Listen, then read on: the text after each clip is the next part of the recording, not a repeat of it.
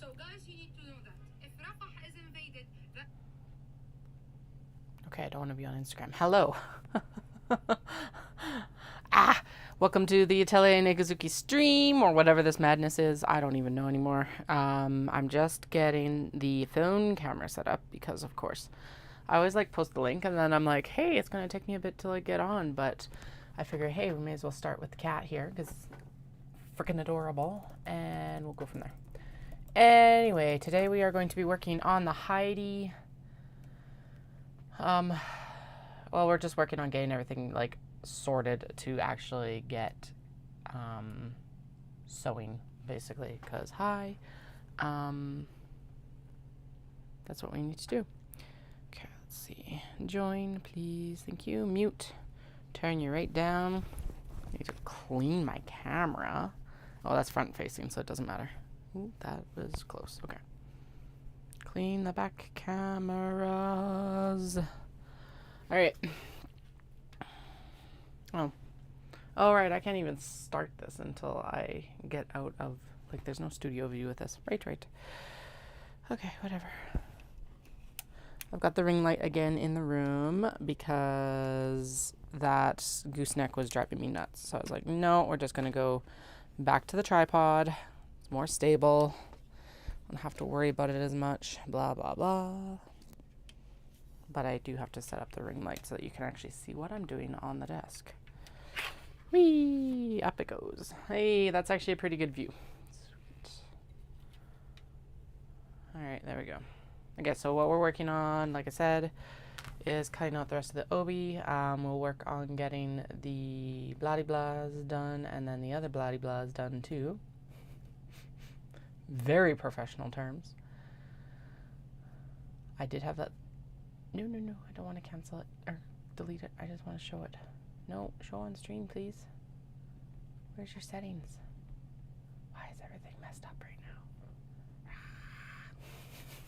now? Okay. I realize that that's maybe a bit wide. Oh well, you get cat love right now. Okay, so we are working. What I realized that I need to work on was I need lining still for the. Apparently it's going to be one of those days, guys. Sorry. Swipe up for Face ID. Please Face ID me. Please. Please Face ID me. No? Okay, fine. Okay. Good? Good enough. Okay. We need linings for these pieces. Some of the pieces I'll use the back of, and then we'll need to add a little bit more to. It's not a big deal. But I realized it at least before I started trying to sew it together, which is the key in all of this. So what I really need to do with some of these is actually take them apart. We'll need to interface them. And some of these will be fine to interface after, but a lot of them do need to be interfaced now. So I think we're just going to interface all the big rectangles, and then we'll cut out the actual obi that we're going, or like the actual cuts that we're going to need to make the bags. Because I did notice last year that it was way better to do it that way. Okay, so that is going to be an interior.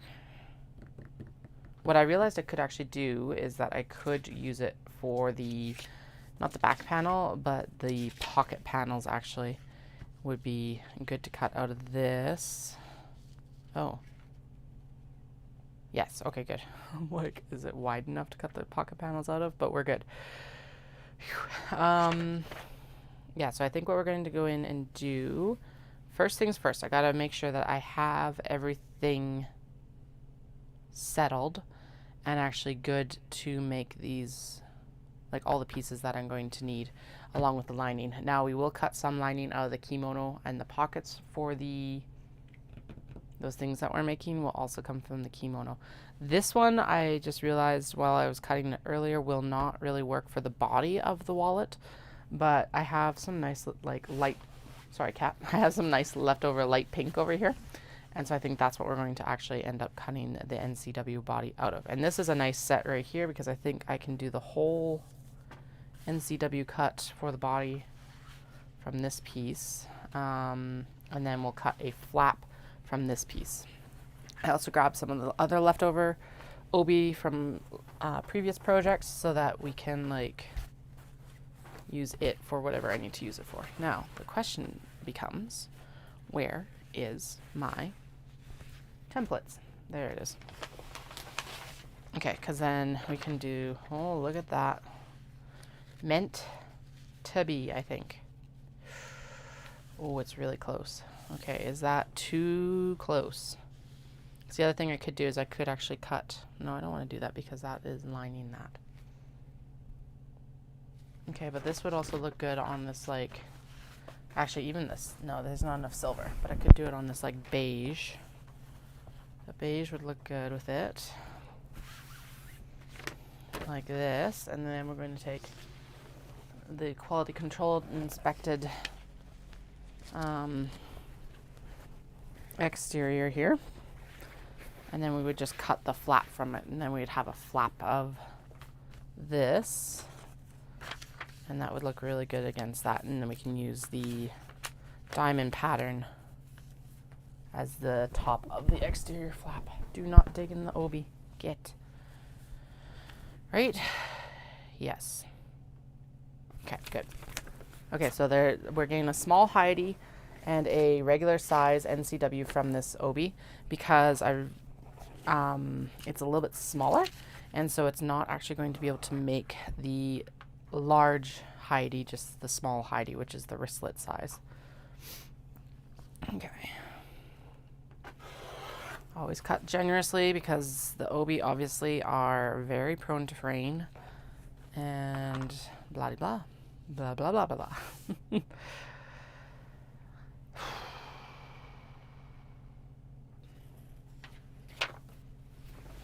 I'm just like, I'm here physically. I don't know where I am mentally right now. I'm just like la la la la la. I'm somewhere. Who knows where? Somewhere. Oh, sorry, Flynn. Stepped right on his tail. All right, so the whole thought process I was having with this is that it's mermaid scales. That is not like a very traditional Japanese design, but that's what we're going to lean into. That is going to give us a nice gradient through the whole thing and some nice, that'll center that scale right there, which is perfect. Sweet. Again, we'll cut it a little bit large. Okay. Now I should almost go in and write down what I've cut from these on the paper, just because then it's like I know what I need to cut for interior. So let's grab a sheet of paper for that. I did sew, if you've been following me on Instagram, I did sew up that Gabrielle shoulder bag yesterday. Joke's on me about my hubris of like, I know interfacing better now. And I like the feeling of it when it's like, I don't like the fusible fleece, blah, blah, blah, blah, blah. That bag was so hard to sew and like turn. I'm not doing it that way again. We're going to use fusible fleece or something lighter. I was just like, holy crap. Okay, so this is why she calls for like fusible fleece.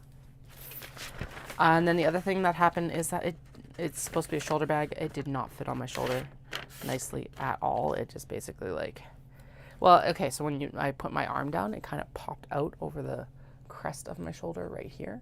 And that's just uncomfortable. So yeah, so I'm going to have to do, what I'm going to do is I'm going to just change the connectors, and we're going to do a crossbody option along with a shoulder strap if people want. Probably just do both so that it comes with the bag so it's more usable. And then I'm going to swap out the interfacing and stabilizer to a lighter interfacing and stabilizer. So we are not going to pursue that for the Obi and Kimono bags right now. I'm going to stick with stuff that I know how to sew. Oh yeah, and then the one thing that like is a complete skill issue was the curved zipper on the top of the bag. It was like, it was so, anyway, I can actually draw it towards it was like this. It was bad. So.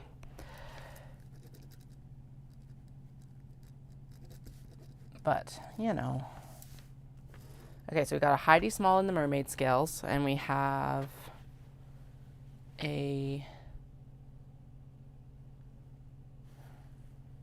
mermaid scales, and we've got an NCW regular size. has the mermaid scales.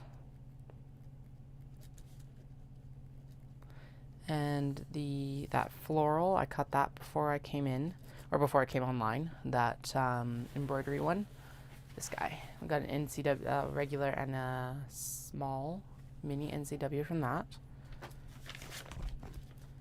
NCW mini floral. There won't be as many of those as the other ones, but that's okay. Heidi large. And the other one is the Sheena. Okay. So for now, what we're going to do is we're going to finish cutting up the exteriors, and then and then the mirror flowers as well as in the NC mirror floral. And I don't remember what else I cut from that the other day, but I know there's quite a bit. Okay, were there any other Obis I was going to cut more out of? There was, but I think we're going to cool our jets there because I'm going to focus in on some of this, and then I'm also going to focus in on a few smaller items for this market as well, because it's really only a half table. So this is going to be more than enough for now. Cut myself off, because otherwise I'm just going to keep cutting, same as what I did for the Kyoto, and we don't need to do that. What is happening? And why can't I actually see the info here? Show on stream, please. Thank you. Goodness. Okay, so this is going to be regular and mini NCW. All right, so what we're actually going to do, that's right, we're going to go in and we need to go in and cut the rest of the stuff before I even think about interfacing, but we need to cut the interfacing before we cut the rest of the stuff. So let's separate these into the piles that we're going to do, and then we'll go in and do a like generalized what are we doing for interfacing. That's what we'll do. Now, if you're like, Katie, why are you doing all these different ones all at once? And it's partly because it's if I don't lay it out this way, I end up not getting the bags that I want out of the fabrics. So this is kind of an insurance policy to make sure I get all the bags I want out of the fabric. If I didn't lay them all out, because basically I make generalized guesses about how much fabric I need for each of these before I cut them. Yeah, so this is just guaranteeing that I have the majority of what I want. So what we're going to go in and do now is we're going to do gentle trim downs. Actually, no, we're not. We're not even going to do that. I don't know why I said that. Like, okay, this does need a trim. It needs the stabilizer before I put interfacing on it, because the stabilizer goes on top of that. This is also going to need a, I'm going to like zoom you in so you can actually see what the heck I'm talking about here. Hello. You're massive. Okay, so yeah, so there's the, so one's going to be the mini NCW and one's going to be the regular NCW, and we're going to try our best to like center this in the flap of the NCW. This is another NCW. Yep. And then this is the exterior folds of the NCW. Okay. This is a Heidi. This is extra from that Obi, along with the, nope, that's just extra right now. Okay, sweet. So that can set aside because we might need it. Here is the interior for that NCW. Perfect. And then the interior for the mini NCW. So I'm going to, yeah, I'll fold that there too. Okay, that's fine. That is scrap. This is the Kyoto. I've already got the interfacing for it, but I need to take it out and press open these seams for it. So that's why it's still chilling here with its interfacing, because that demarcates it as what it is too. I think that's drawstrings. Is that drawstrings? Oh no, that's the no, that's actually the exterior panel. All right, we're gonna put that along there. That's fine. This, what were we using this for? I know that the canvas was out for something to make with the actual like Obi, but I don't remember what it was. Whoops. Okay, this is an NCW cut, but it needs an interior. Okay, good to know. Another NCW cut, and it has its interior already, but it needs interfacing. And actually we need to open it up and take out the old stabilizer. Anyway, yeah, because I learned the hard way last year that don't cut the curves before, well, really don't cut anything much before you interface all of this, because otherwise it becomes a mess and it's all warbly and blech. Okay, so you need an interior on both. Oh, okay, so that's what that teal is for. I had teal set aside for that. All right, good enough. So we're gonna keep that here for now.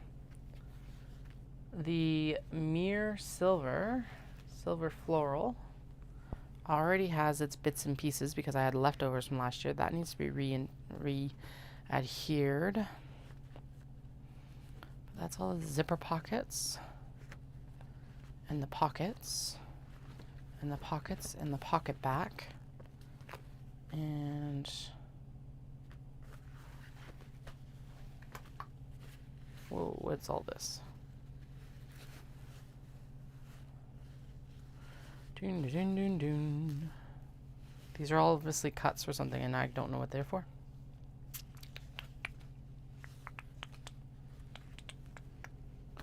Spare cuts for something. Okay. That looks like it might be the mini, actually. Whatever. This is definitely the... Oh, that's definitely the mini there. Never mind. So is this the... This might be actually the regular NCW. Ding, ding, ting.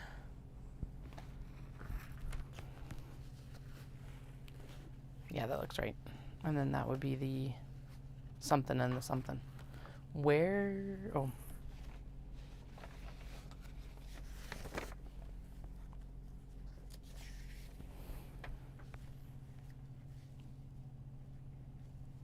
It's a very tight cut on the NCW. Okay, so this is the NCW pile, regular size, and then the one mini, because I haven't cut it apart. This top one already has all its interior guts. Okay, and it's got a lining piece and a lining piece, and it's got a lining piece, and it's got a lining piece. So the only one that doesn't have a lining piece is this teal one, and I've got teal set aside for it. Okay. Okay, so the NCW, and then this is a Heidi. Yeah. Okay, so that one is, oh, whatever, just, okay. Actually, I don't need most of this until after we get the interfacing on, so that's how I'll demarcate out what each of these piles are. Boink.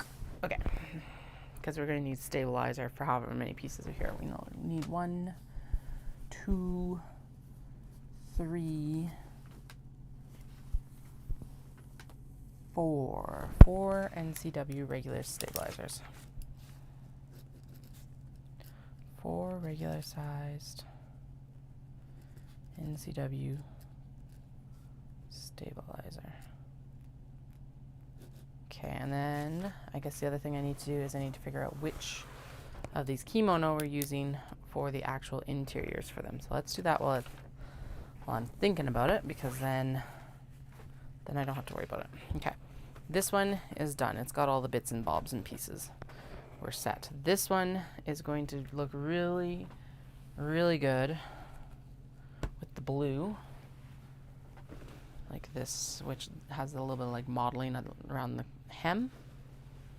Okay.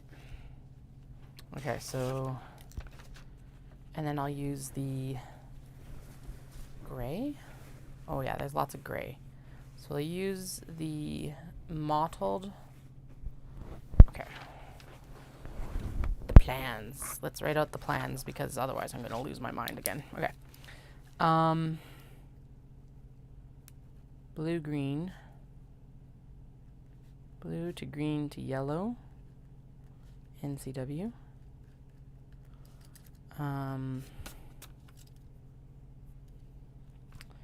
Interior card pockets equals blue speckle kimono, and plus zipper pocket gray. Okay, that's easy. And then this one here with the mermaid scales is going to look really good with the sakura gray that we have over here. This one. Yeah. Okay. I think that's actually going to be the one that we're going to use for that, and we're going to use it for this floral underneath too, because it's going to look, yeah, really like elegant there as well. Okay. And then, okay, and then this already has its stuff, so we're good, because there's only 4 wallets, and that is manageable. That's fine. I don't need more than that for now. We'll focus. We'll see if I go into Omatsuri and then absolutely lose our minds, because all right, mermaid scale. Okay, mermaid scales is going to get gray, sakura, everything. Just easy. Because now there is floral on the hem of this. Oh, but we can't use the interior of the, well, I could use the interior of this, but it's very, very light. That's not going to work for anything except for maybe, yeah, that's not even going to work for the interiors of the pockets themselves. Okay. And then stuff like this, where it's the hem with the design, I'll figure out what I'm going to do with this. We might actually interface that and use it for an exterior on something. Okay. So gray sakura, everything, not embroidery. Embroidery. Okay. And then the floral embroidery is going to be lined with that sakura as well. Gray sakura. I'm pretty sure I can only really get two out of each of these, so okay. So there is that pile of NCW done. Sweet. Okay. And this NCW done as well. Okay, and then actually the other one that needs to be done is we need to figure out the teal. Now, where are your pieces? You should have pieces. That is the Sheena. Where did the pieces go for you? I know I had spare pieces specifically for this project. Okay, well, if it doesn't get done, it doesn't get done, but that is annoying. Maybe they're underneath? No, those look like Heidi pieces. Okay, that's fine. We know that this is an NCW for now. Back there. Okay, and then we've got a Sheena, because there's one gusset. A lining, right? I think that's intended to be lining. There's the gusset. So that's the lining, and that's the gusset. That's an exterior piece and an exterior piece. We need slip pockets. Okay, so the Sheena, we have the, I don't even know what to call this. I'm gonna just call it the teal Obi. Need slip pockets,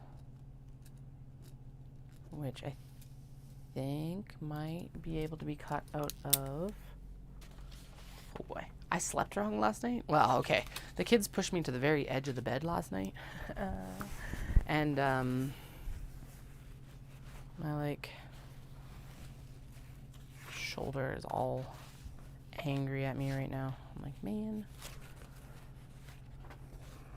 I love co-sleeping with the kids, but my goodness, do they take a toll on my body some days.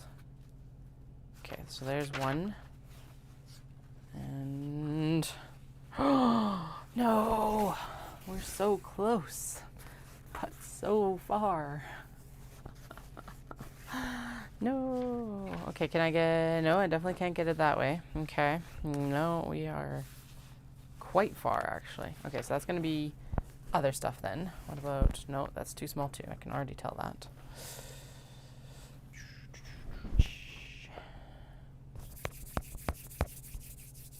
What else do I have that I could use? Oh, I've got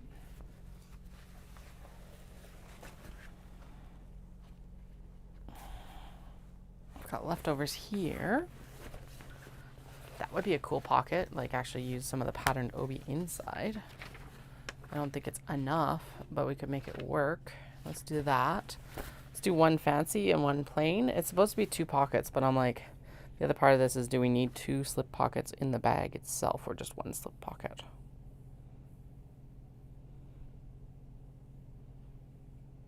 We're just gonna do 1 slip pocket. I'm trying to think of a bag that I have where I use both pockets on either side. And I can't really think of anything that I do that on. So let's actually just use that pink then. We'll keep that one for later. All right, actually that one would, with that motif would look really stunning as a Sheena with the, was it like in the middle of the one panel, kind of like that blue one that I showed off of this pattern the other day. Okay, basically I'm gonna do this. Oh, I just had a very strong deja vu moment. Whoa. Okay, well, apparently. Wow, alright. Okay, so there's those. They just need interfacing. So, a slip pocket plus interfacing.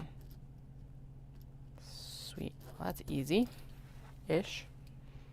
And then I think the little connectors are coming off the actual gusset panel. Okay, so I'm going to put this here as the Sheena pile.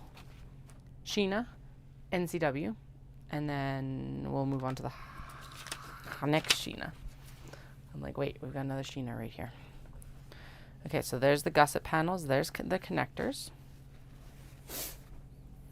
And then here is the actual exterior along with the interior. Okay, so again, we just need a pocket.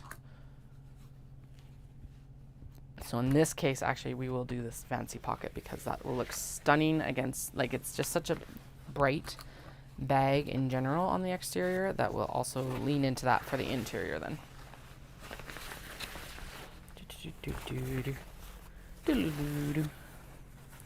With this, so this will be the pocket. Again, we're just going to go with 1 pocket. I think that's enough. I am going to say it's enough.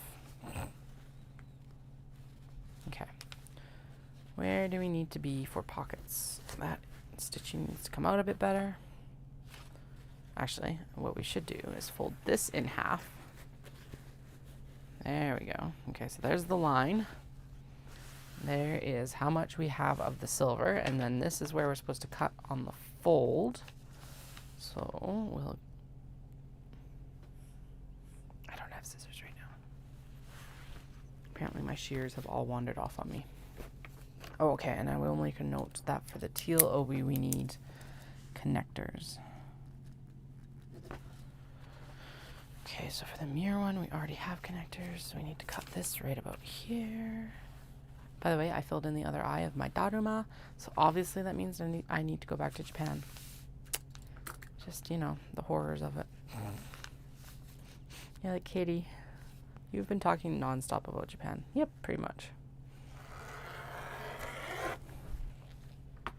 I'm still kind of choking over the whole cost of, like, going in November. And so I looked at what the cost would be to go in January, because it would actually be cheaper air miles wise, and then also the hotel that is right across from Nomura would be like 1/3 of the price. I'm like, but then Dallas would need to take vacation, and I'm like, depending on when Knit City falls next year, he also needs to take vacation for Christmas probably. So that just, it just does not line up.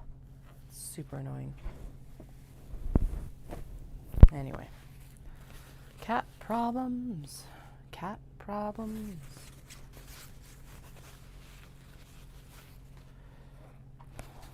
Although the hotel problem is a little bit more. I did find that the hotel in Hirokatashi, which is my old university town, does have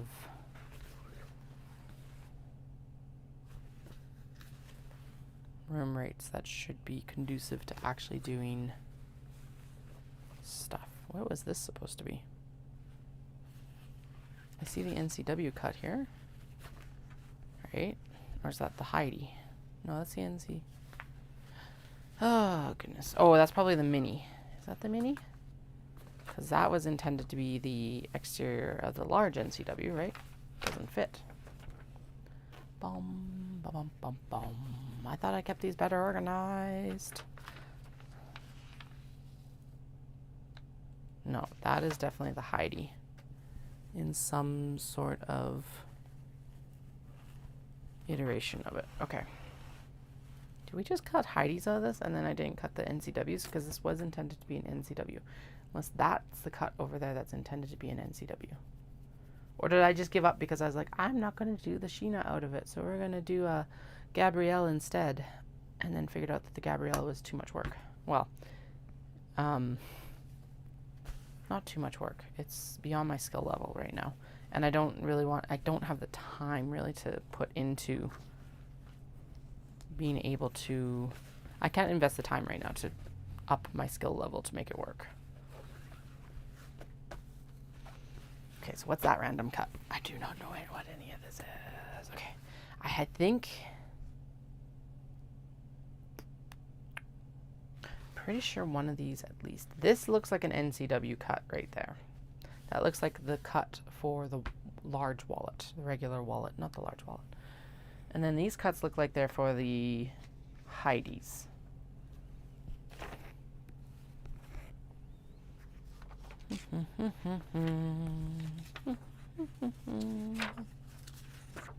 I feel like one is a cut for a large and one is a cut for a small. And then I kind of went, oh shit, we need, sorry for the French, but we need, two sets of we need like lining for this as well. Large clutch, small wristlet. There we go. That's the pocket panel. I don't need the pocket panels. Well, I do need the pocket panels, but I don't need the pocket panels like right now. Okay, so this would be a small wristlet. And then this was the small wristlet as well. Okay, so this piece is going to be for the large then. Just double check. Because hi, this would suck to mess up now. Yes. Okay. Okay, so this is the large Heidi, and it's already got a, I'm going to use this as the lining. Am I? I don't know. Or am I using that as the,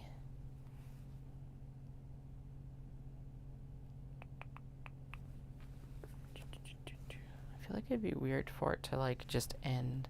So maybe we'll use this as the front panel with that on the bottom.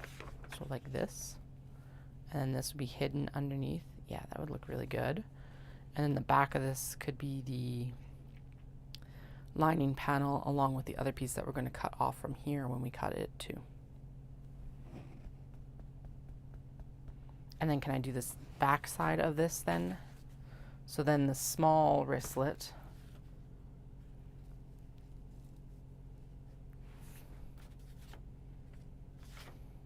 okay, so this is a large, 100%, this is a large. And then we're going to figure that out and we're going to cut the linings from that or so, whatever I was just talking about. And then this large, and then we need to cut the pockets. So let's make a note of that. We need the pockets for the Heidi's. Where'd my pen go? Is it always this disorganized? 100%. Where the actual F did my pen go? Okay. Heidi large rainbow. Pockets. And interfacing, which that's what we're working towards right now. Okay. Heidi large. Heidi small. Now I think, okay, so does this fit on here? No, it does not fit on here. So this looks like it's very likely the small wristlet. I feel like that wasn't right, but whatever. It's fine. That looks like it's probably the NCW then, the mini is down here. Is this the mini? No, there's not enough here for a mini. Okay, so then this must have been the Heidi. Dun, dun, dun, dun, dun. Okay, there's the Heidi. Right? No? Yes? No, it's too tight. Good Lord.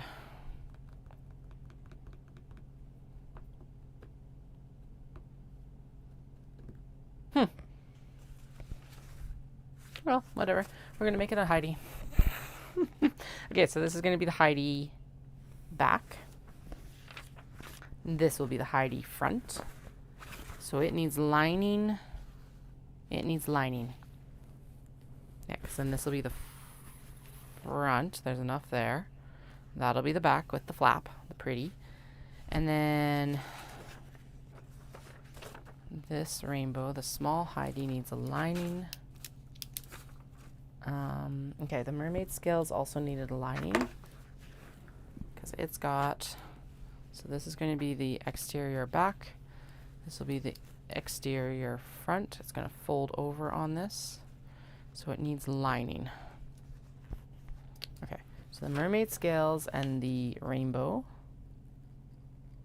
need lining and pockets. Okay, easy-ish, sure. Okay, the small Heidi is going right here. And then I think this is an NCW flap.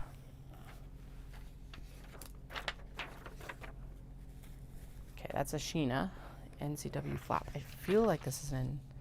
No, it is not. Just a random cut. Okay. We'll figure out what to do with that random cut later. Okay, and then the large, because this is the Sheena pile, we're going to put the large Heidi on the chair. Done. Okay. Now this is definitely a large, or at least I'm pretty sure it's a large Heidi. So we'll grab those pieces again, and we'll just double check. Just because it's such a large motif, I'm pretty sure this is a large Heidi. It is tight, but we'll make it work. Okay, so that's the back of it then. And then this must be the lining. We can make it the lining. And then I'll need one more piece of this one to do the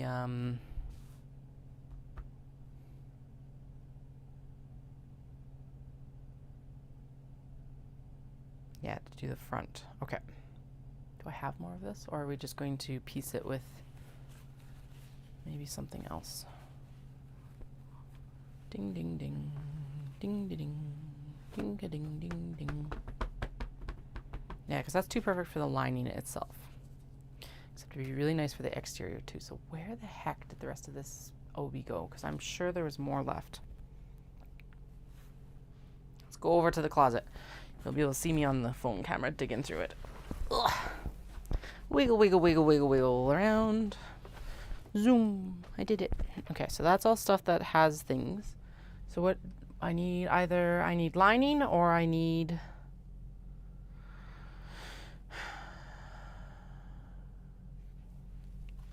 lining. Perfect. Okay. There we go. This is why I keep all the pieces. So it's like, yeah, that's a totally random cut of freaking Obi from that rainbow, but you know, we can find a use for it. Yeah, just make sure I'm not tucking it anywhere it shouldn't have been, technically. But we can use this.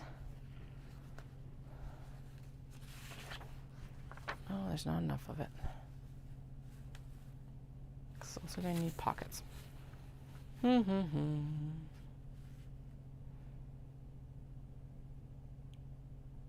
Two-tone lining would work.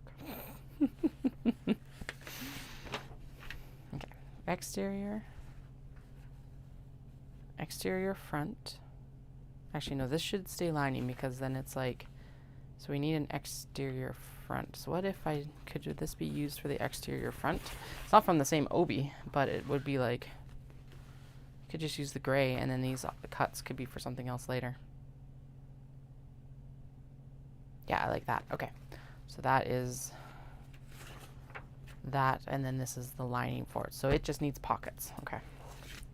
Heidi, large, teal, Pockets and interfacing.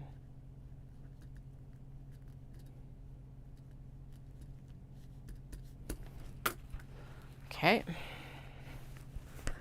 There we go. And then this one I know for sure is a Heidi. Ooh. It desperately needs to get interfaced.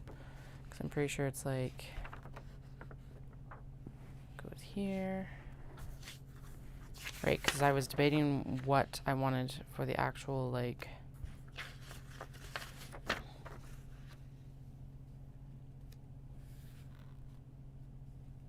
right, because I can get the majority of that on there.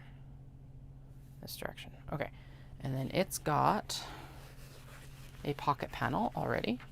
And this one already has a pocket panel too, I think, right? It's wide enough. It's wide enough. So that just needs a lining. And so the lining I think that we'll do with this is that, okay, Heidi large vases will be the blue speckle kimono for lining. Okay. And actually we're going to use this one for this one because it's a closer match to the navy. Yeah, actually it might even be the navy from the Obi. So that's the pockets and that. And then this one has its, so it would fold over like this. This could be the pocket. Yeah, and then so it needs lining as well. Okay, right? Because this is this. Yeah.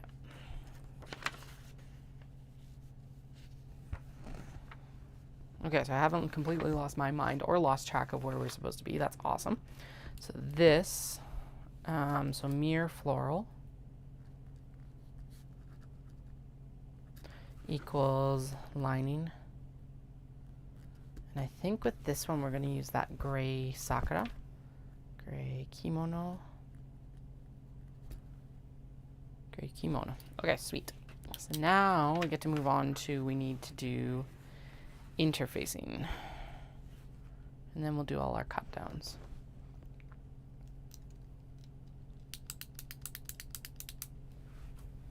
Right, because this also needs, whatever, we'll deal with that later. Okay, so that is a piece that just gets set aside for now. And then, so the Sheena, the Heidi's, and the Bloody Blahs. Whatever else we're doing.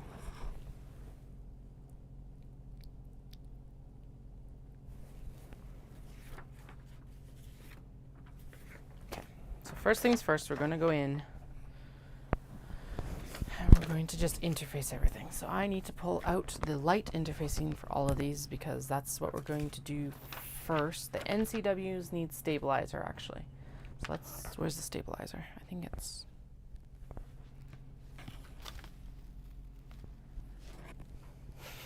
where the hell did it go? I just had it because I was like cutting out the Gabrielle and I was like, we're going to use this for the Gabrielle. We're not using it for the Gabrielle after that though. After that experience of like, it was so tough to sew. And then the experience of also like, oh, I just remembered I have that green kimono as well. I don't think I have anything here that would look good with green kimono, but whatever. That can be used later. Okay. Yes, this is a very swoopy, large cut here that got cut out for the Gabrielle. Ultra wide so that you can see more. But that's okay because what we'll do, damn it, I need my, is this the piece? It is the piece. Okay. So we need 4 total. So I have 1 and then we'll actually do all 4 again because then I don't lose this piece. And no, I do not use my area erasing marker on this because it does not like to transfer very well. So I just realized I'm also going to need to make sure I actually have shears for this because there's no way I'm cutting this out with a rotary cutter. And then I think here and here, yeah, that's going to probably be the least amount of waste. Or what if I did here? butt it up there. And then we could do one here. Oh yeah, that's actually less waste, I think. Overall, I think that's less waste. Okay. Just like that. Down, around. Ding, ding, ding, ding, ding, ding. Ding, ding, ding, ding, ding.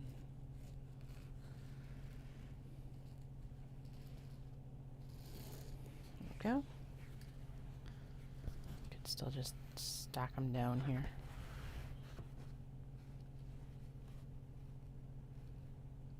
No, we're starting to get, oh, I could do another one here. And then I don't have to do a second, just one cut right there. And then around like this.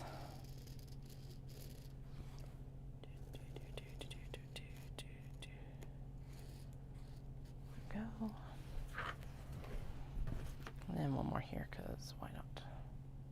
It's going to be an odd cutoff anyway, so I may as well just lean into it. By the way, if you guys have any questions, please feel free to throw them in the chat. Otherwise, I'll just keep monologuing. Or at least attempt to. Okay, now I need my shears. Or you can just see me flail around trying to find everything that apparently completely got misplaced the last few days. It's like, where does stuff go? I was just in here the other night. Hey, there's my stabilizer. Sweet. Okay, well, at least I found the stabilizer template. That's good, after I already used them. There is some very good zipper pockets for some of these, so that's nice as well. I don't need quite as much fabric, probably. That is for a later project, because I've committed to just doing what we've got on the table right now. Where the actual living heck are my shears? Okay, there's a pair out on my sewing desk. I know you're supposed to keep tools in zones, blah, blah, blah, blah, blah. But, oh, hey, there's some blue. Ooh, okay, so we got some blue that we can use for pockets, and this will not need to be interfaced because it is quite heavy. Okay. Get all those threads out of the way. Ugh. Static.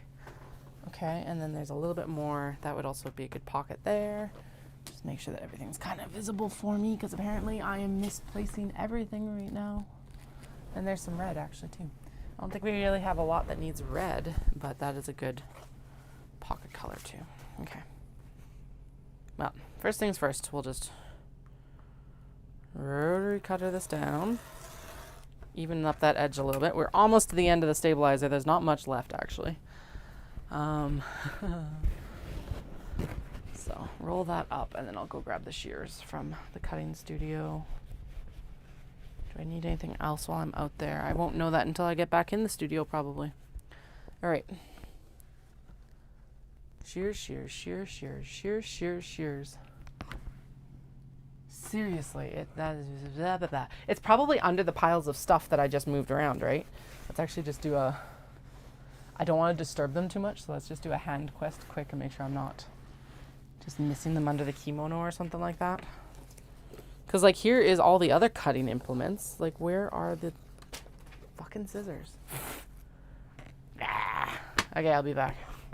Literally, it'll take me 3 seconds. It'll be faster than looking for them.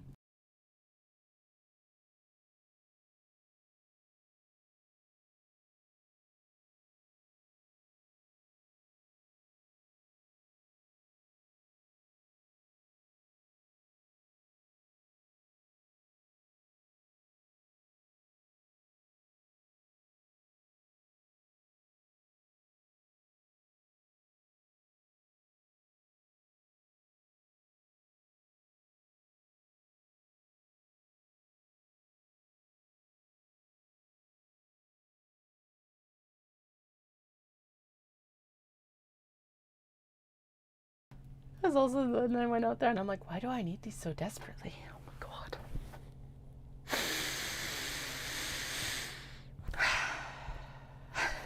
Right, because we're cutting curves so that we can interface the stabilizer into the wallets ASAP.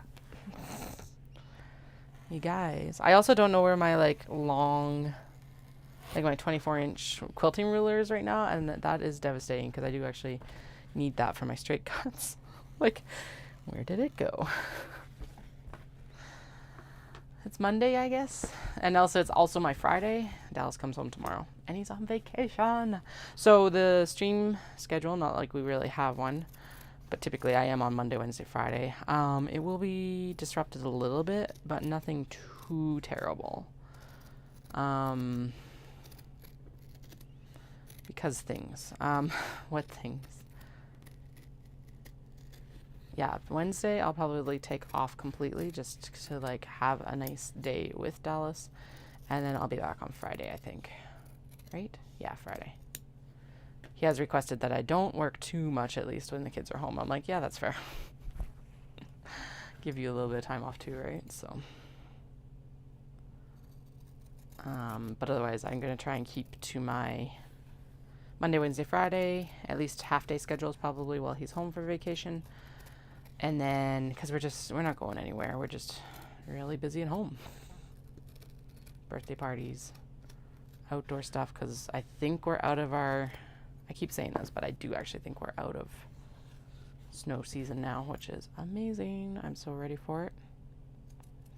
But I just got invited to a block party on June 8th as well. So, you know, just rolling along with the shows.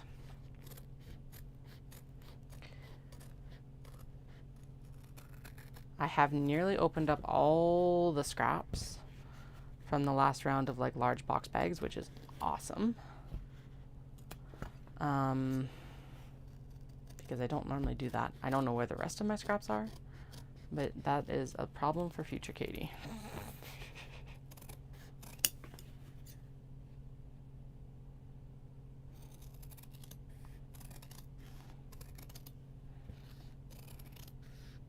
Okay, so all these little scraps that come off of this will get used for the stabilization of the, like,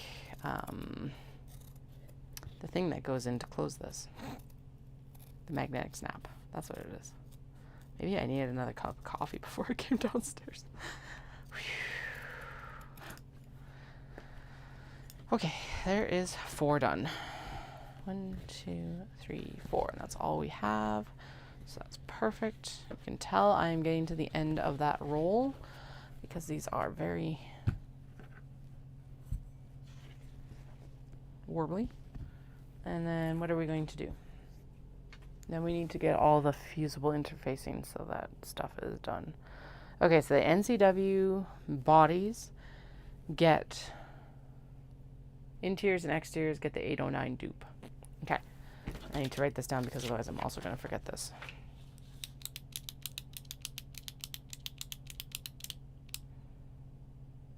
That is actually for the vinyl pouches I wanted to experiment with, so we're going to leave that there. Okay, I'm going to make notes here. I know it's on there, but I'm not going to be looking at that really. So NCW regular exteriors get 809 dupe times 2. Interior, card pockets. I should write this maybe down on the whiteboard. 809 dupe times 2. Card back, the same. I don't even have those cut yet, so I don't know why I'm writing it down. I have not sewn the Heidi Large or the Sheena with any of these fusible interfacing, so I'll just go with whatever's closest to recommended in the actual pattern, I think. Okay.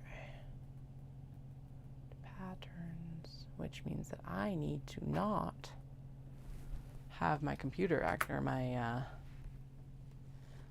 my face cam needs to move because these are paid for patterns.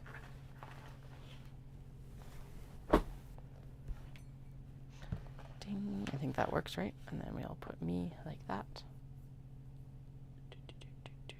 No, you can actually read the screen better now. Alrighty. We're gonna go down to the dual wide because I think that'll solve it. Yes. Then I'll just work in this area more.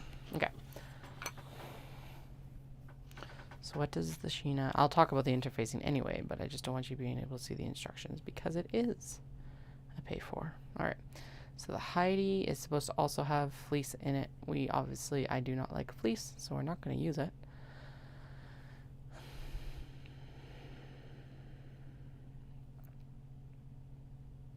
Okay, it talks about, it just wants woven interfacing, so we're just going to do light. Okay, so the high large and the small light interfacing. 4. I think it's like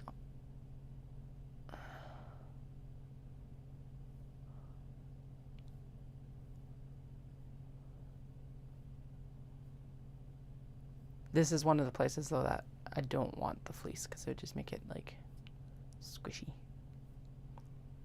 Yeah, we'll just do light interfacing for all minus pockets. No, we have to do it for the pockets too because they're kimono more than anything. Okay, and then what does it call for the Sheena? I think it's probably also foam or fleece. But again, we're not doing that.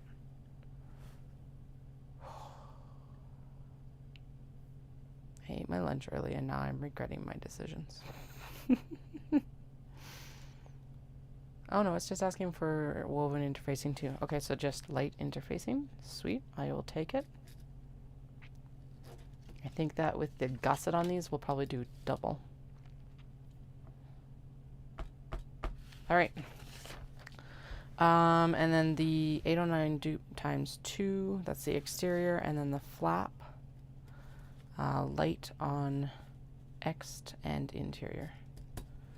And then the card back and the, yeah, and then the zipper pockets are light for the NCW. And those are all coming from the kimono, so we'll just interface basically the whole kimono once we actually pull it apart. These look like they're probably pocket cuts. Ding, ding. Actually, those look like they would work really well for the interior of the Mini. Okay, where did those pieces go? Right here. That's because it would work really well for the interior of the Mini. There we go. And I don't, this calls for stabilizer, but I think we're gonna try one just with this like 809 dupe when I eventually do sew them. Because then, yeah, the card pockets are gonna be larger. Okay. So those are going to be shuffled over there. How big are you? You are also good. Are you too small? You're close enough. We're just going to say that that one's good too. At least for the majority of it. I don't know why I keep putting stuff on the actual steam press because we're going to need that in a few minutes. I'm going to dump these on the floor for now. It's pretty obvious what they are, along with the piece of what they actually are supposed to be now. And then, why does the phone keep cutting out? It's even like connected to the actual thing. Show on stream. Thank you. Okay.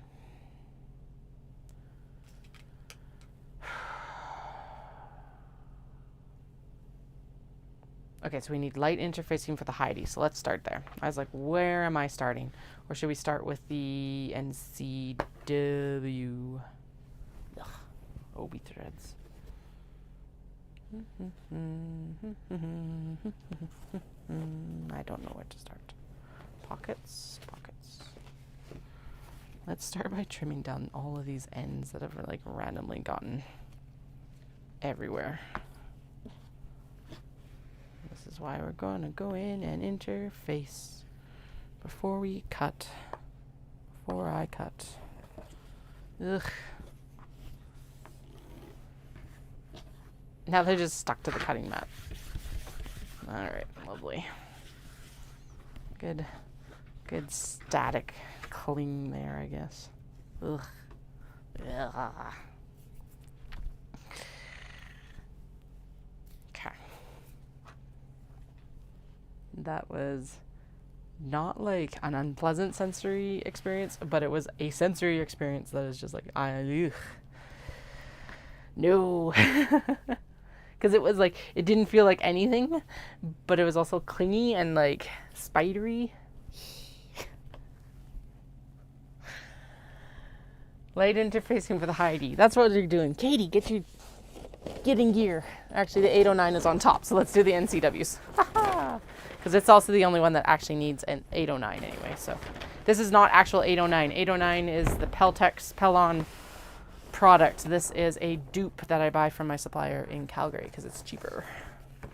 Way cheaper. Now, is the Pelon better? I don't know. A bunch of people keep saying that the Pelon quality is actually reduced significantly recently. I'm like, okay, well, I'm glad that I have an alternate supplier then, because I would be very disappointed.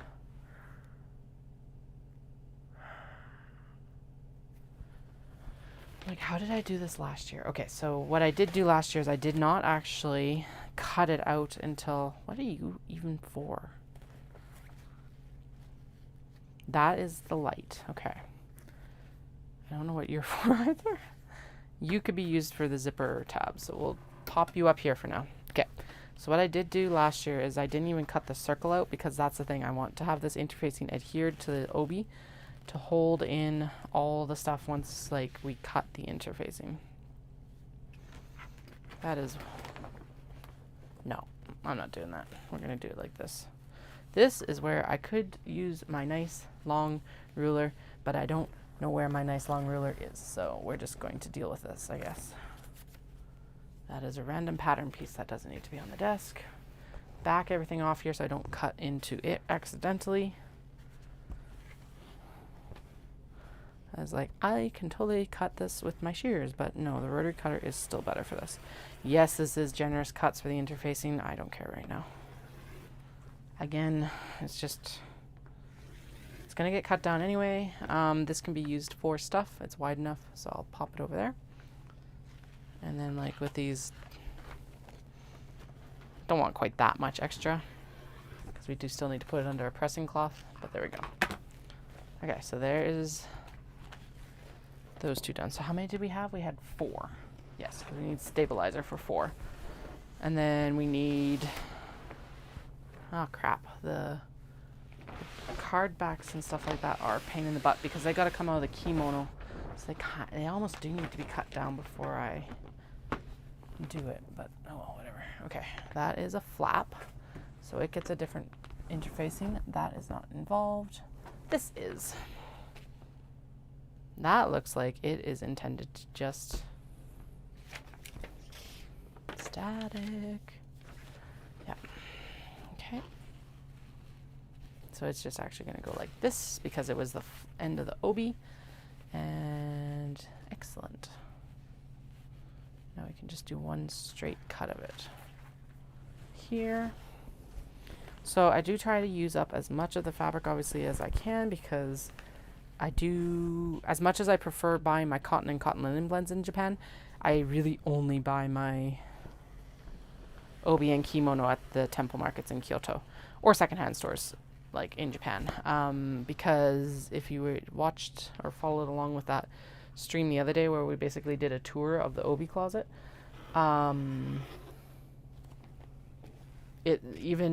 purchasing in person, it's difficult to see the damage that could potentially be done to the Obi without fully opening it up. And typically I don't stand in the booths and fully open it up, because awkward for everyone. But okay, I think that's the mini. That is the mini. Okay, so we're gonna set that one aside, because we're not doing anything with that right now. The mini will be done after the kimono market, because anyway, we don't want the interfacing in there. Get out. So we try to use up as much as we can, in part because I don't like waste, and in part because they are difficult to come by. I have bought Obi off of Etsy before, because I used them for table runners, actually, for our wedding, out of all things. I wonder where the two that, like, so we had 2 very special ones on our wedding table, which I've kept. And I'm just realizing, I'm like, where did the rest of them go? So you'd think that I would have, like, just kind of amalgamated them into my collection, but I haven't seen them in my kimono box, because I just went through and actually pared down the kimono and Obi that I'd purchased on exchange, because I'm like, I never wear them. So they may as well be pared down and used in the business at this point, because realistically the exchange was the start of this. As much as I didn't know it at the time, because how would I have?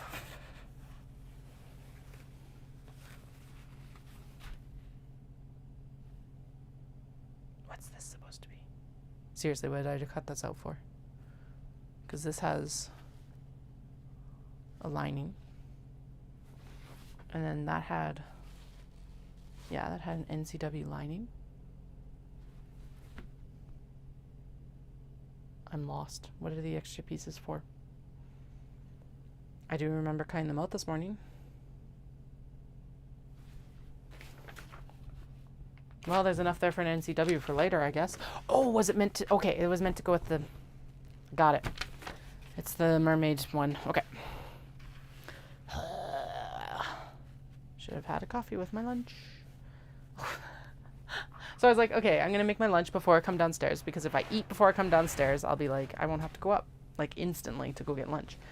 So I made started with my peanut butter. I was going to have a peanut butter and strawberry jam sandwich. And then I was like, I smell mold. And I knew our bread was close to turning. So I'm like, okay, well, let's check the bread. It wasn't the bread. The jam was moldy. It was disgusting. I was like, oh, because I'd had some toast and like I did toast, cream cheese, and jam the other night.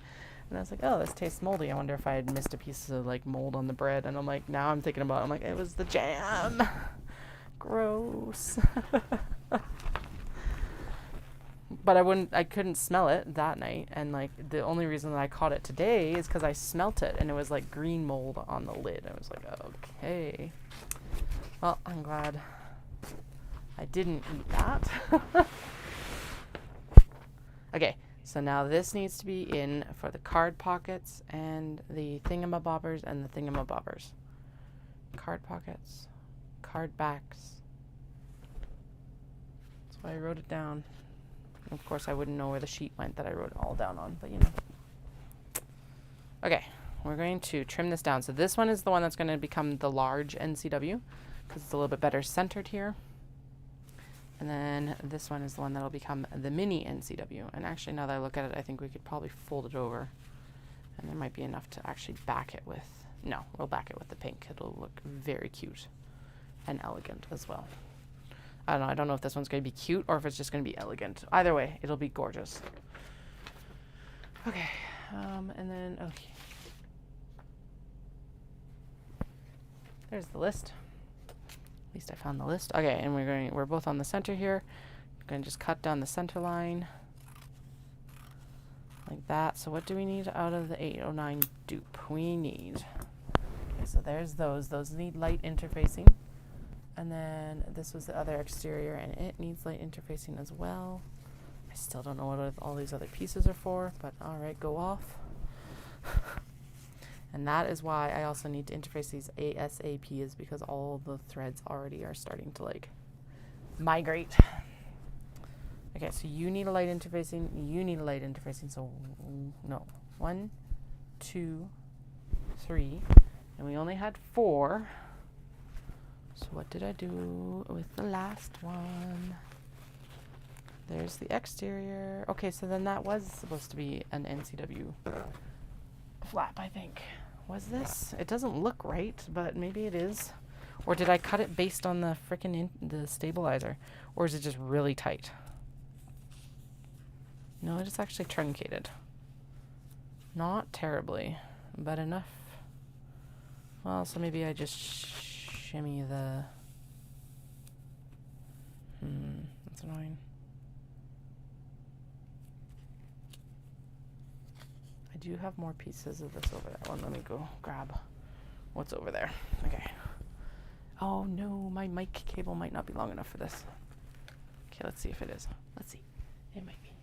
Anyway, we also are going to continue with that Gabrielle shoulder bag, but like I said, I will be, if you weren't here earlier, I'll repeat it. What I will be doing is I'll be swapping up the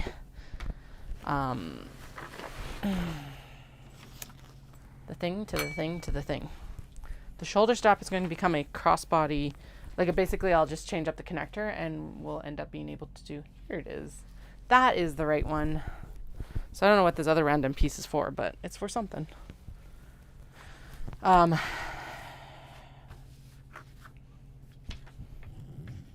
Okay, good. There it is. those. Okay, so there's all the flaps that need the lighter interfacing. Now we need to figure out the everything else. So I need to actually look at what the cut list is, which I also wrote down somewhere, but oh right, it's on the exterior. It's right here.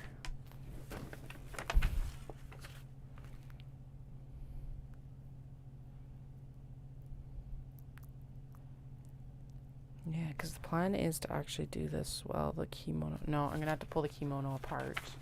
I'm going to have to at least open up the seams for all the panels. And then we can... Yeah, okay. This is why I think it might be time to get one of those templates. Really should have gotten it before I started these cuts, but it's like, with everything else I have to buy right now, I guess we'll make do, and plus I need to cut them now. It wouldn't take very long to get from Edmonton. Well, Spruce Grove, but still. Okay, so we have speckles on the sleeves, and we also have speckles on the bottom of this, and then the rest of it's just kind of very nice. Looks like it's kind of like a texture. You can actually see that fairly good on the camera, it looks like. Okay, so what I do first is I take the sleeves off because that is the easiest thing to access. Probably should have grabbed my seam ripper, but you know, we're just going to do it. Whatever. I can just trim the... Oh, okay, that wasn't a knot to actually trim. There we go. It's that first little opening up that's terrifying sometimes. Okay, so now we will...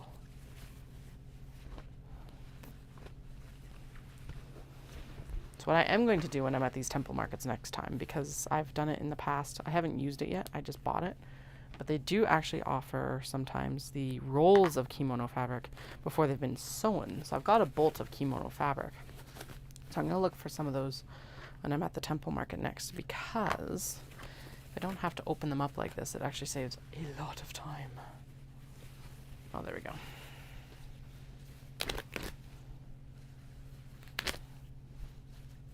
And if you're like, Katie, how could you wreck a precious kimono? They have so much kimono waste there that I feel absolutely no compunction about this. Not anymore. I used to. And now I'm like, no, do you know what? There's too much going to landfill. There, same as here for like stuff, which is wild, but here we are. We can use it for this instead. There we go. All right, so this is actually a kimono that I bought there when I was on exchange. So it's been going to be repurposed from, it's already 15 years old. I don't know how much older it is before that. And this might even be like a 20 to 25-year-old kimono, which is kind of cool when you think about it. Because like the temple markets really are just a place to sell, like it's basically a flea market. I just like calling them temple markets because flea market in my brain doesn't give quite the same connotation. Plus it happens on temple grounds, so may as well call it what it is. All right. So this is a piece that now we will interface because I'm not going to cut into it before I interface it at this point. I wish I had my long ruler. Where did I put that? It's probably out by the sewing table and I just haven't seen it because I haven't been out there much recently. 18 to 56. Give or take a little bit. Once I actually get the interfacing on it, it will be fully, it's actually 17 to 56. By 5, 6, 7, 8, 9, 10, 11, 12 and a bit. Probably 13. 1, 2, 3, 4, 5, 6, 7, 8, 9, 13 and a bit. So 13 by 38. Okay, so we can get both pockets, both card pockets out of this piece then, I think.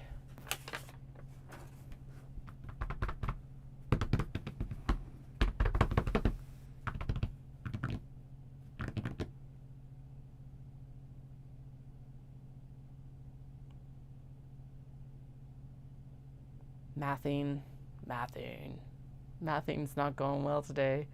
It'll happen, but it's not going well. Okay, so if the sleeve equals, I gotta write it down.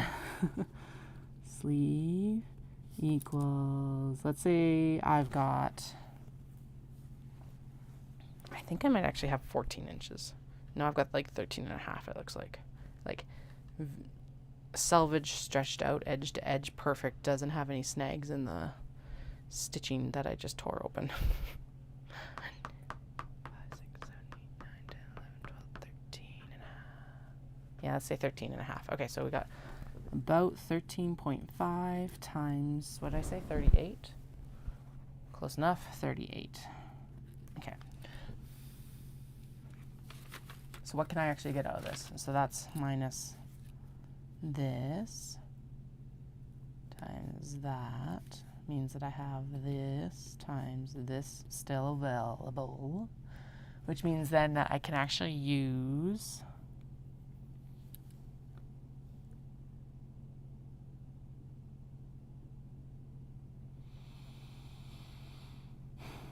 the bottom of this for the actual zipper pockets, because they're a certain cut, but no, I can't. I can use it for the lining for sure. Stop turning off camera. My goodness. Hi. You're plugged in. I don't know why you're throwing a fit again. Turn off. Turn on. Okay, I gotta turn the camera back on apparently. Zoom. Wiggle, wiggle, wiggle, wiggle, wiggle. Done. Okay, now it's there. I do not understand, but alright, we're back. Okay. So it's that by that, then we can do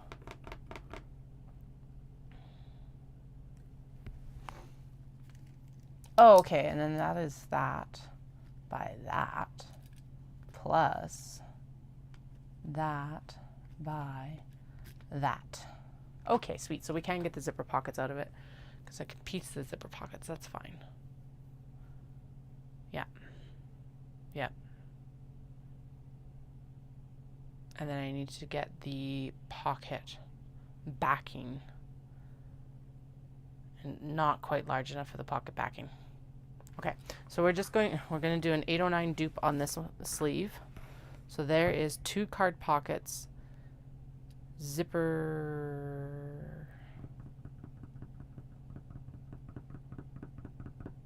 Okay, the zipper pockets are supposed to be light interfacing, but you know what?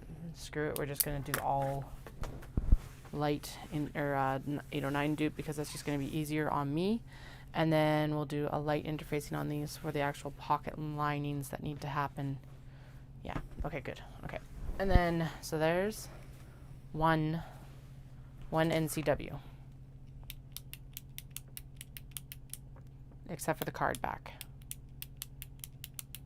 Actually, for this, we could do the card back with this white would look really good, especially for the dark. Yeah, okay. So it's fairly light, but it is thick enough, especially once it gets interfaced. That'll be the card back. So I need to write down what we're cutting the card backs from for what again. This is the nice thing about having messed up patterns is I can use the back of the messed up pattern to write down what we're actually cutting. Okay, so we are going to do the blue speckle. I know we already kind of did a like piecing out for this, but whatever. So blue speckle. For mirror floral. My brain is going to be card pockets,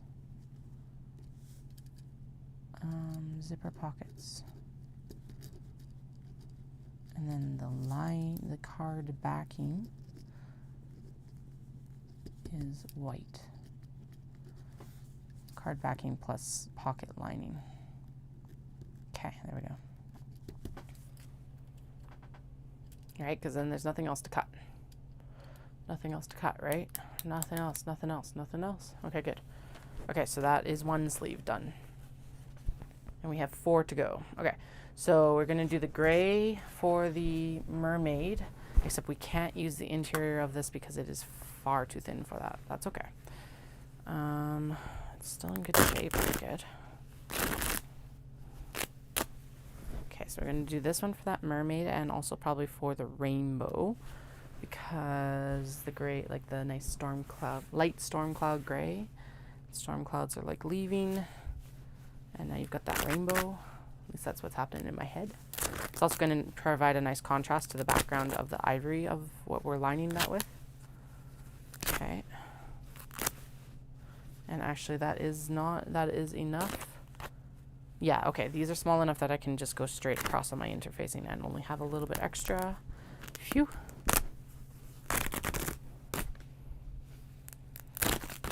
This is going to be fun to put under the steam press. Oh, this is really light too. Okay. Good to know. Again, this is another one that I donated from my personal stash from my exchange. And then this is like, this feels like a very kind of, well, yeah, it's a slubby silk. You can actually see it's not very finely woven. It's got a lot of like, I wouldn't call it rustic, but it looks, yeah. And then typically I would actually pull that apart, but I don't know if I'll keep it and use it or not. Comes apart easily, then we will. Be a nice wristlet or something like that.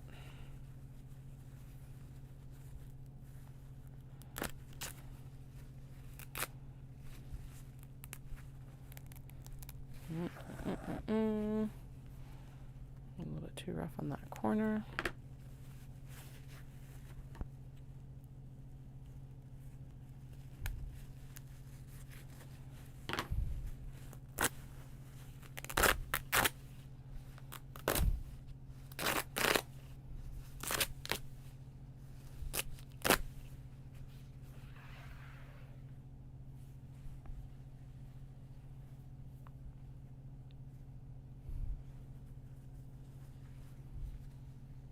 Actually, that might make a nice wristlet for one of the Heidi wristlets. So we'll set that aside for now. This, like I said, I think is too... I guess once you interface it, it would be a good lining in the pockets. Okay. Convinced. I'll use other stuff before I use this, but... Oh, right. I've still got a bucket of... not really scraps, but kind of scraps from last year. One second. I just remembered that I've got a bunch right here. I did the same thing. I was like, well, I'll use the other stuff first, but I still have all of this. Yay! Okay, so that could, I think we're good, but this can bolster what we have currently. Just if I want something different, but I don't think we've got anything that's super red. Though that would go really well with this kimono over here, or the obi over there. And then we still have actually quite a bit of the floral. And we have enough of the rainbow swirl to do something with. Actually, this could be... Okay, so here's some lining for the Heidi's that would work well. Okay, get back there. Yay. Okay, so this should be a comparable or the same size as that other piece. Let's just double check and make sure. This is going to be going to the rainbow. Rainbow NCW.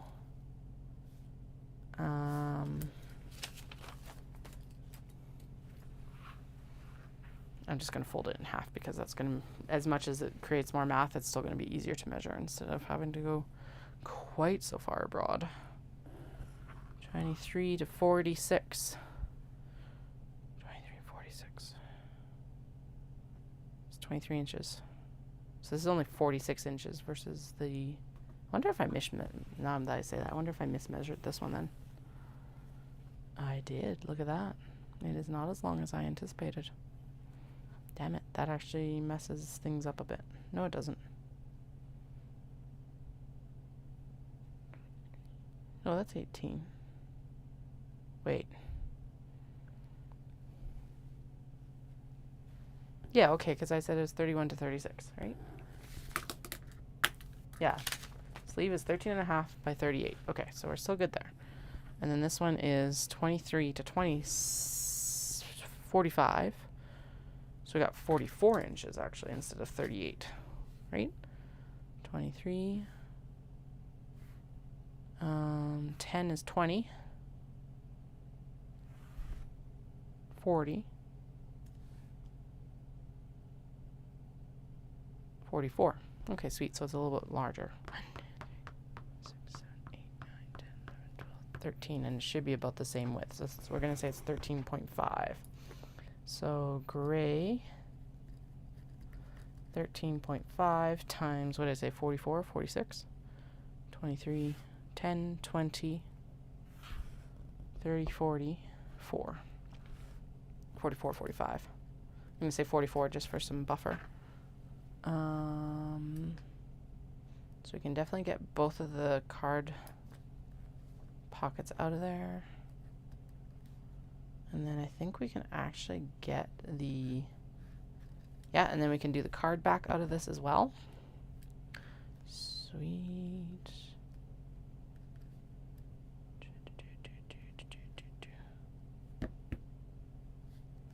Yeah. Okay, so this will do that, and then we'll have to figure out the... Actually, and then we'll use the white for the zipper pockets on this one. Okay. And then, so rainbow NCW, we have gray, card pocket, card backing, white, zipper pouches, zipper pockets. Okay, sweet. Okay. 2 done. We've got that floral. The floral is going to go with the embroidery floral is going to go with the gray as well, because pink and gray is one of my favorite color combos. It's a nice delicate kind of pink lining, so this is going to look really good. Ooh, that actually goes up quite high there. I need to figure out what to do with this kimono because it's got this gorgeous embroidery on the front here. And around the hem, just the hem front, yeah. You can tell which side was supposed to actually be folded over top, which is really cool. All right, the other sleeve. So given all of that, we're just going to open it up and we're going to say that the floral with pink equals gray sleeve. And then if I run out of zipper lining, I won't worry too much about it. Or like the pocket lining, because we'll make it up as we go. We've got lots of fabric here.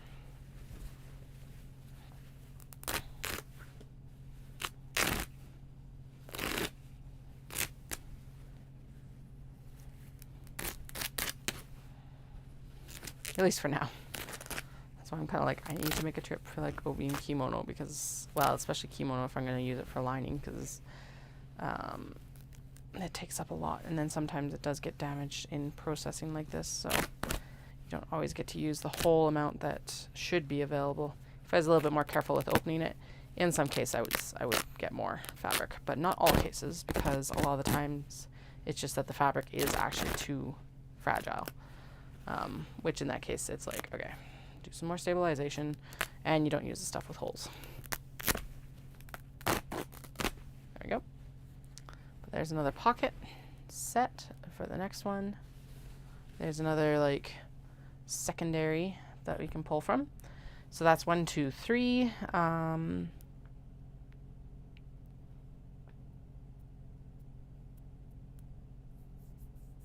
because the mirror floral... Blue speckle for the mirror floral. The rainbow NCW is getting the gray. The floral with pink is getting the gray. And then what was the last one that we had? Oh, the rainbow, the mermaid scales. Mermaid scales. Let's do the blue. Mermaid scales. Blue speckle. Because that is very like oceany kind of look to it, I think. I do believe. And then that's the next set of white that we can use for pockets as well. Yeah. Excellent. I like how sometimes this just like works out. It's insane. Okay. There we go.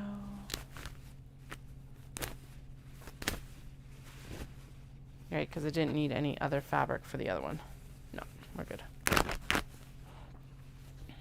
Beyond needing to use like the white interior of the sleeve for actually making pocket linings. Oh, it's gorgeous. I forgot how pretty this kimono is. I never actually, so I bought it because here's the thing, when I went on exchange to Japan, you were able to buy Kimono and Obi for like usually about $5 to $10. And sometimes you can still find those deals now, but not normally. It's gone up quite a bit, but whatever. Still cheaper than buying them new. Cat problems, remember. Not dire, but just an observation.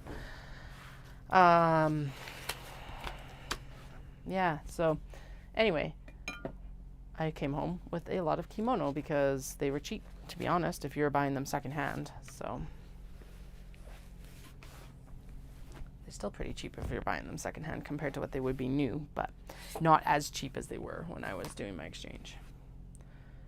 Okay, so those are all the pieces that need to be interfaced with. Okay, the white pieces need to be interfaced with light interfacing, so we're going to set them aside. I'm just like, I want to pull my chair over because I'm getting tired. Then I got distracted by what am I actually doing? Because like the next step is to get all of these 809'd, or the 809 dupe, and then, yeah, so we'll just cut the interfacing and then we'll press it later.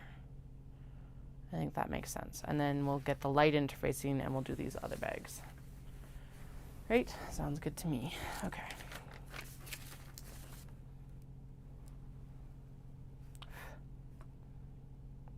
Okay. So we'll do the interfacing and then we'll do the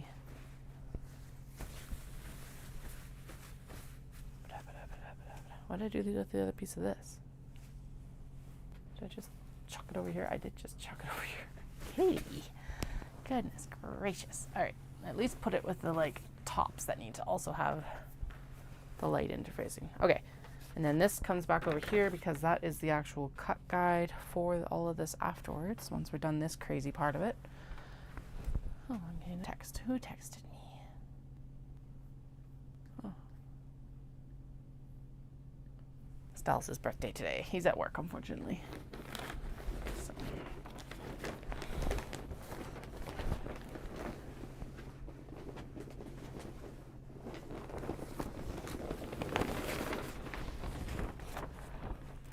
Okay. I think I'll do this cut, and then because I'll be in between, I'm gonna go get a coffee. Oh no, they're too long. Damn it. Well, actually that works because the zipper pockets need to be a lighter interface. It should be in lighter interfacing anyways. So let's just go with that.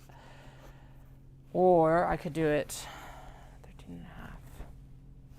I could do it this way, but that is a pain in the butt to work with. Okay, well, let's try this because I think I can probably get 3 across right now. 1. Not like these aren't going to be a pain in the butt to work with anyway, but you know.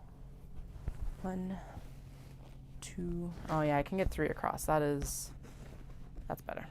1, 2, and 3. And then we'll do 1 cut of the 4th because whatever. Okay. 1, 2, and 3. So now I'm going to just, and yes, there's extremely sloppy in here. Like I said, as soon as you open these up, they get wavy and wobbly and gross. That's why we're interfacing them. So we're going to roll this up like that.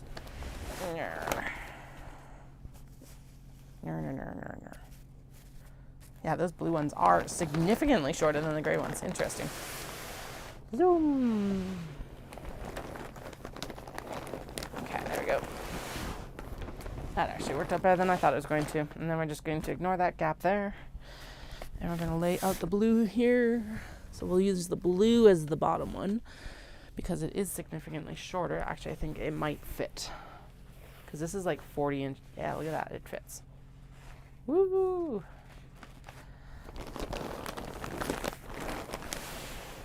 Okay, we're going to cut this.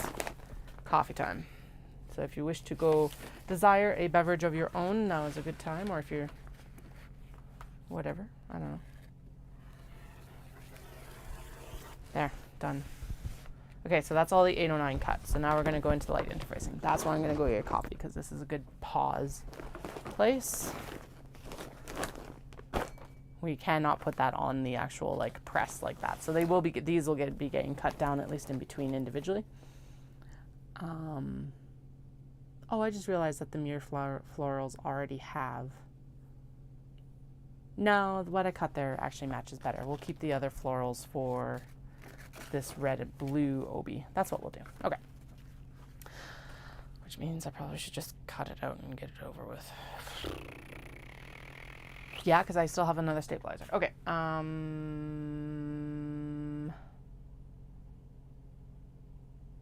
Yeah, because all the... No. Yeah, okay. Yeah. I was like, let's check in with this to make sure that I'm not going insane. But no, if I do this one, and then I can match up that oh, it's so nice. This one feels so good because it is actually, like, you can just tell from touching it, it's pure silk. I just want to, like, you can even hear it. It doesn't even, like, sound synthetic. It's not catching. I just want to, like, Anyway, do I maul all of my Obi and Kimono before I cut them like this? You'll never know. Anyway, this will go nicely together this way. So that was that white and red that I'd set aside for the mirror floral, but that's fine. We can add one more wallet. Do I have time to add one more wallet? We'll find out. I doubt it, but whatever. We're here. I'm committed now. Okay, so we need a cut of here. What am I going to line it with? Actually, should I line it with that? No, because that wouldn't be enough contrast. Or I could just line it with the red, which would look absolutely spectacular. Let's line it with the red, I think.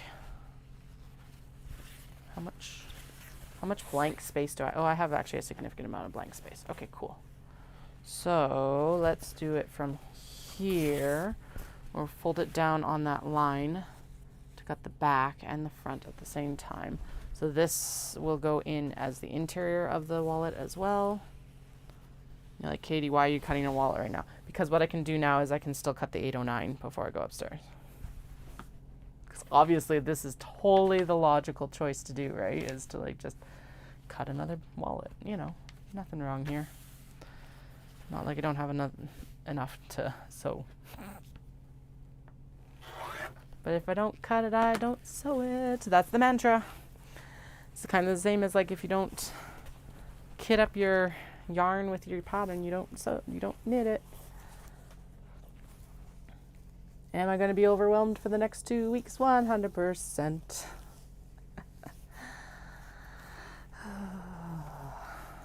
Buckle in. Okay, let's keep... Ugh. This is like... Okay, so this is a sensation. It's an absolutely glorious sensation, but it's very similar to me picking up those blue threads earlier, where it's like... It is and is not a sensory overload, because it's like... It feels like nothing is there. I absolutely love the texture of it. Like I said, it's pure silk, but it's like also giving me a little bit of heebie-jeebies on my hands. I don't know why today. Just today. Not all the time, even. Just today. Because, of course, why wouldn't it while I'm on stream? But yeah, just like goosebumps. Ugh. All right. Let's get this one cut and then coffee. I promised you I'd take a coffee break so you could take a coffee break. And then I'm still cutting stuff. Curse you, Katie. Okay. That is going to look spectacular, though. I need to still cut the flappy flap. I don't know why I rolled it up without doing that, but you know what? That's why we're going for coffee soon.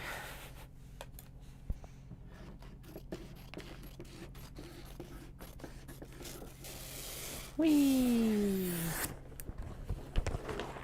Okay, so there's that, and then I will cut the flap while I'm thinking about it, or else I'm going to like get to that point and be like, why don't I have a flap? And you'll be like, Katie, because you wanted to go for coffee. And I'll be like, oh, I don't even remember that. That is how that interaction would go. I'd be standing here like, where's the flap? What'd I do? Where'd it go? I thought I cut it out. No, you did not. All right. Now, which way should the flappy flap go? Should we do the flap this direction? So it'd be like this. Or should we do it this way? No, I like the other way better in this case. Right? Because then I actually use most of that motif as well. Yeah. Okay. Good. There we go. And done. Okay, now it's coffee time. I promise I'm going for a coffee. And actually my snack too, because I'm hungry. Zip. Done. I will take better TLC of that in a few minutes. Bloop. Alright. I will be back in like 5 minutes with a coffee and a snack. Or less. Who knows? Not very long.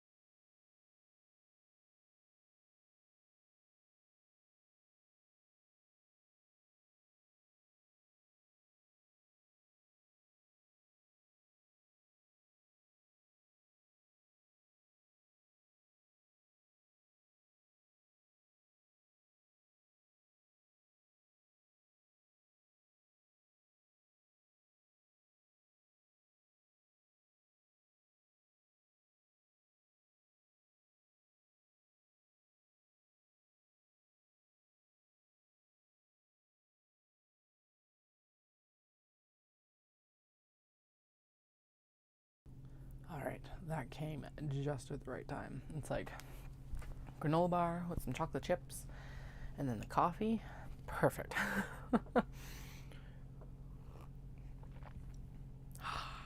Mental boost and everything. All right, I don't know what I'm doing with these scraps, but they're too big to like just ignore, so they're gonna go on the floor for now.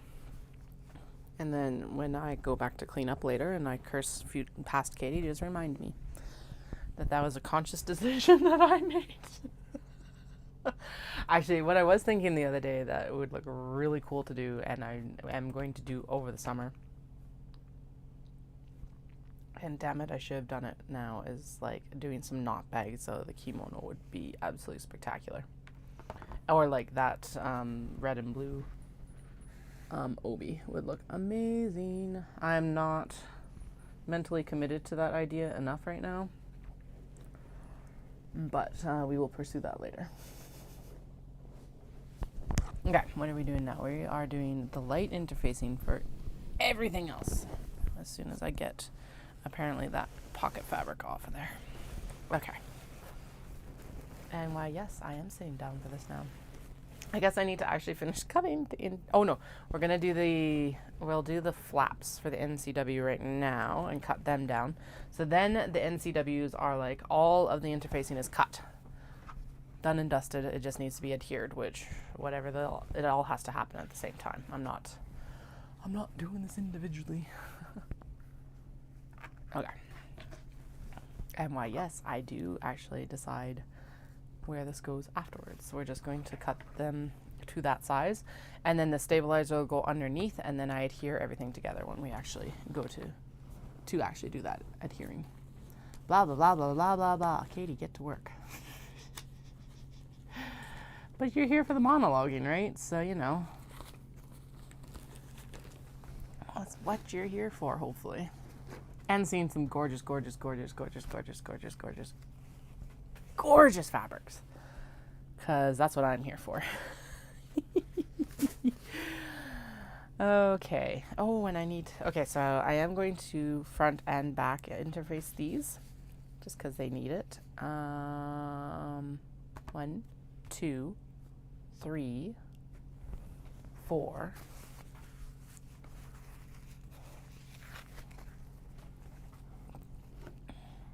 Where's the back of you? Oh, you don't have another cut. And then these need to be interfaced with the light interfacing as well, because they're going to be the zipper pockets. I feel like something actually dropped behind that is critical to doing my work. Because there's one more, because that was an add-on. 1, 2, 3, 4, and there was definitely 5. Oh, the mermaid. Okay. Is it in there, or did it slip down behind? Because like parcel of stuff slipped down behind. Looks like it slipped down behind. Damn it.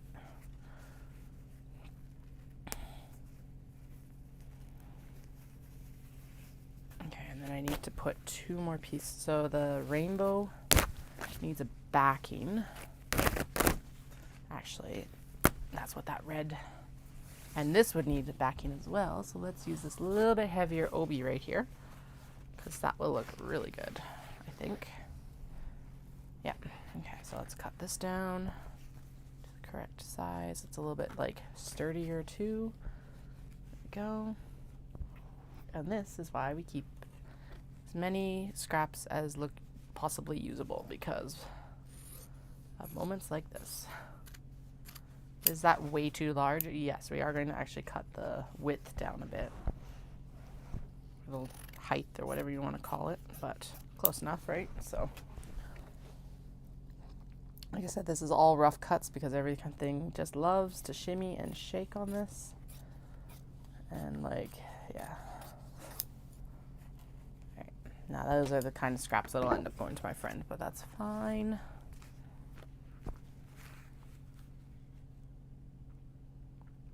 Yeah, because what am I using as an interior for the... All right, we're going to go with a gray interior for both of these. So actually the red Obi would seriously crash. So then let's see. Okay, so those are, it's still not useless. Those are still good cuts for later. but we'll use this heavier blue Obi then instead, and then it won't clash as much with the actual, yeah, that makes sense. Okay. It's smaller, but that's okay. I keep seeing that comment about the scissors, and it's like, totally. I'm gonna like tidy up in here eventually, and I'll just find like all of the things. I'm always like on stream, like, where's this? Where's this? What happened to this? I swear it was literally just in my hands. I saw it 30 minutes ago. It's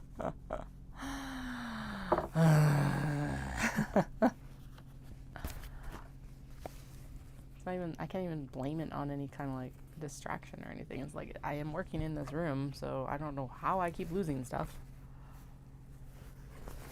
Okay, I'm just gonna cut it based on one of these guys, because why not? Okay, just past the fold.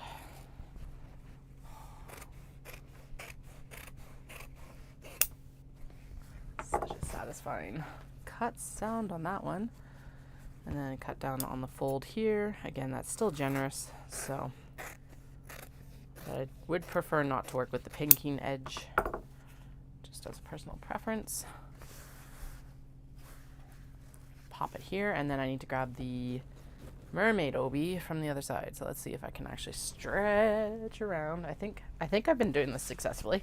Hey, we've done it again. Yeah, there it is. Okay, good. Okay, at least it's still got a backing. And this is another project that's in the experiment stage, and I need to figure it out because I've got a custom order for it that's been on the docket since like Knit City, and I prefer to get this done before the next Knit City because it would be a good product to have available. It's gonna go back on top of that. There we go. Okay. I know that sounds mysterious. It's embroidery bags. I am working on a prototype to do like an accordion pouch for embroidery and cross stitch bags, and it's I have a very specific like image of what I want in my head, and it's just fighting me. So I've got one more, I think, and then I think I've got it. But this is why it does take a while sometimes to develop new products for me, unless there's this is something that I'm doing myself, so it's not like there's a pattern just handy, and the pattern that was available wasn't the right size, so yeah, been having sizing issues, blah blah blah. I'll get there eventually, but it's the eventually part of it right now. Okay, there's a lot more to cut from this, so basically what I'm going to do, I'm just rough cut, whatever. And these are not all going to go under the steam press at the same time either, but I don't feel like dealing with this whole big tail here, so we're going to just do a rough cut around each piece. Zip and zip.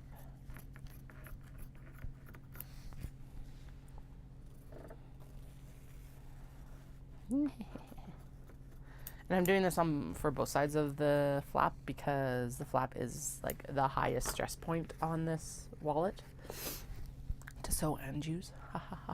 No, not really. Actually, this pattern is pretty straightforward. Not beginner friendly, but not like hard either. Or it's intimidating, not difficult, if you have some basic sewing skills. There we go. And you're comfortable around your machine and stuff like that. Look at these fight me so hard after I say that now, but you know. Anyway, where was I going with that? It's gone. I have no clue. Guess it doesn't matter. Okay. Just like spat all over myself. Gross.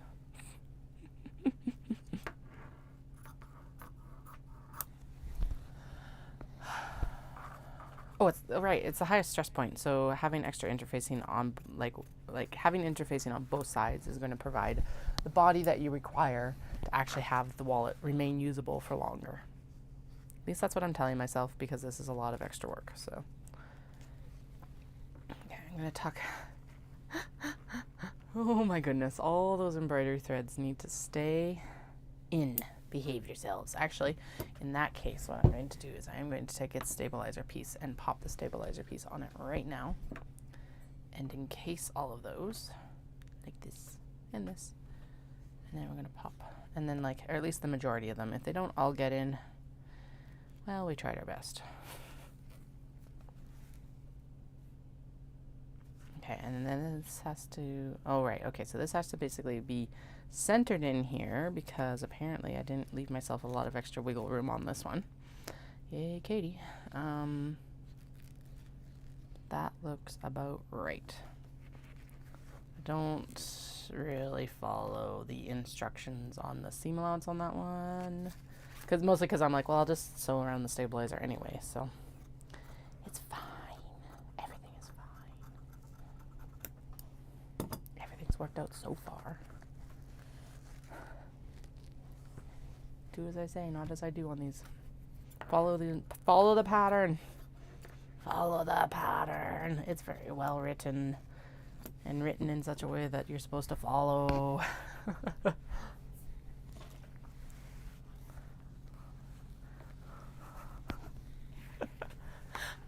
That's the cowboy spirit in me, being from Alberta.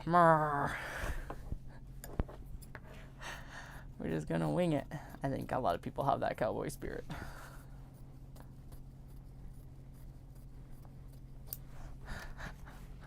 It's also not exclusive to Calgary either. Okay, here we go. Get these guys cut down as well.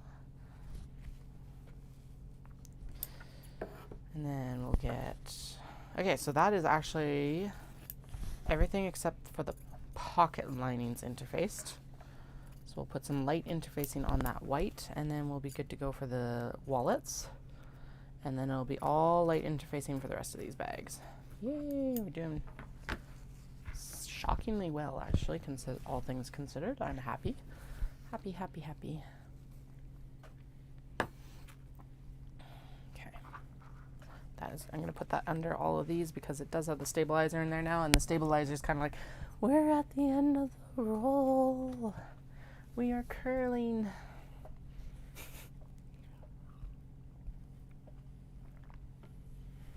100% a dramatic reenactment of what they are telling me currently.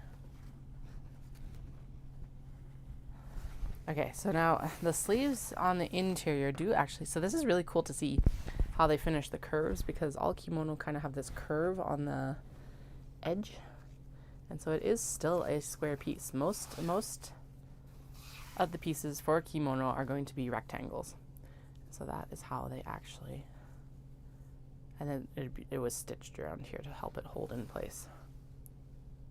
Super cool. All right, now this should be made in such a way that I think I can just go straight across the interfacing. These are going to be the pocket linings. We can't use the gray ones, so they shouldn't, yeah, because the blue sleeves were shorter. In this case, when I go to actually press it, I will open up these folds and we'll press it completely. And as you can see, I hope it's actually in really good shape. There's no staining. Or if there is, it's minimal and I can't see it very much. And there are no holes from opening it up, or at least nothing I'm not going to worry about. Get out of here. Shears. All right. Where are my shears? They're over there. Where did I move them? They're over there. Why did I move them? Because they're in the way of my coffee. The why is usually the most important part. It's like, I don't know. Had to move them.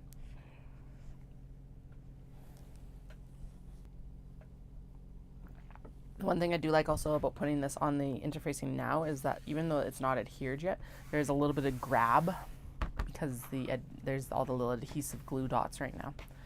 And yes, I will. That will get spread out better when we actually go into interface it under the press.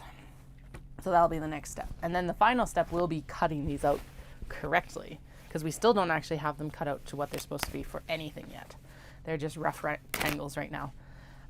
With good, like I said, with good reason, because if I cut anything more than rectangles right now, everything's like, even this you can see is not really, like, it warps as soon as you like open it up.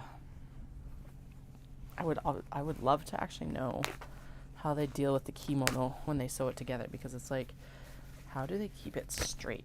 I wonder if it's like on stands or something like that, that like help keep it under a bit of tension, almost like an embroidery hoop sort of setup or something like that. Like, because here's the thing, you can't tell me that this wasn't warbly and stuff when they were actually sewing it together. So how do they deal with it? I'm gonna have to look that up. Katie's next random rabbit hole. I don't actually know much about the kimono production process, besides the fact that it is extremely labor intensive and still mostly done by hand. Those are the two things I really know about it. When Caroline and I were there last May, we went and actually did a kimono painting workshop for Kyoyuzen, Kyo-Yuzen. It was really cool. I've never done it before, so I really enjoyed it. It was put on, if you're going to Japan or you are ever planning to go to Japan, the Arts and Crafts Museum in Kyoto does actually do workshops for all of basically the arts that they represent at the museum. The museum itself is free, and it's in front of Heian Jingu, which is one of my favorite gardens in Japan so far. I haven't done actually as many gardens as I probably should, but from the ones that I have done, that's my favorite. So yeah. Anyway, and then the Art and Craft Museum of Kyoto is like right in front of Heian Jingu Shrine, and it is well worth the trip out to see it. See them both though. Go to Heian Jingu and do the Craft Museum because you're already there. Okay. That is for, so basically what I'll do is I'm going to adhere that stabilizer onto the back of the thing, and then we're going to sew it, and then I'm going to trim it down. I only use this piece for the actual bag to get the width and the height to make sure I've got enough. But at this point I'm not cutting anything more because until we've sewn it together, because that just makes more sense to me. This round piece will have to get cut. I'm like, where should I put it? Because I do still need it for some reference. Okay. Sorry, that was a very heavy sigh. Okay, we got the Heidi large. The rainbow needs pockets and interfacing. The teal needs pockets and interfacing. The vases needs the blue kimono for lining. The mirror floral needs gray kimono lining. And light interfacing for all. So really it doesn't matter. I just have to do a bunch of triangles.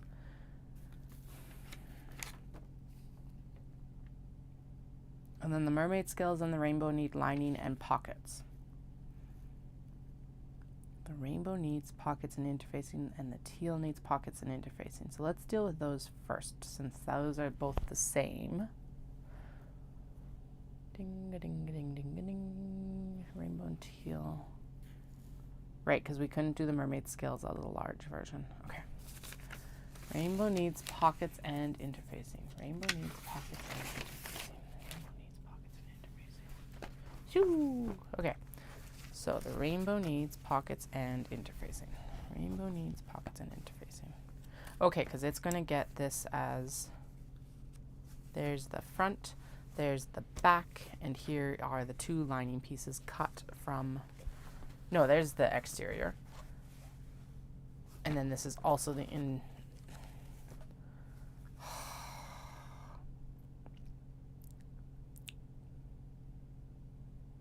What is going on here, Katie? What are you doing? Losing your brain, apparently. Okay. So that is going to be the exterior panel A or whatever. The big long panel. Front panel. And then we need, okay. So what cuts do we need? We need, that's probably the better question. We need a front panel, one exterior, and an interfacing. We need two lining panels with also both interfaced. Okay. And then we need the back panel A and the back panel B, and then we need the pocket panel. Okay. This is going to be back panel A. This is the back panel. Easy. And then there's the interior lining for this. Yes. Okay, there we go. That's what was happening. And then there's a lining on the back. Okay. So there is that. The back panel is taken care of. I'm going to open this up because it's going to need to be interfaced on both sides. Again, this is something... Actually, this is a light enough interfacing, and it is cut down. Well, no, then I need to cut it down for that. But I could actually put this in, and it would give it a nice body. Nah, let's just do the... No, that's a good idea. Okay. So these will get... So the exterior panels will get this as an extra body. I'm not necessarily going to do it on all of them, but most of them probably. Okay. These, and then, so what I'll do is I'll cut it down, and then we're going to interface it onto the interior piece here. Yeah, that makes sense. Kind of, not really. No, let's just do the light interfacing. And no, just the light interfacing is enough for these. Get out of here. Okay, back panel is taken care of because this is the back panel. Okay. And then I have one lining panel done. And I have a front panel and a back and a lining panel from here. Okay, sweet. And then what was the... I must not just have cut down the excess yet or something. Cheers. Oh, no. Okay, I see what happened. Damn it, I shouldn't have... I shouldn't have cut it. Okay, whatever. Okay. So that's the exterior, and then I still need one more piece for the lining. Okay. And then I need pockets. This is why I call these creative chaos so often. It's because it's just like, I don't even know what I'm doing half the time. I do not expect you guys to know what I'm doing half the time either, but I hope it's entertaining. That's all I'm hoping for. I am not an educational channel. I am an entertainment channel. Although I did actually film the using of the needle stasher this morning. So I will have that posted to all the places that short form video go to soon. And maybe I'll even post a long horizontal version of it as well later. Don't tell I never do anything for you guys. I had to get into the porn harness and everything. It's not actually a porn harness, but it is a POV harness. And every time I put it on, I'm just like, oh, my brain, apparently once in a while, is a very immature adult brain. And it just giggles wildly about it every single time. It's actually what I used to shop for fabric in Tokyo. And it worked really well because I was able to strap it down with my, get your minds out of the gutter if it went with mine. I strapped it down with the chest strap with my backpack. That's not getting any better. Let's just stop there. Okay. Lining, panel,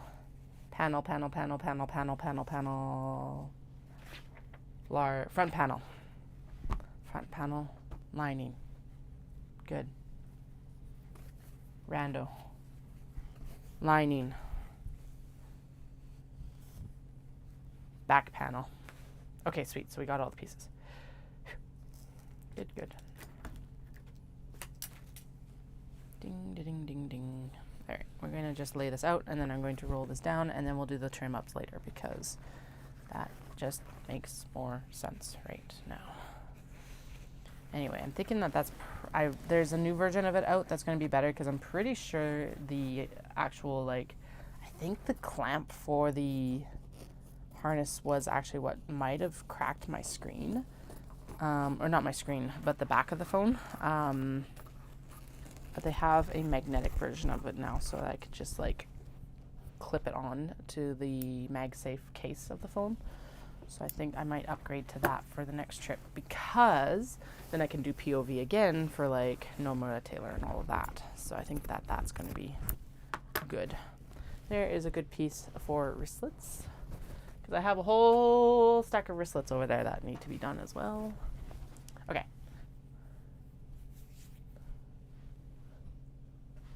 Pockets. It needs pockets. That's what it needs. And that was the rainbow bag.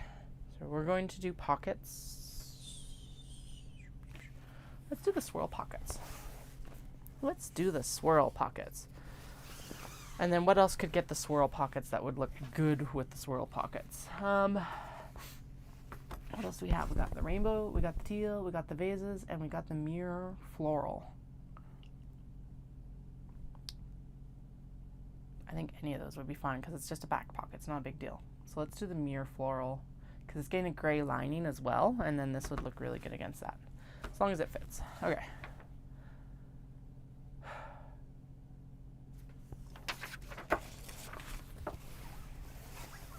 So here and here, like that. Because this is technically a cut on fold, more than enough. Okay, so I can definitely get 2, probably 3, 4 out of this actually. So then the next question is do I keep it for card pockets? Because this is quite a generous amount of fabric, and I totally could. Let's keep it for card pockets. That's the smarter decision. Okay, so it's going to go back in the pile. What was I? Okay, and then I've got this one with the florals. That would actually look really good in the mirrored floral. Yeah, the one that I just said that we're going to do the swirls in. Okay, so the rainbow needs pockets though. We're still working on the rainbow one, Katie. Katie, focus. I could do these as the pocket, and then I wouldn't need to interface them because they're quite thick, but they're also quite thick. I'm pretty sure that these get sewn into the side seams. Let me check. I think that's how they get closed on the sides. Although realistically, I could trim them out of the side seams, I guess. Main zipper, lining panel to exterior front panel. Dun, dun, dun, dun, dun. Yeah, they totally get sewn into the side seams. It looks like. Yep. Damn it. Okay.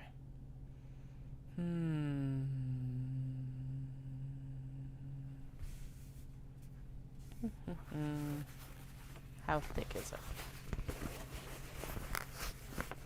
It's fine. It'll be fine. Famous last words. It's fine. Okay.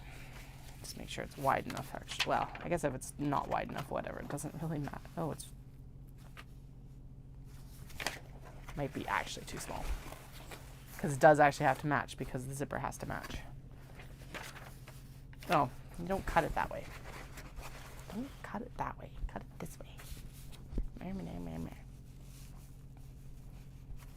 Okay.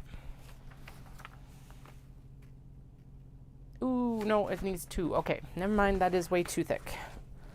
Because it's going to need 2 pieces. For some reason in my head it was just 1 piece, but 2 pieces is too much. Yeah.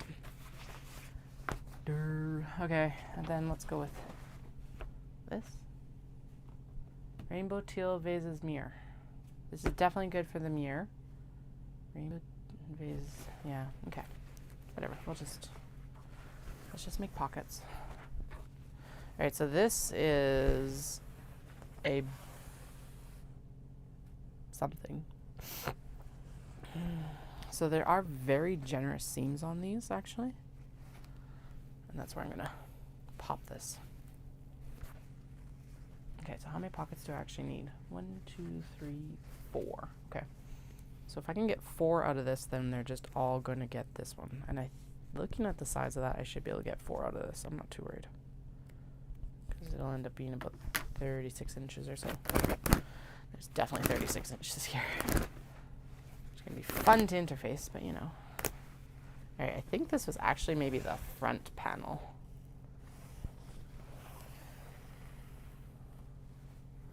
But yeah, you can definitely see. Okay, so that is there. I don't want to use very much of the actual pattern pieces if I don't need to.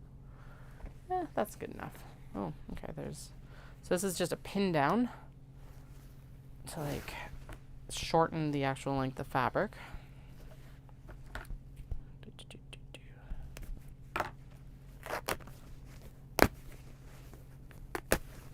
Do I want to use this thing? Because there is, again, nope, this needs to be card pockets again because it'll be more admirable in there because, yeah, then you get the pattern. Okay, so then let's use the blue or the gray.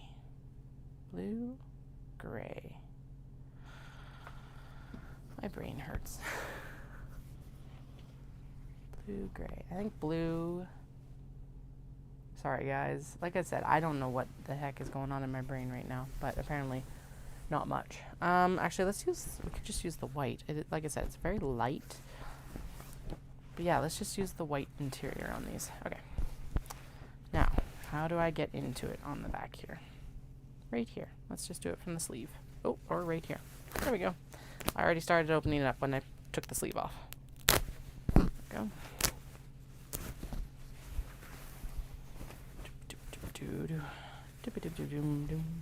And then yeah, we can use the blue for stuff like the interiors of the wallets and places where we're actually going to see it more.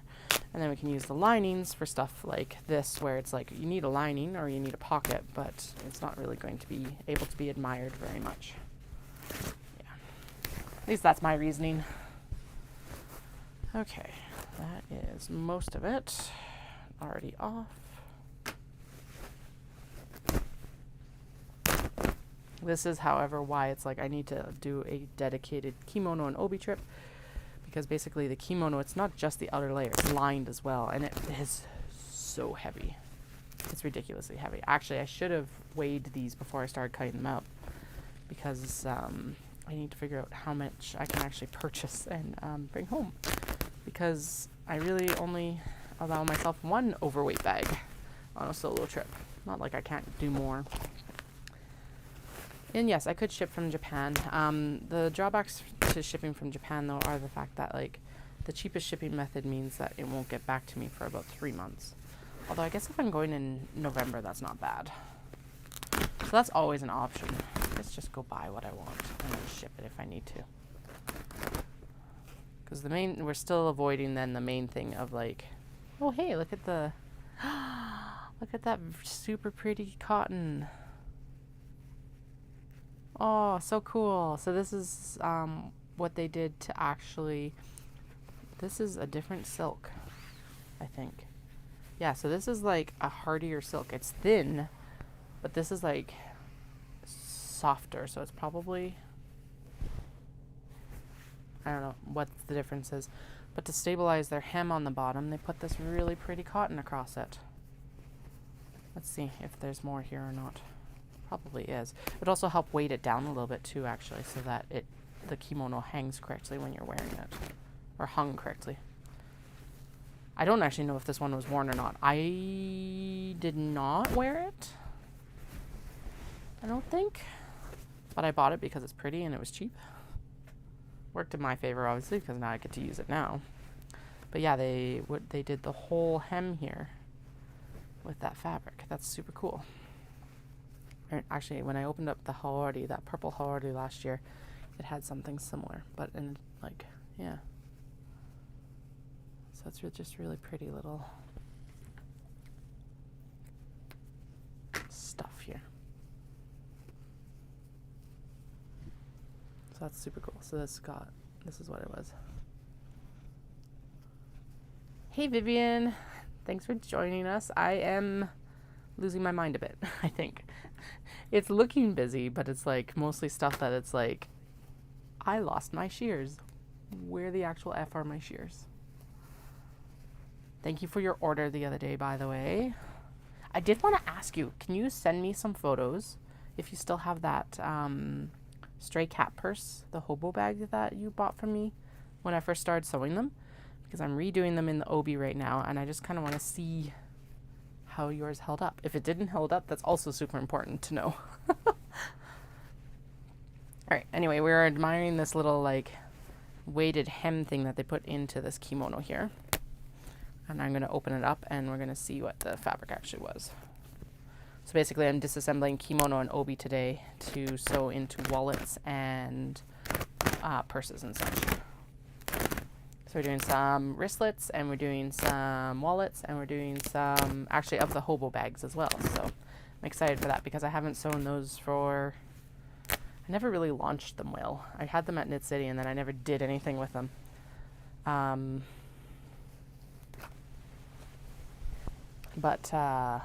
we're working on that for a kimono market on May 19th. All right, so there is The most shaped part of the kimono is actually that. That is the collar. And that is really the only place you're going to end up with any kind of like rounding or anything like that. And even then it's very minimal, and mostly when it's done to like by the actual sewing in and not by cutting. Okay. Now what were we pulling? Right, we're pulling the white apart so that we can have lining for the pockets for the Heidi. I'm like, what are we actually doing? I got so distracted by that hem bottom. Okay, this is going to get set aside. There's some hardware. This is good for like wristlets and stuff like that. This kimono does not look like it was worn because there's like no staining around the neckline or anything, because this would be the neckline. And there's nothing.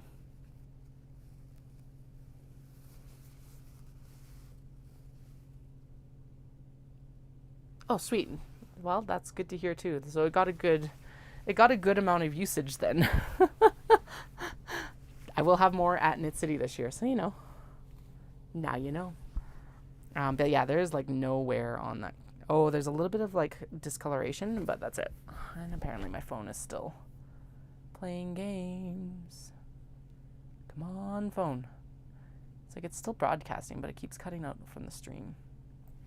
Okay, and then this is a piece of cotton that was in the neck, just as an extra, I think, stabilizer as well. That's going to go into the scrap bin for my friend, for her amigurumi. Although she did say the other day that she didn't need more right now. So I said that I'd probably just hold on to it for the end of summer, because it's not like I'm not going to make more scraps. And these are all interior scraps, so it's not like it's anything special. But yeah, there's the fabric that was used to like stabilize the base of this kimono. It's very light. Like, not something that I would use, like, too light for me to use even for bags and stuff like that. But it is pretty cool. Stuff like this that I don't know what to do with, because it's like, that is showing some of the damage from me actually opening it up the way I did. But into the not quite discard pile for now. Okay, the gray we are keeping for other stuff. Like, what was I keeping the gray for? Oh. I don't know what I was keeping the gray for. I did write it down somewhere.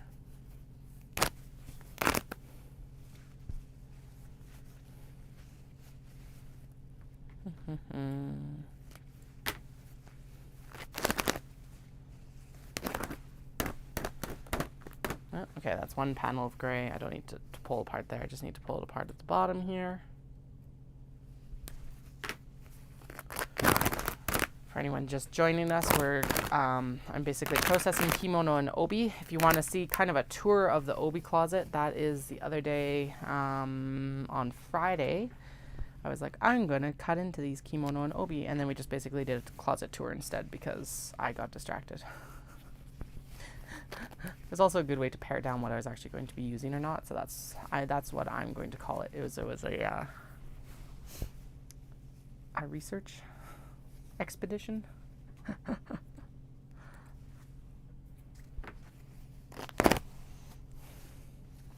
A deep dive, because sometimes it's like I remember certain ones, but I don't remember other ones, so it was nice to see. And then it was also good because I was able to assess a couple that had more damage than I had seen or anticipated. So now I've got like an idea of what I need to plan out to use them as well. There we go. Okay. There we go.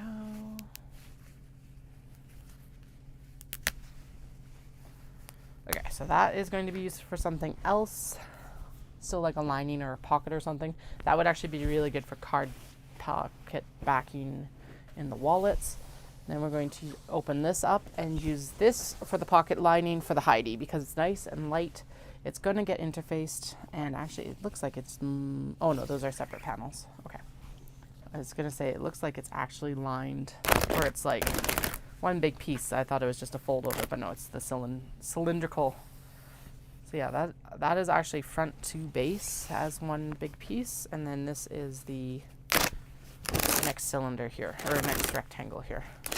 So kimono are typically just made out of rectangular, They're made out of rectangular cuts of silk, or basically this is selvage to selvage on the loom. They're going to be very similar widths to Obi because of that, because the loom size is going to be the same or comparable. Now the question becomes, how much and how do I actually do this? Okay, so this is wide enough to do the pockets. So basically I'm going to go in and we're just going to cut all of the pockets that I'm going to need for all 4.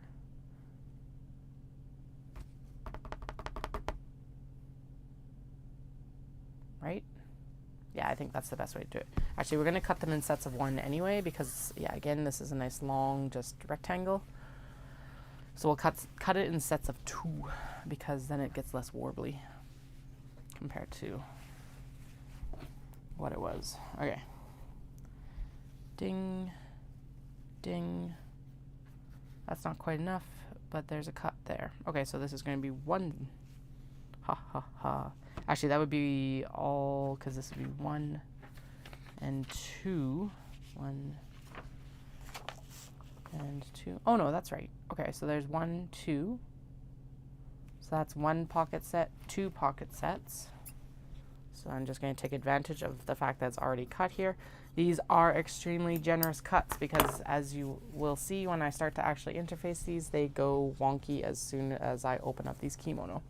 I do really want to know how they keep them like straight when they're actually like sewing them. I know there's ways of doing it, but I just would really like to see. Pull some of these threads so that they're not sticking around while we're doing all of this. That is a knot. Also, I'm super excited to see whoever ends up coming to Calgary. I know that you said that you've booked your flights already, Vivian, so that's awesome. Because I missed seeing you at Knit City last year. Although, I'm sure Island was way better.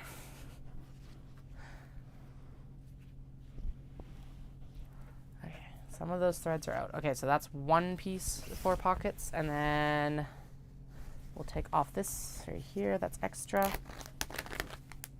Pop it up, pop, pop, pop, pop. And then that's good for something, I'm sure. And if it's not, we'll just, I don't know, I'll do something with it later. And Katie's scrap stash grows. There we go. Okay, so there's all 4 sets of pockets that we need for the Heidi. We need interfacing for all 4 sets of pockets. I have more down here. It's getting very warm. That is one thing I will say about kimono. They don't look like they should be very warm, but they are like, they are warm. Especially the heavy, like, well, these are all fall and winter and spring ones. So in summer, that's why they have the yukata, the cotton ones, and so that they don't die in the heat, because Japan is extremely hot in the summer and always has been. Okay, this is a little bit too long for the interfacing, but they are generous cuts for the pockets. I'm not going to worry about it. We're just going to cut the interfacing down, and then whatever's extra, we'll see if we can use it later. I know, super sloppy cuts, but whatever. I'm thinking, seeing the time, and based on like what this is taking me to do, it's what, 2 o'clock? 20 to 2. I should go. So we had our IPP meeting for the eldest today because they've had like speech therapy and some physical therapy and just like the check-in and make sure that everything's kind of going as it should. Which was the big reason that I wanted them in preschool, is to get all those checks at that age, because the younger you can do it, the better. Especially if you're able to access it through the preschool. And they said that they're doing absolutely spectacular, is what all the teachers and like the therapists and everything said. So that is so good to hear, because like our eldest is, and this is something that they echoed as well, is like they're very resilient and very determined, and that's so cool to hear. But why this related to me is I was supposed to go to spin this morning, and so instead today is a run day, but I'm like debating if I should go to the gym before I go pick up the kids and then go for my run, or if I should just go for my run. I can't decide. I don't really want to cut into my work time right now, but I should cut into my work time to go do weights. Watch me wobble about it. The thing about it is it's only a 20-minute run, so I could do the run after the kids are in bed quite easily. But the gym I cannot, because I can't leave them in the house by themselves. Not yet. They're a little bit too young for that yet.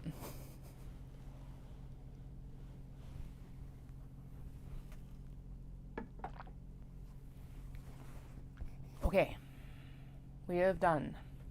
Okay, so we've got all the pockets for the Heidi. Now we need to do the interfacing for the rest of the Heidi. That's what we're on next. How many Heidi did I have? 4, right? So where are the rest of them? Surprise. I don't know where they are. Okay, there's the small ones. The rainbow mermaid shells do not work for the large because it's not wide enough. It just worked for the small. So I can go over there. Out of the way. And that's the Sheena. That's the Hobo bag. Where did they go?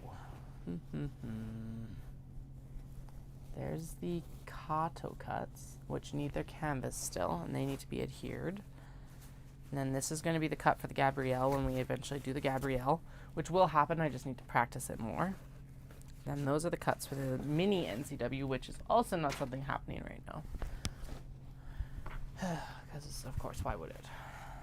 Okay. So this needed... Oh, okay, that's the exterior. So this actually does need lining as well. For some reason I thought this was the lining, but it's not. Oh no, I acknowledge that. The blue kimono for lining, and then we'll also use the blue kimono for... No, we just cut pockets for this. And we just did the rainbow one that's completely set up. So this is vases. So where are the teal and the mirror floral?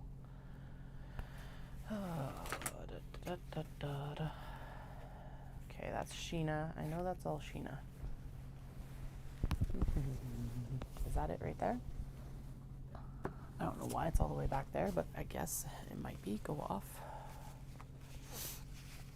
That looks like it is along with the pockets, and then it needs a line, and then it needs lining. Maybe? Because here's the small, but where then is the teal? Did it fall down maybe? Oh no, there it is. Maybe. Is it? Yes, it is. There's the black back panel piece. Okay. Okay, so there is... You just need pockets. We discussed that. And I also need to cut down. I'm going to cut this down.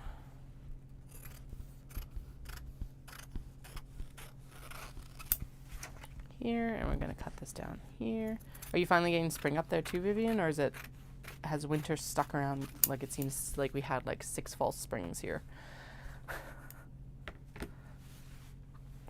And then there's the lining, right? Is that enough for the lining? Because that's going to be the back panel and the front panel. Okay, and then this should be the lining piece. Is that enough? Yes. Okay, good. So there's those two. And then, okay, this needs pockets and interfacing. So what I say for the teal, we needed pockets and interfacing, but I didn't say what I was going to use for pockets and interfacing. All right, we just cut pockets. Okay, you just cut pockets. This was going to be the blue, so we're still going to use the blue here, and then I was going to use the lining of the gray kimono. Okay. And then the vases needed pockets and interfacing, but we just did pockets, so it needs interfacing and lining. Okay. So those I think should be lined in the blue here. So lined in blue, and then the mirror floral are going to get lined in, I said in gray, but honestly this is a close enough blue. I think we just do the blue.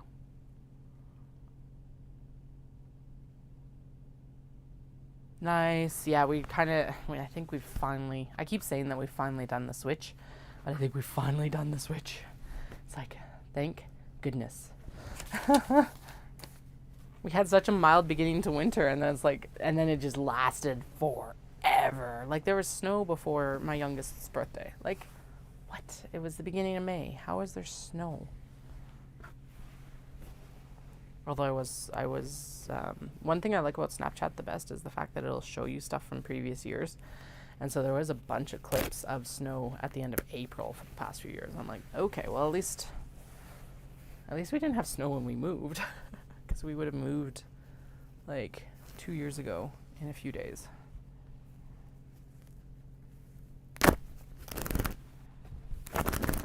Okay, blue kimono for the lining. Open it up there, and then I'm going to just chop the front here because realistically I can't really use much more than this because of that line there.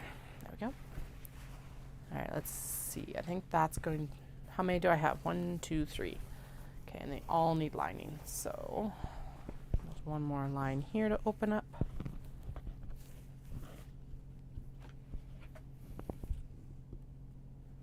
Pop those stitches there.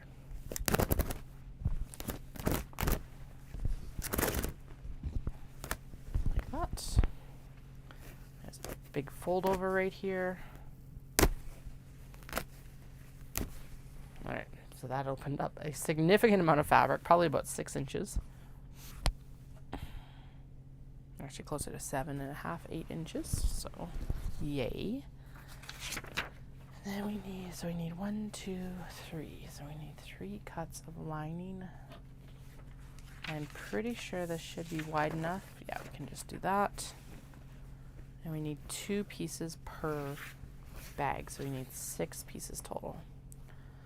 Okay, well at least that mathed correctly. Oh my goodness. Okay. So I can definitely cut 2. So 1 bag there. 2 bags out of this. Okay, good. So we're going to cut this in half because that'll fit the interfacing the best. And then we'll have a chunk down here, which is good because that will leave the speckle out for other things that this is like more forward facing and all of that. That's good. Okay. So we'll cut it in half and then we'll chop that off the bottom as well. Ding. Actually, what if I just do it? So there's the center line, there's 1 lining piece, and then we'll go just past the center line. Perfect. There we go. Ding. Okay, so there's 1 lining, 2 lining, and then we'll do 1 more, I guess. Ding. Actually, let's just interface that completely because realistically, when I go to use the bottom of this, I'm probably going to need interfacing on it anyway, and it'll help preserve it so that it's not unraveling in the stash while I'm working on other stuff. Okay, so two sets for interfacing, and then we need 1 more for the last one. Okay. Where is the piece that I can use?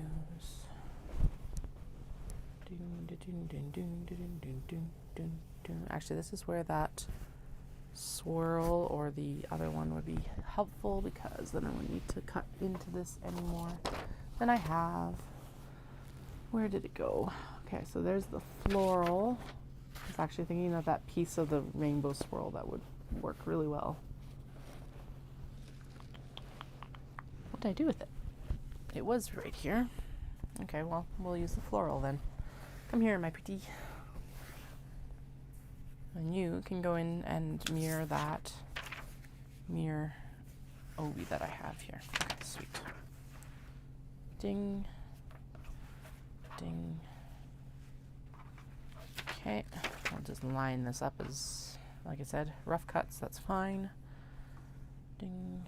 Good, good. Yeah, there's a little bit excess around, that's good. Trim this down.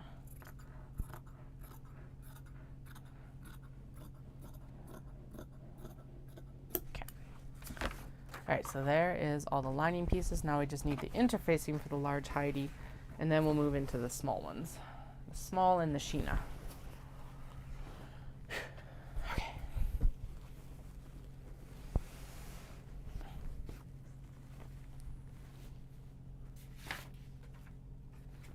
And then we'll have, like I said, this is just all rough cut. And then we'll go in and we'll cut everything down after we do this because that's what we're gonna do. Mostly because the kimono, as soon as you I keep saying this, and I will keep saying this too. is as soon as you open it up, it's just like, I am wiggly and slinky and shifty. And it's like, ah. Even right now, it's like, Mrr. Although as soon as I do kind of get it placed on here, it's really good because the adhesive dots on the interfacing side actually kind of hold it in place, which is glorious. Okay. Actually, we're not going to do that one then because this is a full piece here. One, and then I'll do the other one on the end and partially roll it up, and then we'll place the other one. And 2. Oh. Nope, never mind. Okay, we're going to do it the other way this time because these are wider pieces apparently. Okay, so 1. You know what we're going to do too is I'm going to do a cheat, and we're just going to roll it up, and then I'm going to trim it all down here because they all should be comparable lengths. I say as the next one is like completely different. Excellent. Make the liar out of me instantly. Thank you. Oh, they're not comparable at all. Of course. Okay, whatever. At least it's the blue, so I can see it easier. There's higher contrast. All right, but it should fit both pieces on in one spot. There we go. I will say I am very glad because this time last year we were burning to the ground. And so far we have had, I think the worst was actually started with by a company fire that was put out very fast. And we are currently, I don't think, burning to the ground like we were last year. Because I was driving up to Edmonton, what would have been yesterday basically, May 5th, to go up and do the Gathering Threads or Edmonton Fiber Frolic. And like all the warnings were happening and all the evacuation orders and everything were coming through. And granted, Caroline and I actually missed the worst of it because we were in Japan. Because like I did Edmonton, came home, and then we flew out on the Friday. So we missed the worst of the fires in Alberta last year, which I will take because holy crap. But yeah, I do think we are in a better place right now, even for how dry it's been. And it's still so dry. We had a little bit of rain overnight, and it's like, oh, thank goodness. Because that is heavy enough. I'm not going to interface it for the... I'm just going to roll it up with this when I get there. But yeah, I'll take it. We'll take it for now. Hopefully it doesn't like dry out over the summer. Well, it is going to dry out over the summer, I think. But like, we'll take any moisture we can get right now. Plus, it like helps wash everything off too, which is like the best part of rain in the spring here. Besides getting all the extra moisture is the fact that it's like it finally doesn't look dusty. Or it's starting to look less dusty. Less dusty. It's not done, but close enough. Oh yeah, I think... Oh no, this doesn't... Does this need zipper tabs? I can't remember if this needs zipper tabs or not. To be honest, we'll find out in like 5 minutes-ish. Probably not, because I actually still have to cut the rest of these. Okay. And then there's the lining. No, this is the front and the back. This one is still so spectacular. I am so excited to make this Heidi with this one. Actually, I'm excited to make everything with that one. So good.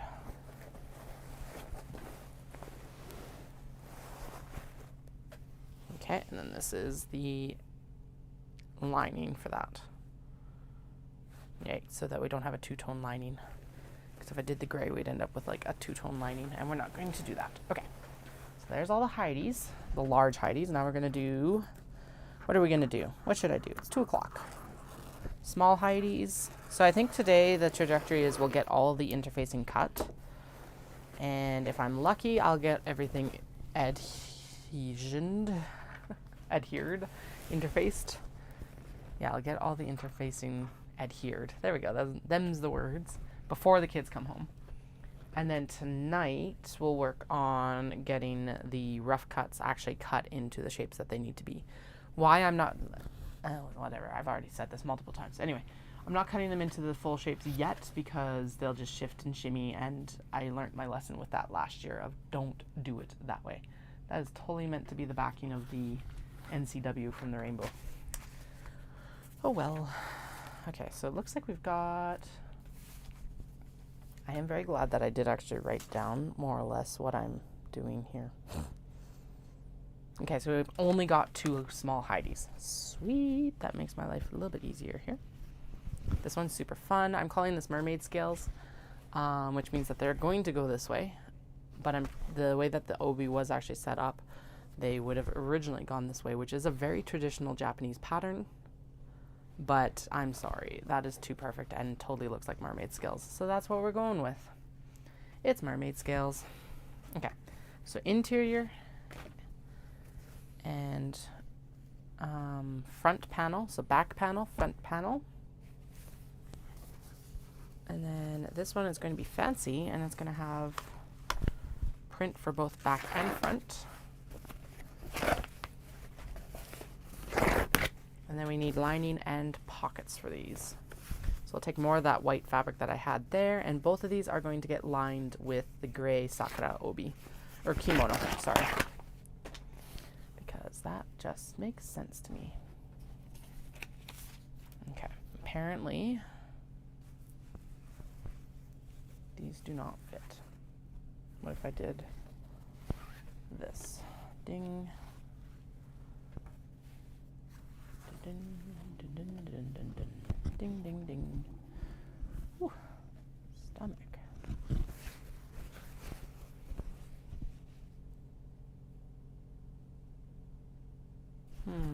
Okay. We'll line it up like that, and then we'll just deal with that little bit of gap there later. And yes, I will trim down the interface in between interfacings a little bit more before we put it under the steam press. But for now, this makes the most sense because reasons. My brain reasons. Okay, I was going to line both with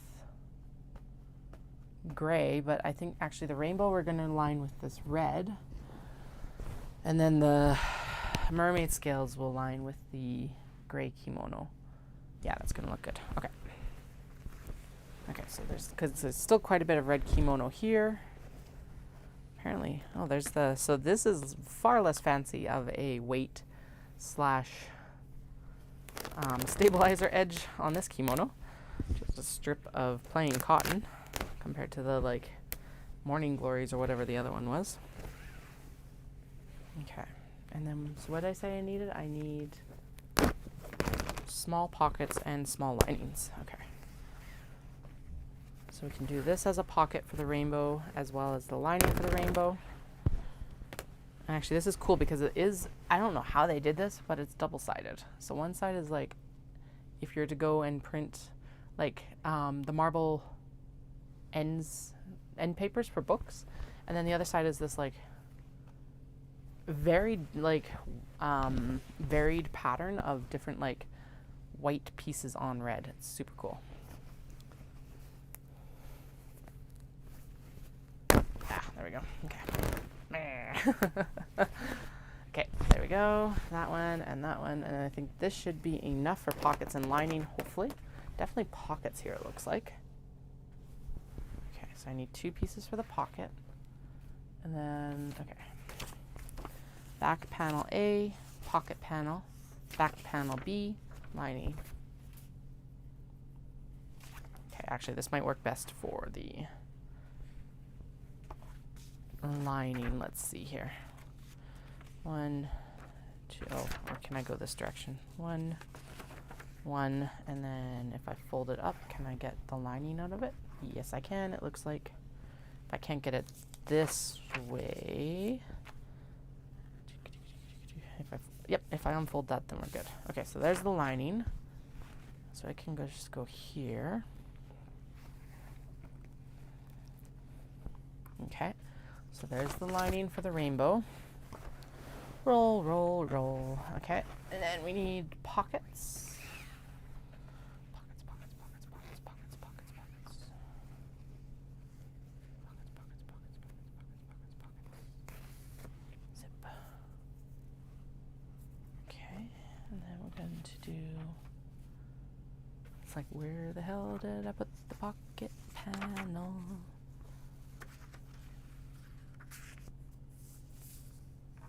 Have a good day, Vivian. I'm glad you got to join us for your lunch break. And we'll see you soon.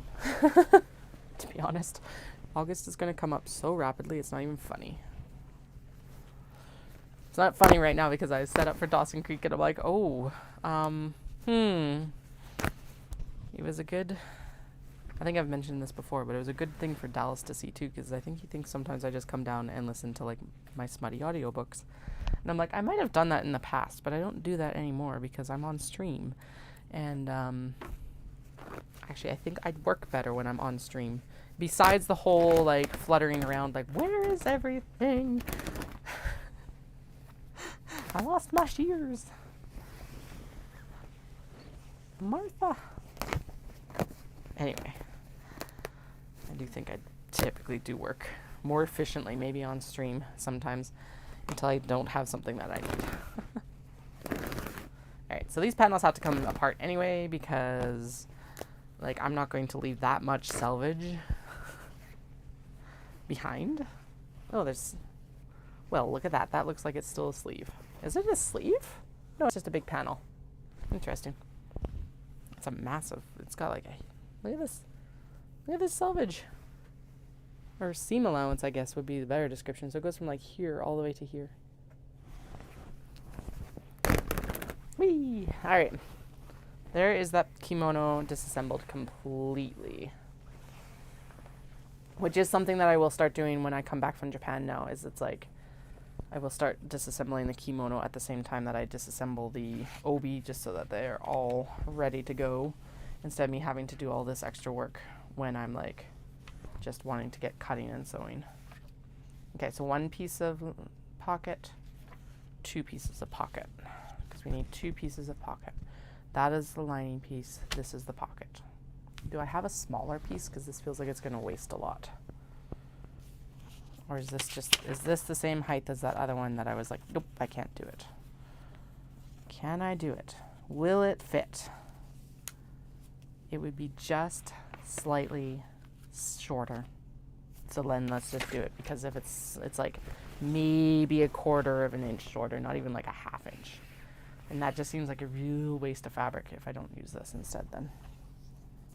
Okay, again, this is where it comes warbly and why we're going to do all this interfacing work. And I think it does actually fold out correctly. Yeah, and so we'll just, honestly, I think we'll just end up using the whole piece, because at the same time that like it might be a little bit too short, it's okay if it's a little bit too tall too, because realistically, whatever.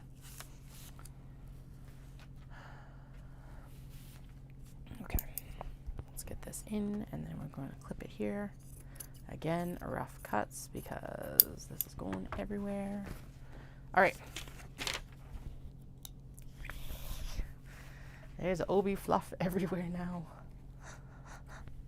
It's like, so during the IPP, the Dahlia, the cat, that's where I was going with that sentence. The cat strolled up and all like, "I love me. You're not doing anything but talking to people." So she's all like, very happy. That looked way straighter than it actually. Oh, you can't see it on camera, but it's like really angled. I thought it would cut it straighter than I did that. That's fine. It was just kind of funny. Okay. Where is my cheat list? Heidi large, Heidi small. So there is the stuff for the rainbow. Yeah, that's what I'm going to do, because it's like, usually I do, like, so typically what I do is I open up the obi and I let them air out. But the problem with the new house is I don't have a really good space to air out the obi. Before, we used to have a really big like pony wall up on our 2nd floor. And so I'd like put them all out there. But now our pony wall is like 1/3 of the size that it used to be. So I got to figure out where to air them out. But yeah, I'll open up the obi, I'll open up the kimono, and then I'll air them out. It's why I'm also partly thinking that I might actually take the calic shelf that I have in the closet right now out and just put the support for the actual, because it's a closet. So put the support for the hanging rod back in, and then I could actually hang the obi and the kimono in there. And that would help like any wrinkles fall out, and it would also help like air them out, because I could just open the doors basically. Which is what's happening right now. to be honest, probably what I'd do is I really want to just take the doors off of that closet, and then I could just, oh, but that would cause fading, but it shouldn't cause fading either. Okay, what was I doing? I need to do, lining and pockets for the mermaid scales, which we're going to do gray because gray will look good with the mermaid scales. Okay, and we're going to go with the exterior gray because it's got a little bit more like it's got a texture to it versus the interior gray. That's the difference that I noticed, that I was trying to articulate earlier. Alrighty, where can I start opening you up? Okay, so that is the bottom edge. I thought oh no, I opened up the blue. Okay. I was like, I thought I opened this one up. This one has definitely been worn, which is super cool. There's a little bit of like water speckling on the bottom, so it probably got worn in the rain and it like splashed up onto the silk. That is cool to see. But yeah, I think what I'll do is, so part of it too is like, yeah, I didn't have any space. I also then just didn't have the brain space to like open up the Obi and the Kimono last time. So that's why we did that opening up on the stream the other day. But yeah, next time I will just, yeah, then we're totally gonna pull the calyx out, because I was just like, wait, then if I did that, what I could do is I could actually clip the Obi, because I've got a bunch of like clip hangers from IKEA that I was using for the tote bags, that I don't use anymore because now I've got a handbag rack for them instead. And then I could clip the Obi and I could clip the kimono, because here's the thing, as soon as they like get taken apart again, that's the slitheriness becomes a problem. But if they went into a clip hanger, I wouldn't have as much of that problem or issue necessarily. Oops. Okay, that one is a little bit, this one's a little bit more delicate. Okay, just a little bit more care. That's fine.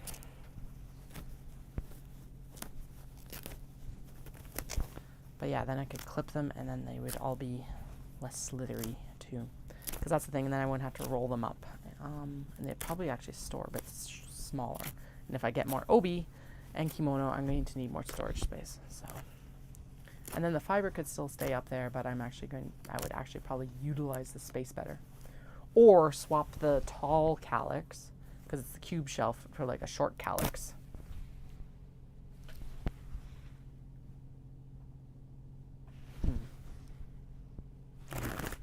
I actually really still am like daydreaming about potentially swapping these out for the Billy shelves, because it's like it would add an extra 8 inches of space, or 4 inches of space to the room.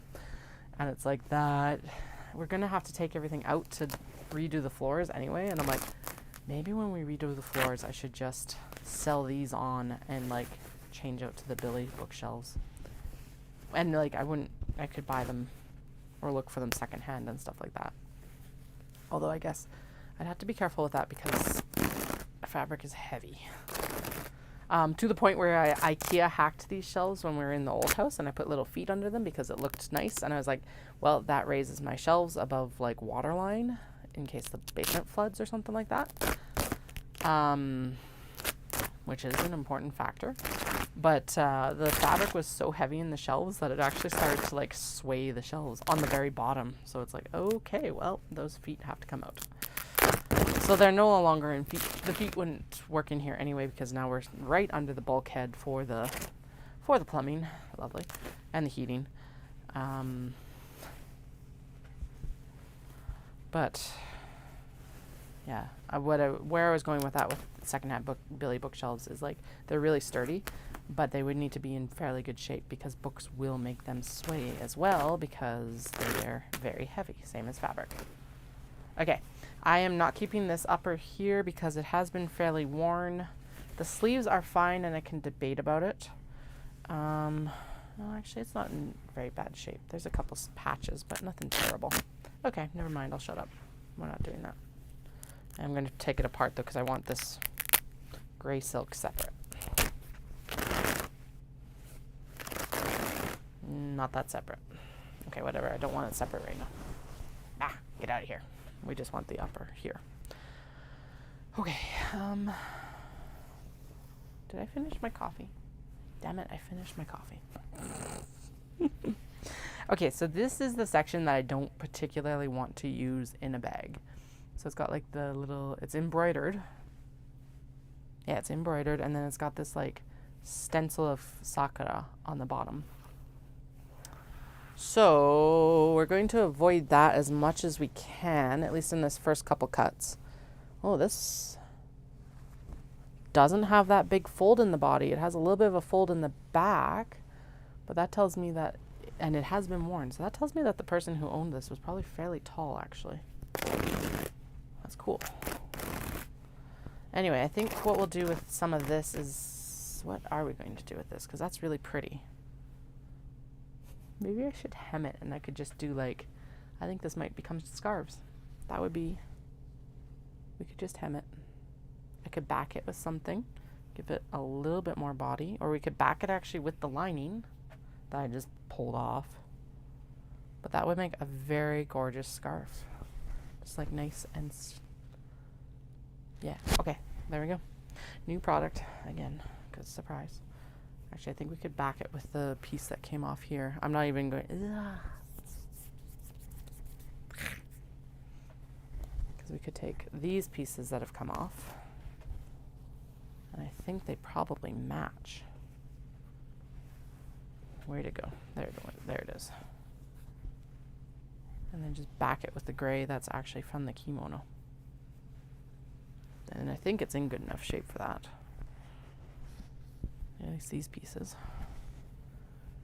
And then it would, and then you just turn it, and we could hand stitch it closed, because this would need to be hand stitched closed. Done. Decided. It's a very delicate, like, light silk compared to a lot of the other ones I've worked with, because I haven't even thought of that with some of the other ones. But, yeah, we'll do it. It's actually got a crest on it. One second, I'm going to turn off the camera, and I'm going to take a photo of it and see if I can find it later, because then at least I can. Oh, 1 second. I am getting messages from the school. Okay, let's switch to intermission. Intermission time. I just saw a message. That's not good.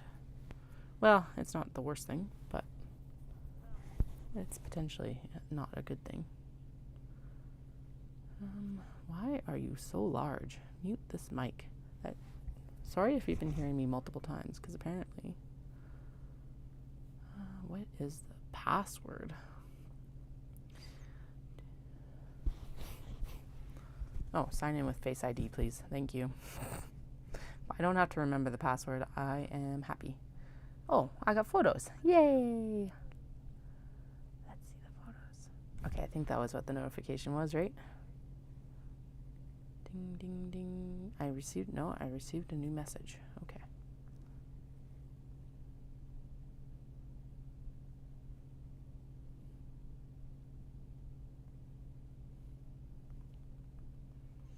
Okay. The youngest fell off the balance beam at the playground today, so they had a nosebleed. Oh, not shocking. Okay. I was actually taking a photo of that crest. That was what the first thing I was supposed to be doing. And then the notification distracted me instead. Yay, surprise. And then we'll see if I can find that crest, because it would be cool to find out where this actually was supposed to go to. It could also be a maker crest, but I think that's where the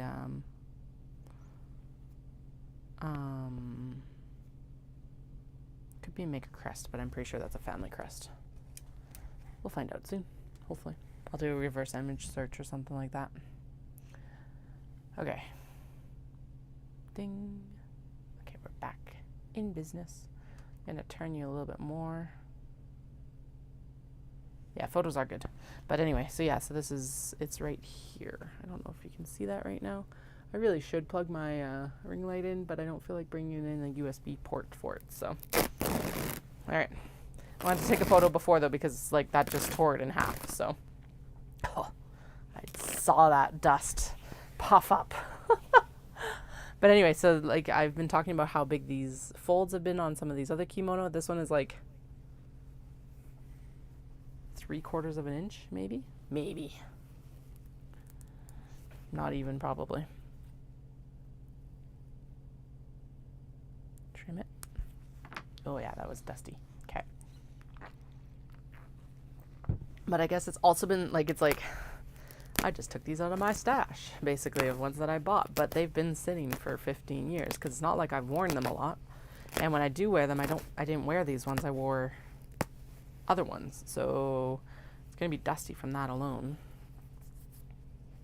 I can't remember, these might have also been in the actual, like, I didn't send the kimono to storage when we moved a couple years ago. They stayed in the house, I think.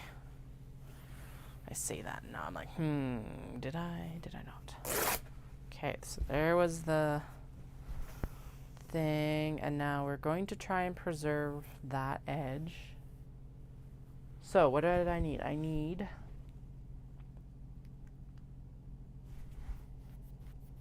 lining and pockets, right? For the, lining and pockets for the mermaid. So let's do the lining out of the gray, and then we'll do pockets from the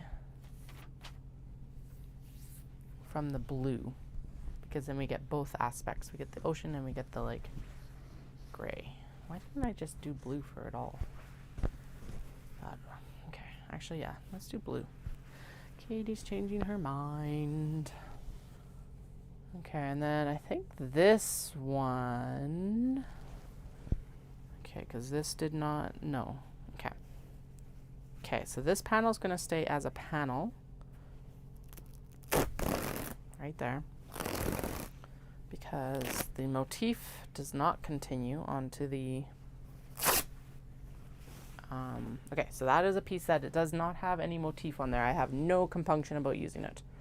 This one has a motif on it. I have some compunctions. This one has no motif. We're good.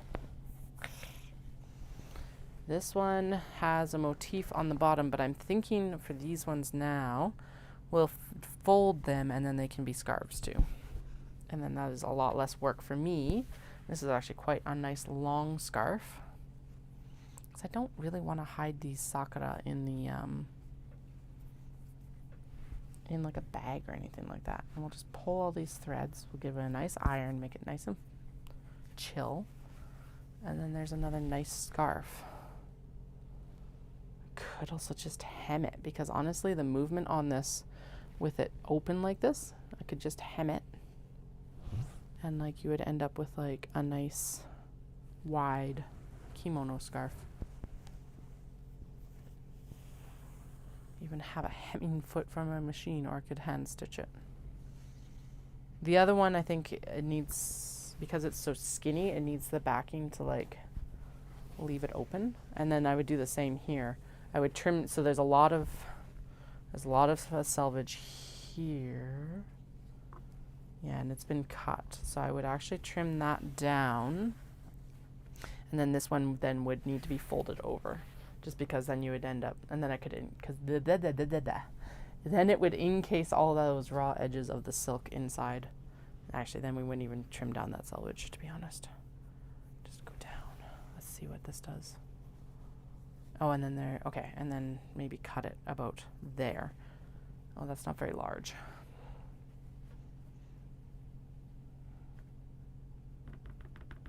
No, do you know what we would do with this? We would actually make a knot bag out of it. I think that would be, or some sort of bag out of the front here. Yeah, for this. So the two smaller pieces will become scarves, and the larger piece will become a bag. Okay. As I just like toss it. It's fine. It'll be fine. Yeah, because then, and then there's this small piece here that I'm not as concerned about. That's fine.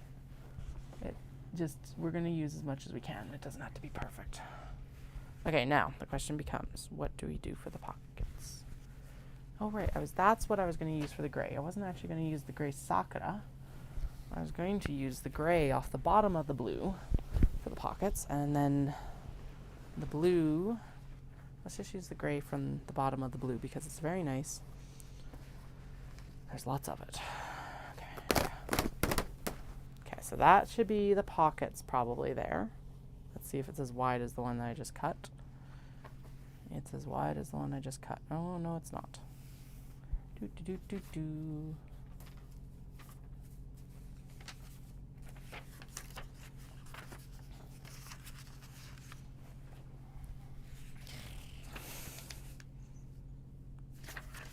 And it's not tall enough, I don't think. No, it's definitely not tall enough. That would be way too small of a pocket. Okay. So those pieces are out for now. But these pieces look about right. Okay, so we need lining and we need pockets. Lining and pockets, lining and pockets, lining and pockets. Stay on track, stay on track. Don't get distracted by future products. Okay. 1 and 2. 3 and 4. Actually, I think 1 and 2, 1 and 2. Okay. So those aren't going to fit on that. So we're gonna, there we go. We'll lay it down this way. And then we'll do the lining. Yes. Okay, so we're actually almost through cutting all the interfacing out, which is good. I'm glad I called it instead of cutting a crap ton more of these, at least. You know what? There we go. Ugh. Spider web. That's what it reminds me of. Okay.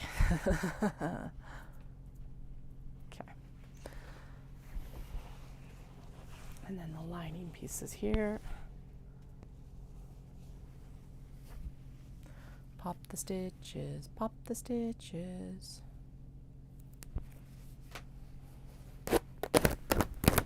Yeah, actually, I like that idea of the thing. So the question then becomes, with the calyx that's currently in the closet, I'm thinking that I will swap it.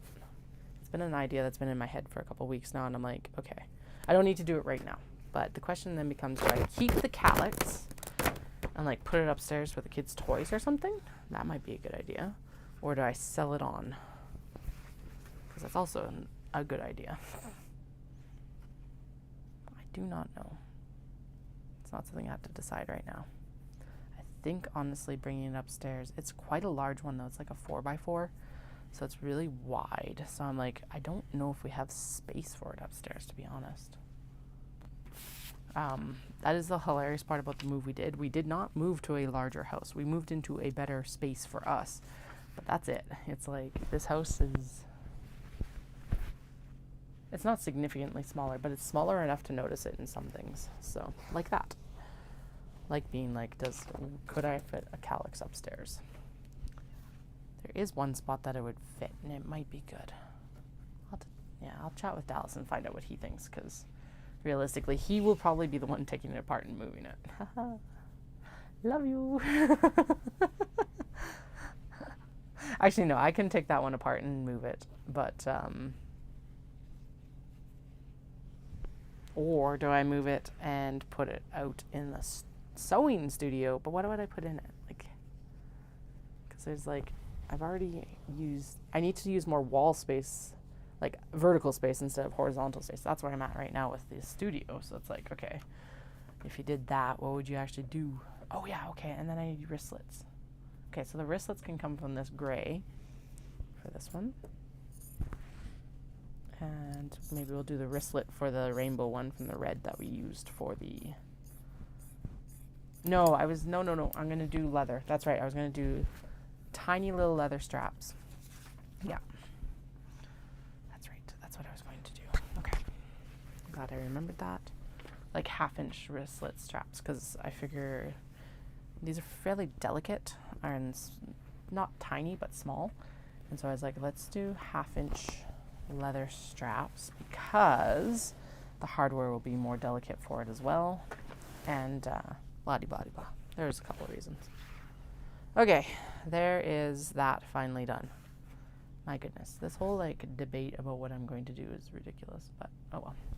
I'm just going to trim it off here, and then all of this like stuff that's not getting used will end up being used in like bookmarks and wristlets and all of that, but it will be easier to manage afterwards. tonight I might even be like, Katie, why did you do this? Like, there's still now so much work left to do. And I'll be like, oh well. I just wanted to get to the like interfacing cutting and the interior cutting. I guess that's part of it too. I'm like, why is this taking so long? But realistically, we're still also cutting the pockets and other bits and bobs and all of that too. Okay, we are on to the Sheena.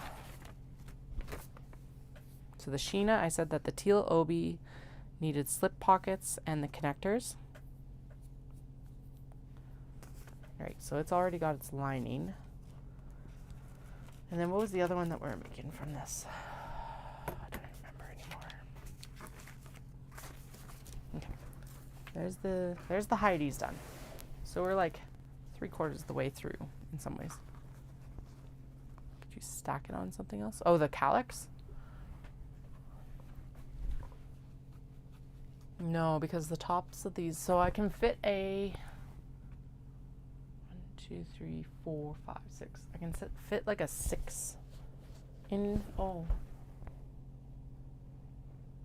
7. Yeah, that's an odd number. I was like, wait, the bulkhead is in the way, so I could actually fit one more out there, but maybe I'll move it, and that's what I'll put the... Still need better hardware storage. Some of you, I don't know. Oh, we've got, okay, yes, we've only got 2 Sheenas. Yes, we've got the mirror Sheena and the, oh my god, it's dusty. Got the mirror Sheena and we've got the teal Sheena, and that's it, right? That's it, yeah. Okay, sweet. Pretty sure that that was intended for something else. Let's see, we'll find out in a minute. Okay, so these this needed a slip pocket. These just needed interfacing and we're cutting it later. And the gusset. There, okay, so exterior, lining, exterior.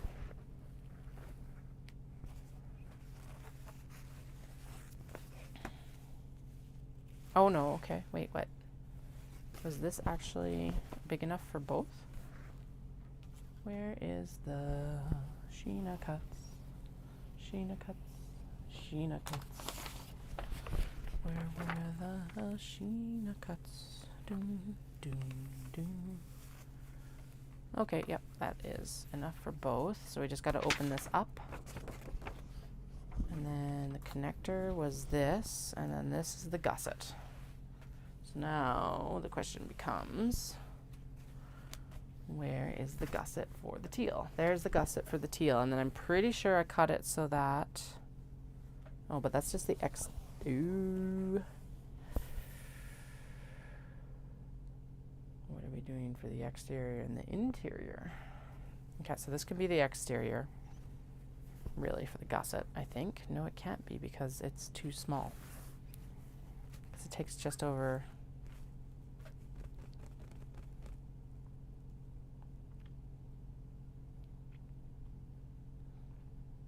I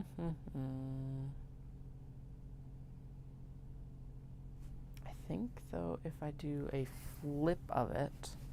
Okay, so if you take the Sheena gusset, where's the gusset? There's the slip pocket. Where's the gusset? These eternal questions. Where are the pieces for the things? Anyway, yeah, maybe I can stack it on something. I'm like, I don't know what to do. Like I said, I'm like in between, do I even keep it, or is this something that just like it's run its life course with me and needs to go on to someone else who can use it?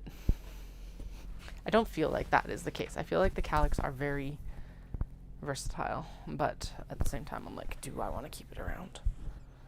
Where is the gusset piece? I need the gusset piece. Anyway, I think what I can do... Okay, so the mirror one has both pieces out of that. I think if it's like reversed like this, then it doesn't, then it like can be cut from, no, it's slightly too, oh no, it's good, I think. Because that's a generous cut. Yeah, because they just trade over the line there. Okay. So that can be exterior gusset then, and then there's connector piece. Perfect. Okay. Yeah. And then that's that piece. Okay, so then those and then this is the interior of it because it takes a lot of interior fabric. And then I need an interior gusset piece. Is that enough interior fabric? Oh yeah, it is, because we fussy cut the exterior because I was like, I want this and this very specifically. Okay. And then this is becoming the slip pocket. Okay. So what do I need? I need an interior cut for the gusset. So I think in that case we're going to again use this gray. It does get seamed down the middle, so I don't need a very long piece in some ways. But I don't want it to be like flashy because it's going to be on the interior. It's going to be the base of the bag. So it's like you're going to look at it all the time too in some ways. Every time you open the bag at least. And then, yeah, so I don't want it to like, I want it to complement, not stand out. Okay, so that piece should be large enough because again, this was a generous cut around. Where is the actual gusset? Like, come on.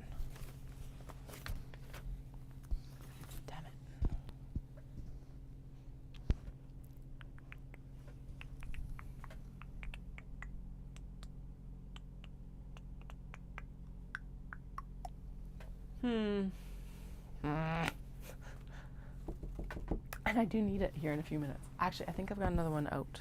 1 second, let me go check. So I think I have one in the sewing studio. No, turn off the mic.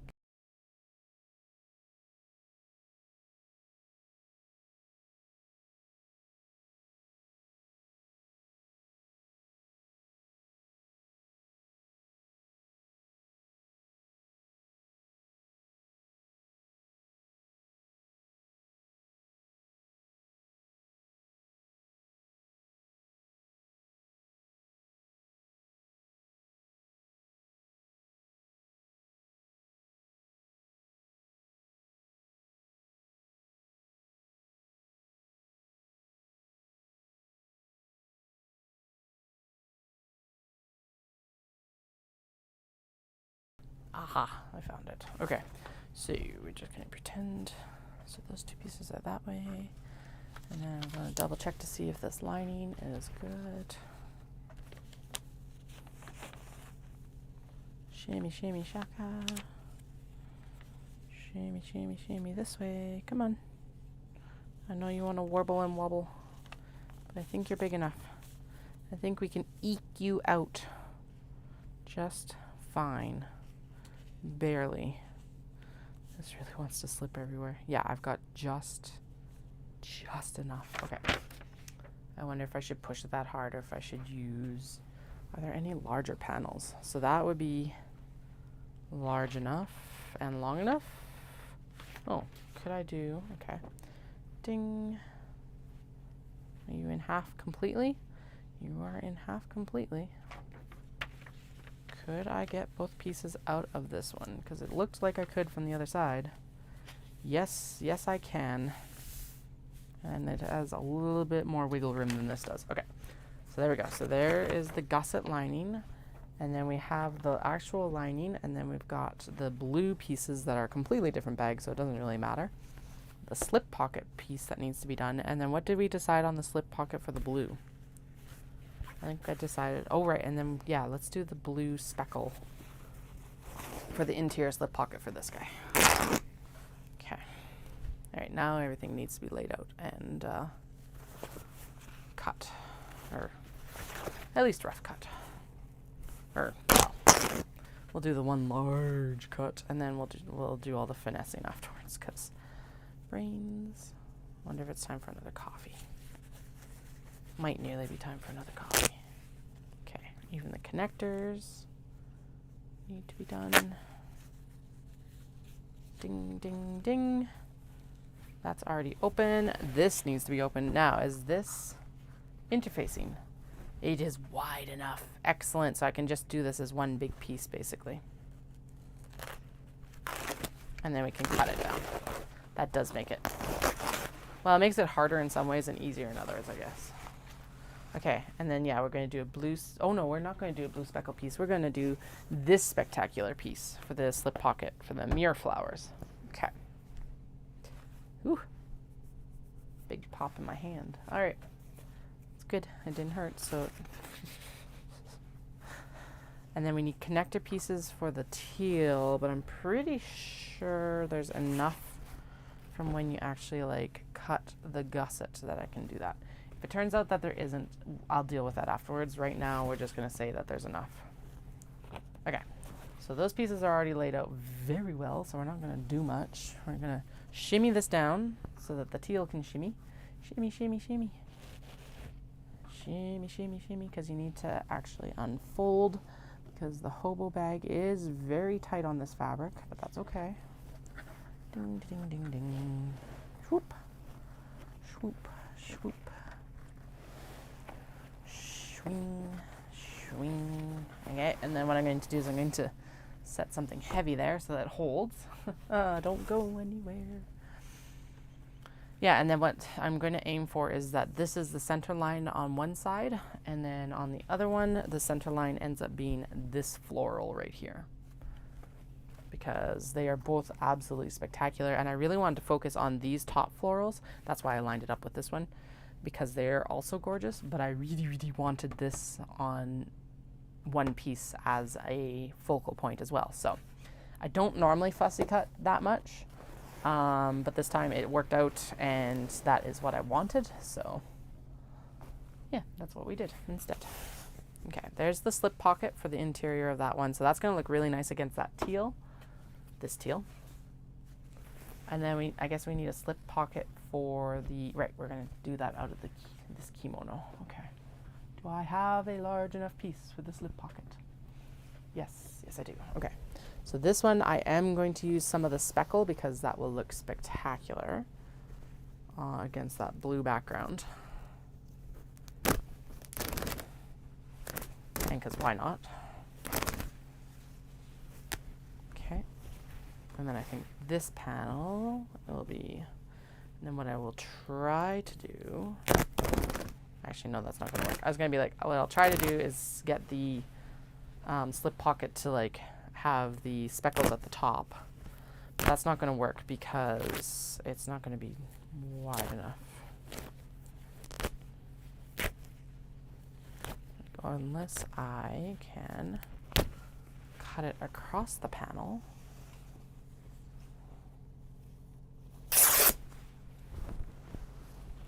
Actually, yeah, if I kept two panels together, could I do a... Damn it, I should have kept the two panels together, because then what I could do is then the speckles go across the top. So let's actually do that with this one. We'll keep the two panels together because they're lined up really nicely here. And then, what's the slip pocket size? That is the slip pocket. Because you can't, like, that seam is so delicate that you're not even going to notice it being sewn into the bag. But what I would want to do then is I would want, actually we could do it on the, oh, that's a lot of wasted fabric. Because what I want is I really want the speckles on the top sewn into the actual bag top.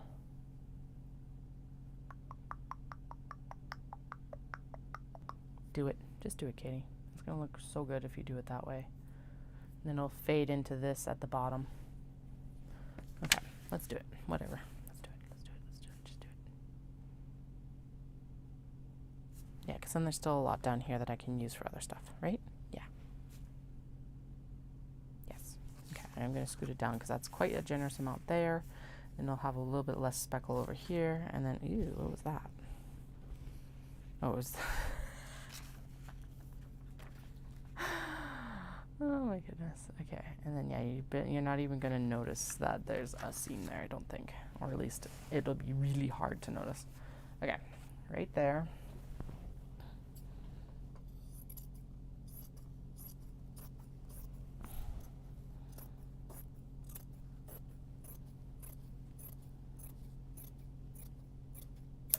so that piece will become other stuff later. That's probably enough for like card pockets and an NCW or something like that. And then this actually does need 2 pieces because it will be stitched together. So we're going to do one here, and then I'll do another from here, and that'll be the interior of the pocket that's going to face the bag. So this will be the right side facing out. That will be the wrong side facing back. And I am just going to take a whole rectangle here, and we're going to cut it and interface it. And then the excess that is interfaced will be used for something else, I'm sure. There we go. Okay. Yeah, I think that's a good decision. Okay, so that will contain, and then we'll just cut across the top here, and then we're good. Ding, ding, ding. Ding, ding, ding. There we go. All right. I think that's everything. No, it's not. I'm like, that's everything to interface. No, it's not. I still got all of this over here. Okay, so how does this fit on here? It does not. Yes, it will, because I don't need to interface the whole thing.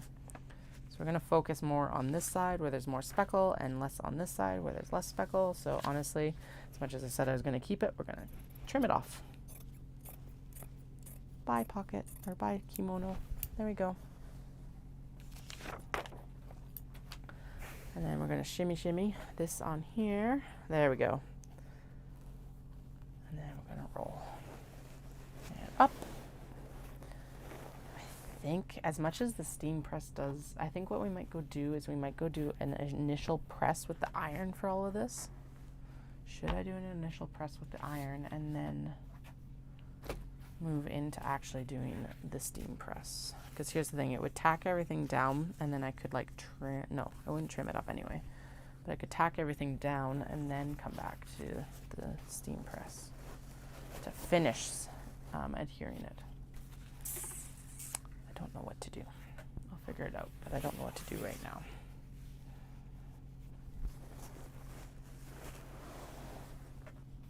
Okay, the nice thing about doing it this way is that I can like put that there, and put this here, kind of.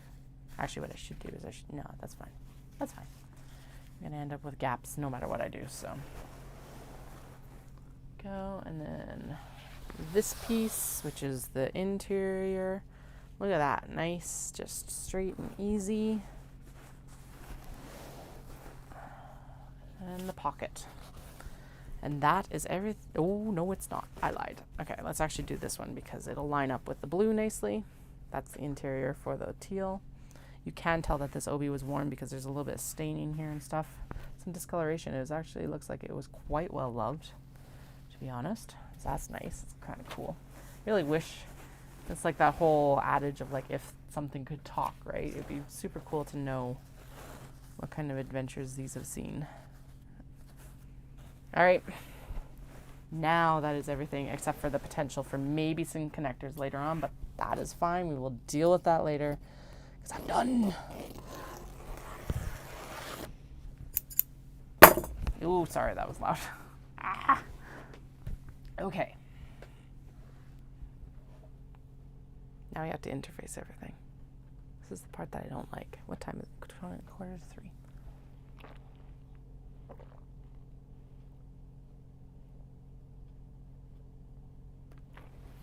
All right. 2 hours before I have to head out. Because what do I have for dinner? I have leftovers, and the kids have pizza pops. Very healthy, you know, all that jazz. But I've got leftovers, so that's just a microwave thing, and the pizza pops are just a microwave thing. And if I leave at 5, then I can microwave everything before I leave. At least the kids' pizza pops. They can eat in the Jeep as we're going. And then they're not mad or as mad when they get home. And then I can eat and go for my run. So I will be skipping the gym today, but that is the least. That's fine. Whatever. Skip the gym. Do I skip the gym? I guess I'm skipping the gym. Go to the gym while Dallas is home because it's just, I could go whenever then. I'm like, I could go on my schedule, but my schedule is so messed up now that it doesn't really matter. I used to love going to the gym because it's a 24-hour gym, so that my favorite gym time is actually like 10:30 at night or so. But now it's like when I can get there. I should go to the gym. I'm totally gonna like debate this for the next few minutes. So, okay, we're gonna go with that. This is silk, all of this, and I am going to use some of this Kyoto. Excuse me, as the pressing cloth. Is that what I should do with it? Why not? Especially this stuff that's like, don't think I would use it anyway. Let's do it. Okay, where did it go though? I pulled it off the floor. Where did it go? It's not that. That's too smooth and nice. It was the stuff that was this stuff lining the sakura. And then, yeah, there's a nice big light pressing cloth. There we go. Ooh, ho, ho, ho, ho. The dust. Probably also like little fabric fibers too, I guess.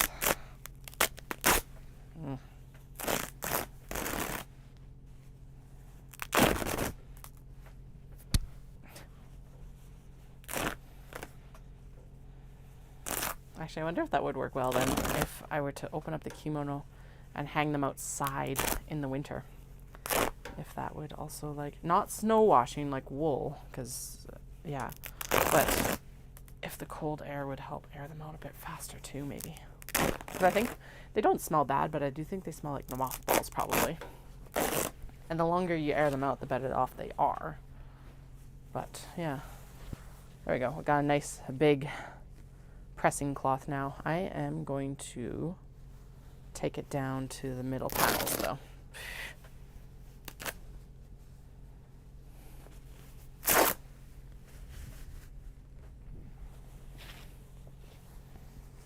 Yeah, because then I get rid of the sleeves, basically, is what I'm taking off. So,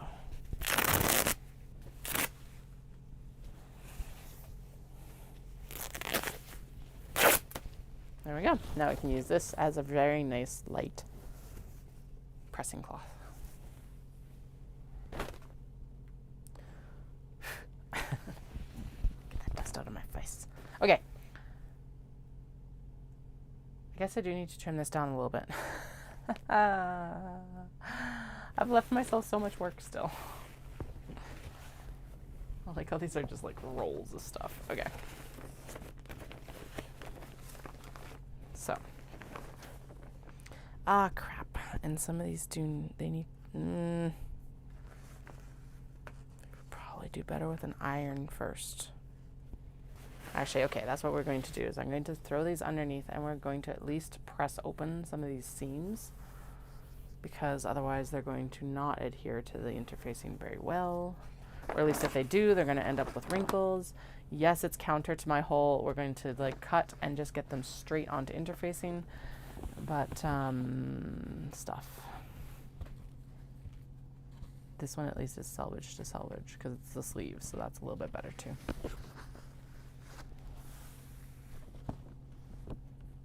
Why it would be better to actually throw them on, because the steam press does really well like steaming stuff and adhering it, but not so good with like the pressing out of seams. So I wonder if I should throw these under the iron.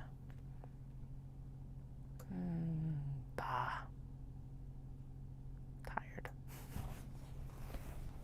Probably should throw these under the iron. Okay, well, let's start over here. At least if I could get some of this done, it's not a big deal. 1, 2, 3, 4, 5, 6, 7, 8, 9, 10. Yeah, it just puts wrinkles in. Okay. I guess it's iron time. Actually, I don't need to do much for the iron. I can set up my quilt board on the desk right here, and then we can like just iron on the desk, because it's not like I need to steam anything because it's silk. Okay, give me 2 seconds. It won't take me much to set this up. I was like, why I was dreading it is I was like, it's so much setup and there's no room in here for the ironing board. But we don't need the ironing board. We just need the quilt board. So I'll be right back.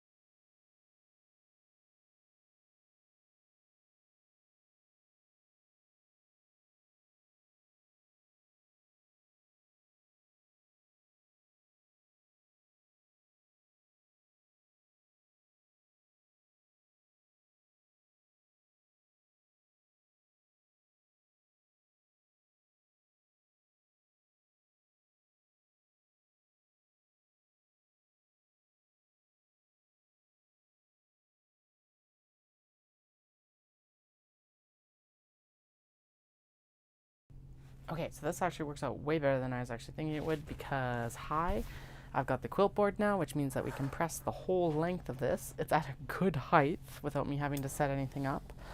And yay!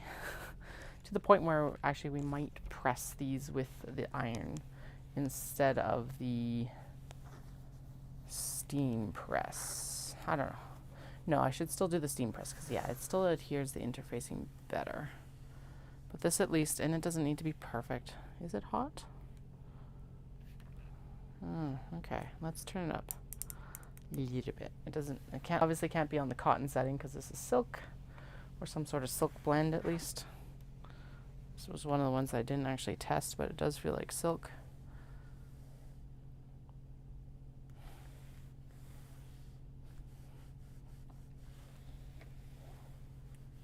Oh, there we go. Yeah, that is warmer and starting to press everything out. This is why, yes, opening these up is going to be better to begin at the beginning. Maybe what I'll even do is I will press it open when I open them up as well. It'll be kind of like, rather than washing them like I do with the cotton linen blends, this will just be the care that we take with these when they come home. And then they can go into the cupboard and air out. It's an airing cupboard.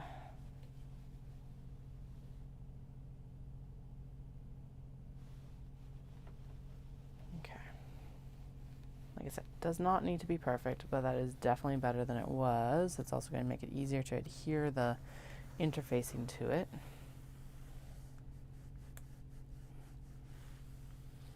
It's 3 o'clock. Okay, so I think what it's looking like is we'll get all of this ironed and kind of placed with its interfacing. So now what I'm going to do, the iron is wrapped around the mic cord cable here. There we go.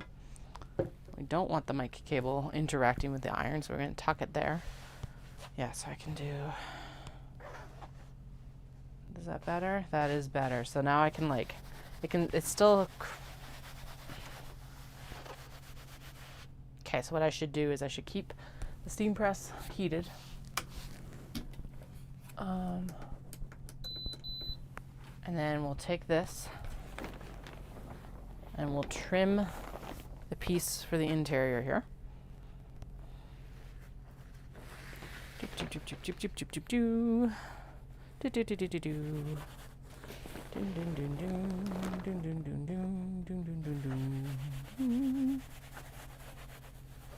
Now, yeah, and then those little glue dots are going to help keep everything just kind of tacked down. Could technically take the iron and just press this very gently on here too, but yeah, we could. Yeah, actually, yeah, I think that's going to be a good idea because that's going to help. Just it doesn't need to be perfect. Again, the steam press will do most of the adhering, but this will just kind of help get it flattened here. There we go. Sweet. Okay, that's actually working well. Oops. And then that'll help get this curve out as well. And just down so that when it does go into the steam press, this should hopefully, in theory, in my head, how this is going to work is this is going to help just keep wrinkles out. Basically, it's already partially adhered it so that we just get a nice, straight, easy press. You know that's not how it's going to work, but in my head, that's how it's going to work. Because there are some wrinkles here. Let's get these out. There we go. And then we'll get this over here. Pressed up a little bit more. Yeah, there we go. There we go. Okay. Now we'll throw it under. Anything else is going to just be character now at this point. Although that was a bubble. That needs to not happen.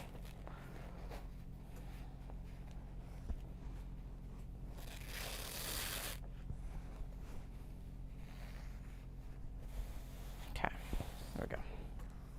Sweet, okay. Rough cuts, rough cuts, rough cuts. Still, so we'll trim this down later. There we go. And then what I'm going to do, actually actually, because this is a lower heat, we're not going to worry about the pressing cloth. We're just going to stick it underneath and spread it out and press it. And when this one needs the full amount of time, I do know that because the pieces I adhere with it don't stick otherwise.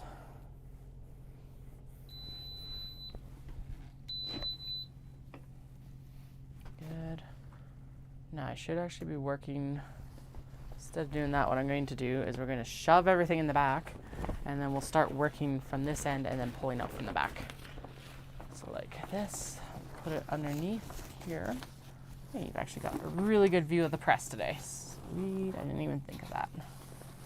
All right, so what we're doing is that, and then this will sit here, and we'll pull out as we press it. Okay, a little bit of finessing, because high. There we go. Make sure that's flat in the back there, so we don't get wrinkles in the back.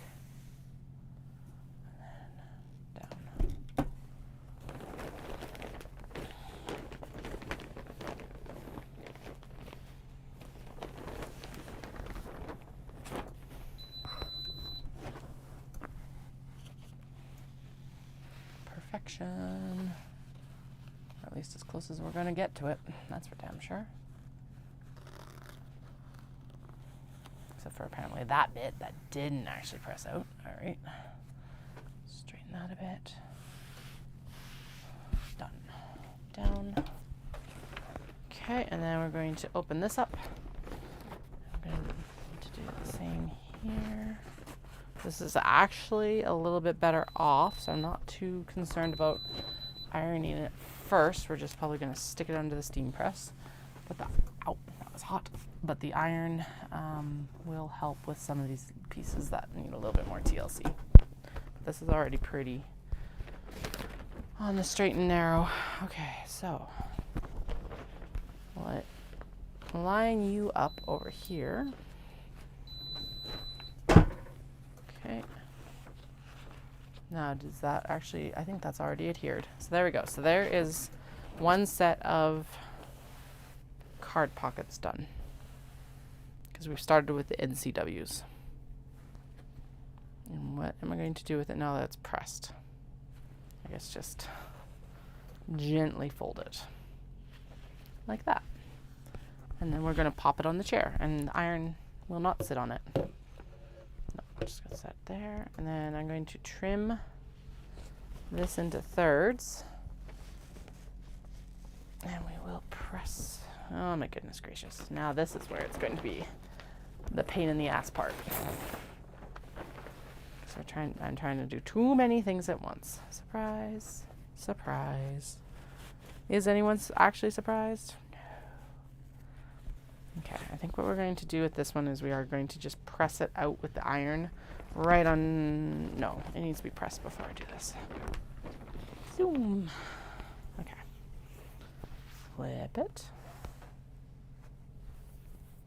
So learning curve for these ones is press the Obi and Kimono out before I do the interfacing cuts.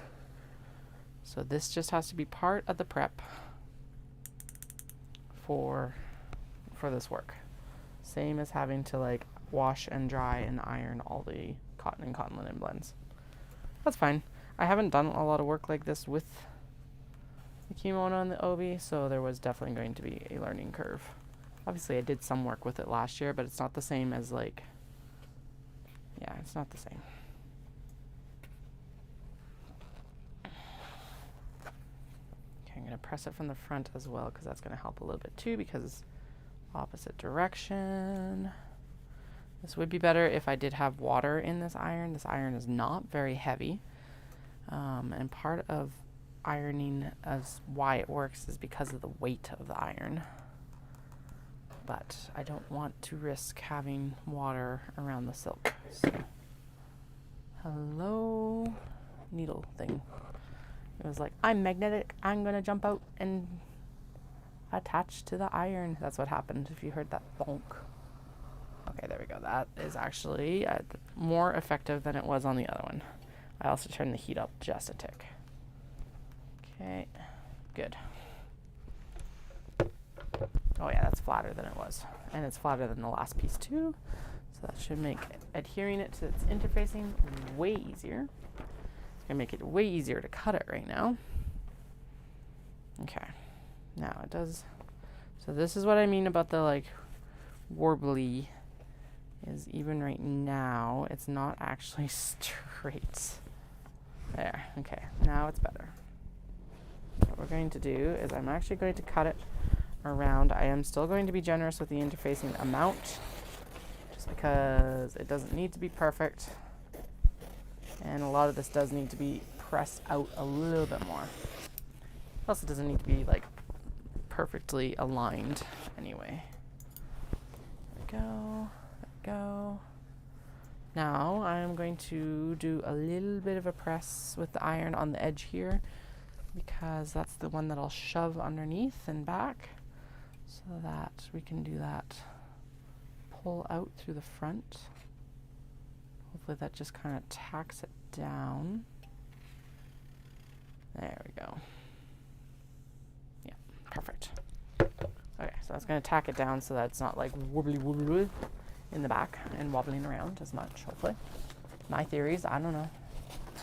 I make up a lot of theories, or spout a lot of theories, and I don't actually know if that's how it works, but you know, sometimes it does.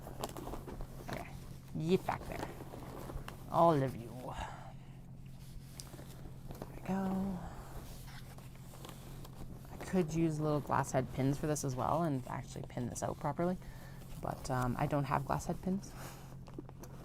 So I do feel like I need to set an alarm on my watch though, so that I don't miss kiddo pickup. Okay, there and there. And we're going to move that so they don't get pressed on, because they are not ready to be pressed. And then down, down, down, down, down, down. Okay, and then we're going to do the same here, because it is making it easier to manage.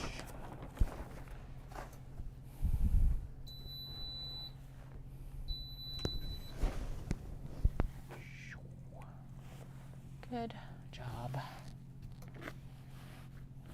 All around. Good job, Obi or Kimono. Good job, steam press. Okay.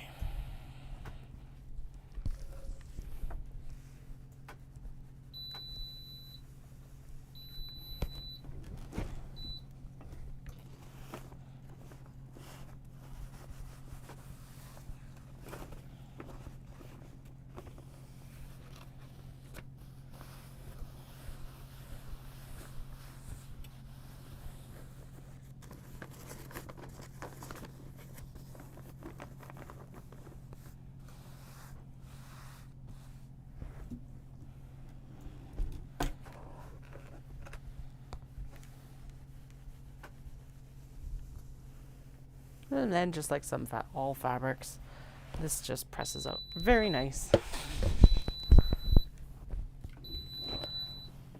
Some fabrics just like to behave better than others, it seems. Okay, I'm gonna remove that adhesion so that there's no bubbles down here at this last press. And now that's like mostly pressed in, that's fine. There we go. Good, and then we'll need to do one more press after that to finish it.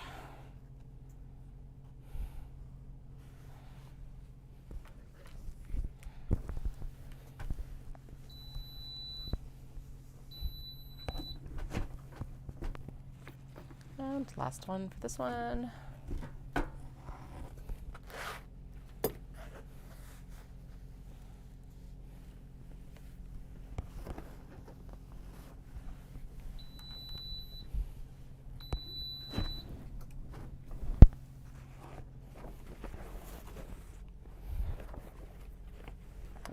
I'm gonna use a pressing cloth, and then have not. I don't think it will be. Okay, does this need to be slightly opened up? And then we can get this gray one under the press, and then we can press that last gray one as well.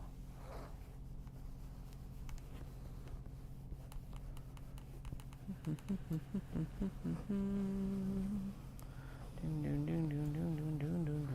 don't even know what that is, but apparently we're singing.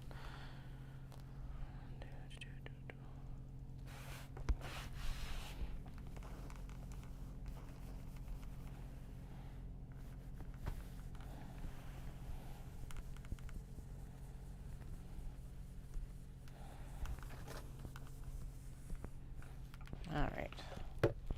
So this is ready to go on to the interfacing next. Just kind of shimmy it down here. That one's the last one that's going to get ironed for now. Zoom.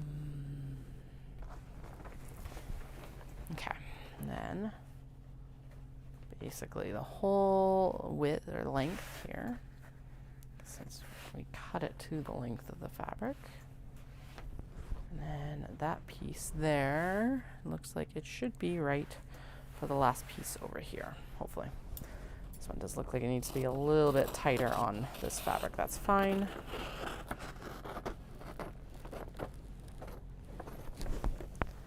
Fabric is actually too wide for what I need to do anyway, so that's good. There. Now, as long as that is wide enough. It's not. Alrighty, well, we will be going in and cutting one more piece of interfacing. I don't even know what to use that for, because it's like, I don't use the 809 dupe very often because there's not, it's very papery. Maybe we'll just pass it on, I don't know. Does anyone need some 809 dupe? Oh, here we go. This is what I should be doing. Wait, yeah, I can do that. Roll, roll, done. And then we can just pop it in the back there, right? Yeah. Except that it's all crinkled now. Damn it. Nope. Okay, so just shoving it in the back works better. Right. So we'll press one end, because that seemed to work the best, was pressing one end and then shoving it in the back so that things didn't get too warbled.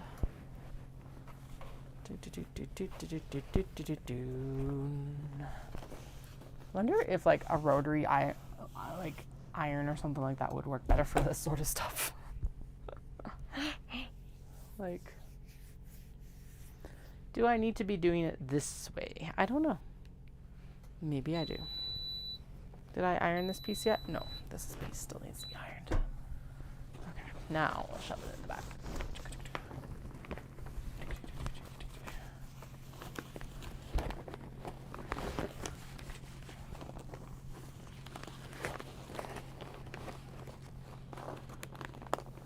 Come on, cooperate. You know you want to be a wallet. You're totally ready to be a wallet. You will be a glorious wallet interior. I know it. There we go. There's more fabric there. So it's like, no, you're going to squish me. Well, yeah, that's the whole point, is squishing you in there. All right. Zippy, zippy, zippy, zippy, zip. Make sure those get pressed out and pushed back. And then ding. Then we'll pull the iron here. Get going on these creases.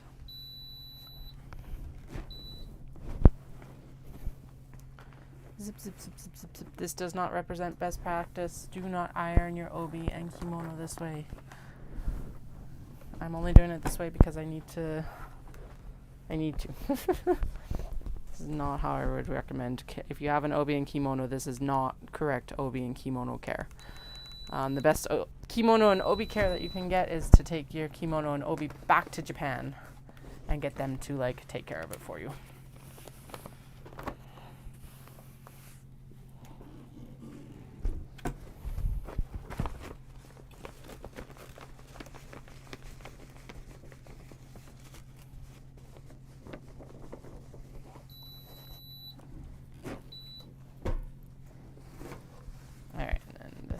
Wrinkled, so we'll pop this adhesive. There's still a lot of adhesive there, so I'm not worried about it. Not adhering again. There we go.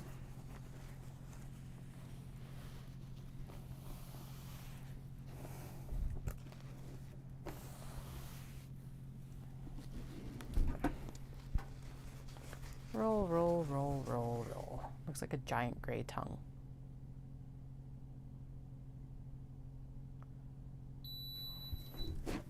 There.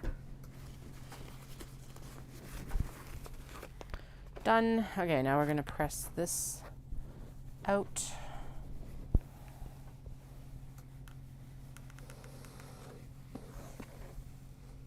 Actually, was there enough? I wonder if there's enough interfacing there to do the card pockets, but not enough interfacing to interface this whole width. But this whole width is too wide anyway, as it is. Let's double check that, because if I don't have to cut another piece of interfacing, I would adore to not have to cut another piece of interfacing. I think we're good. Okay, sweet. I put all my stuff that I needed here, except for apparently the actual, no, there it is. Okay, good.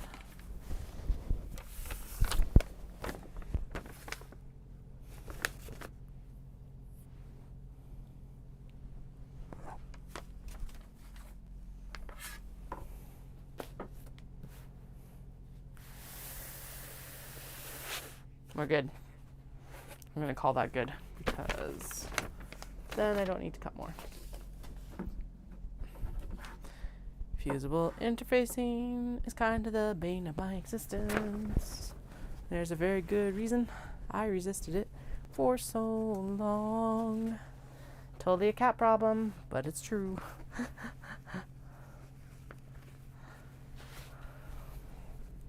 Fusible interfacing. I was going to say something very crude there, so fill in whatever crude joke you like. Not very crude, but it might have been. What popped into my head was not even YouTube appropriate, so fill in with your favorite crude joke as you please. Okay.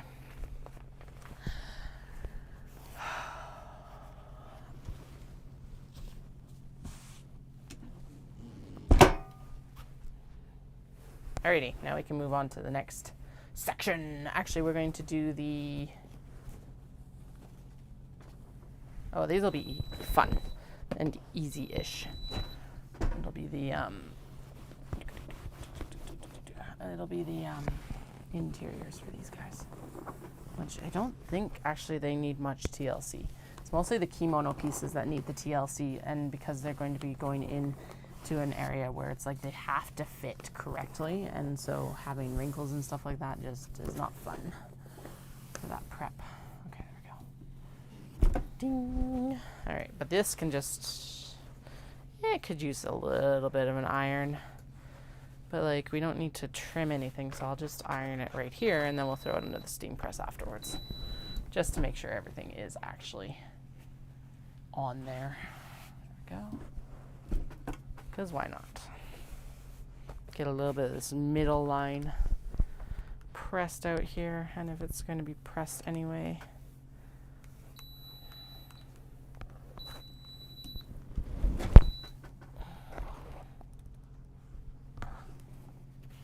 Okay, now with the obies that are going to be the exteriors, I am going to put the press cloth in because that will prevent any scorching. And actually, I should be using a press cloth even with the iron right now, but we're just going to be super fast. Again, this does not represent best practices for your obi and kimono. Please do not do this at home, because it does actually kind of kill off a little bit of the sheen. And with this one, it had a very subtle kind of texture to it originally. That subtle texture is gone, so that's why you don't do this. I am doing it because... well, I couldn't actually make this if I didn't do this, so, you know. Okay. Okay, we still got like an hour and a quarter until I actually need to be anywhere. I like it. Okay, now is that adhered? Well, look at that, we're done. Sweet. Okay, so that one is done. This one has been pressed out, so I think we can throw it under the press, actually. This is going to be our fancy pressing cloth. We're going to do the shove into the back as we press it. No, we're going to do a very small adhesion on here, and then I'll shove it in the back, and we'll do it from the front. Okay. And then we need to do the same with this this one, which actually does need an iron because it is wrinkled. All right.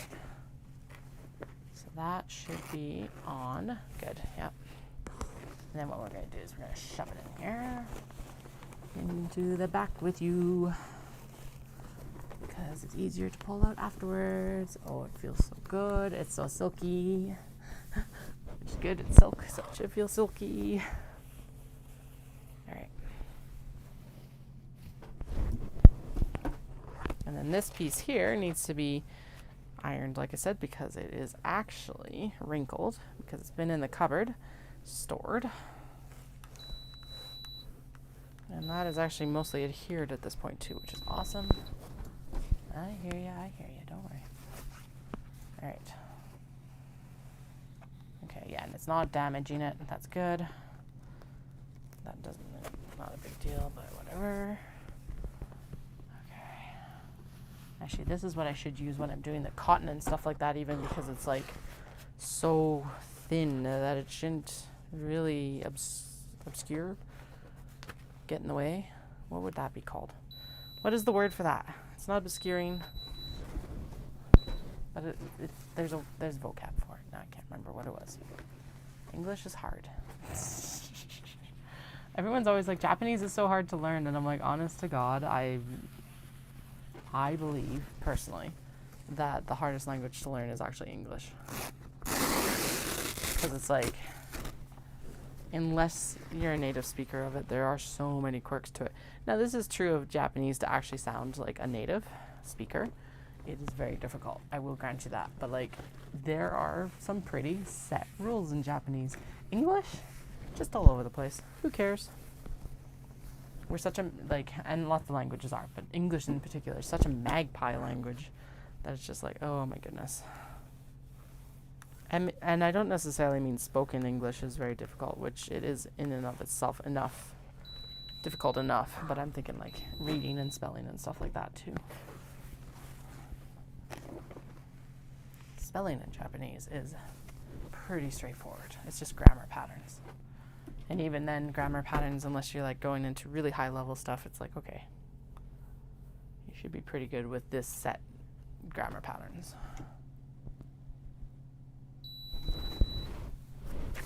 All right, there is this. Oh, that is going to be such a gorgeous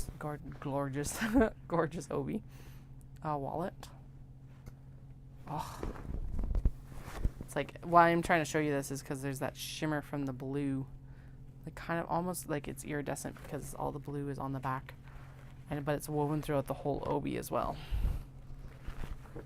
Glorious. Okay, I'm just going to fold that in half because that is going to go into get cut for the NCWs. This just needs to be done half and half, so we're good. Yoop. And then what do we have next? We've got the floral one next. Sweet. Okay, so this is okay just to go underneath, because it is not wrinkled. And then I'm going to do a smooth out here because that is going to show every wrinkle in it, apparently. Okay. This can just go under because there aren't really any wrinkles in it. So it'll go after this next white one, ivory. It's like off-white. There we go. Okay, do you pass the test? If I smoosh you, you will. Just, it's like working the air bubbles out of the phone screen. There. That actually did work. Wow. Okay, I'll take it. Sweet. Okay, now we'll try it. Actually, I should be putting it in the same direction as I was putting in the other ones. This one's small enough that we don't need to adhere it. Just shove it in the back. Pop this over top. And then this one does need, I'm going to do it from the back because otherwise it's going to need that pressing cloth because it's got the embroidery on the front. The plain pieces, I have no compunction, whatever. obviously. That's what I was doing. But that one does need a little bit of coverage. So I don't want to damage the actual like woven section of it. Oh, it stinks though. Oh boy. That makes sense though, because this is one of the ones I didn't air out as much as the others. Okay. I was like, I'm going to iron it, and then that basically did nothing. Yeah, well. Alright. Do you pass the test? Almost. Oh no.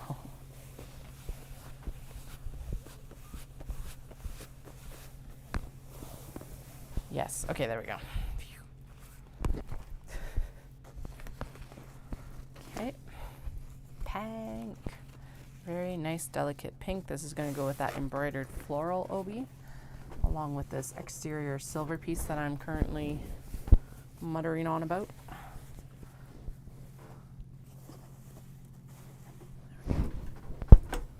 And now the fun part is, oh, well, that's not that big a deal. Oh, you're just getting light interfacing. Okay, sweet. Yeah, I should trim down the plastic that's on you, but you just pull. It was already trimmed down. Just need to be pulled off. Okay, let's get this out, and we'll get those bubbles out before I... Whew, hot. Okay.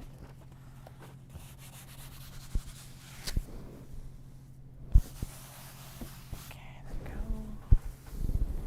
And then there is a hack for this where once we trim it into the circle, we'll also cut the actual turning area as well. Okay, so this is going next with a cover. This I'm going to press into here. Hopefully, it's actually quite thick. So it might need to be pressed from the other side first. Let's do that. Not happy at all. Okay, so since, oh, there we go. Good. Okay.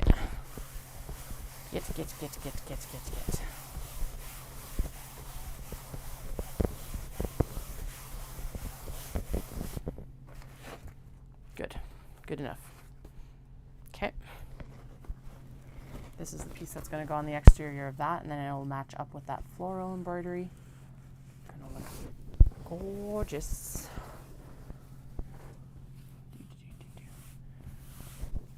Okay, pressing cloth, super important for that one. Like I said, that is mostly adhered at this point, but we will get it completely finessed here in a little bit.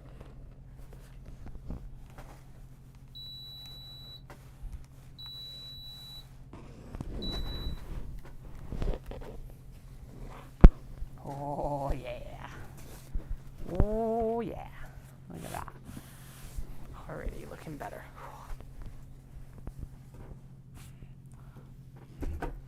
Okay, and then this needs to go on here. Line up the next set of pieces that are going to need to be done. This is going to be the underflap of that mermaid scales. I know I keep calling it mermaid scales. It's not technically mermaid scales, but it looks like mermaid scales, so that's what we're calling it. Okay, that top one is light enough that we're just going to pop everything underneath and then deal with the consequences afterwards. And now we need to get into the actual placing of the stabilizer.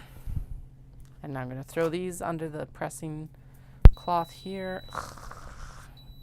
Threads. I'm going to put those under the pressing cloth as well so that we can, so that they're flat when I actually could have pressed them. Okay, come on. No, seriously. Let go. Thank you. Okay. Can't remember what the blue was for. I know it was for something, but heck if I remember. Ding. Oh yeah, and I've got that fifth one down here. Thrown to the ground earlier. Nice and flat already though. That's why I did that, is because these are still very curly. Okay, never mind. I don't want to get them too hot though, because they are polyester, I think. They're some sort of plastic. And so I don't want to melt them either. There we go. but that'll make them far easier to actually place in the wallets. So, alrighty. So why I'm calling it, so typically and this is how this was set up. It was all these wave pattern, like up, but they look like mermaid scales to me, so we're going to do it this direction. Make it look like mermaid scales. So now the question becomes,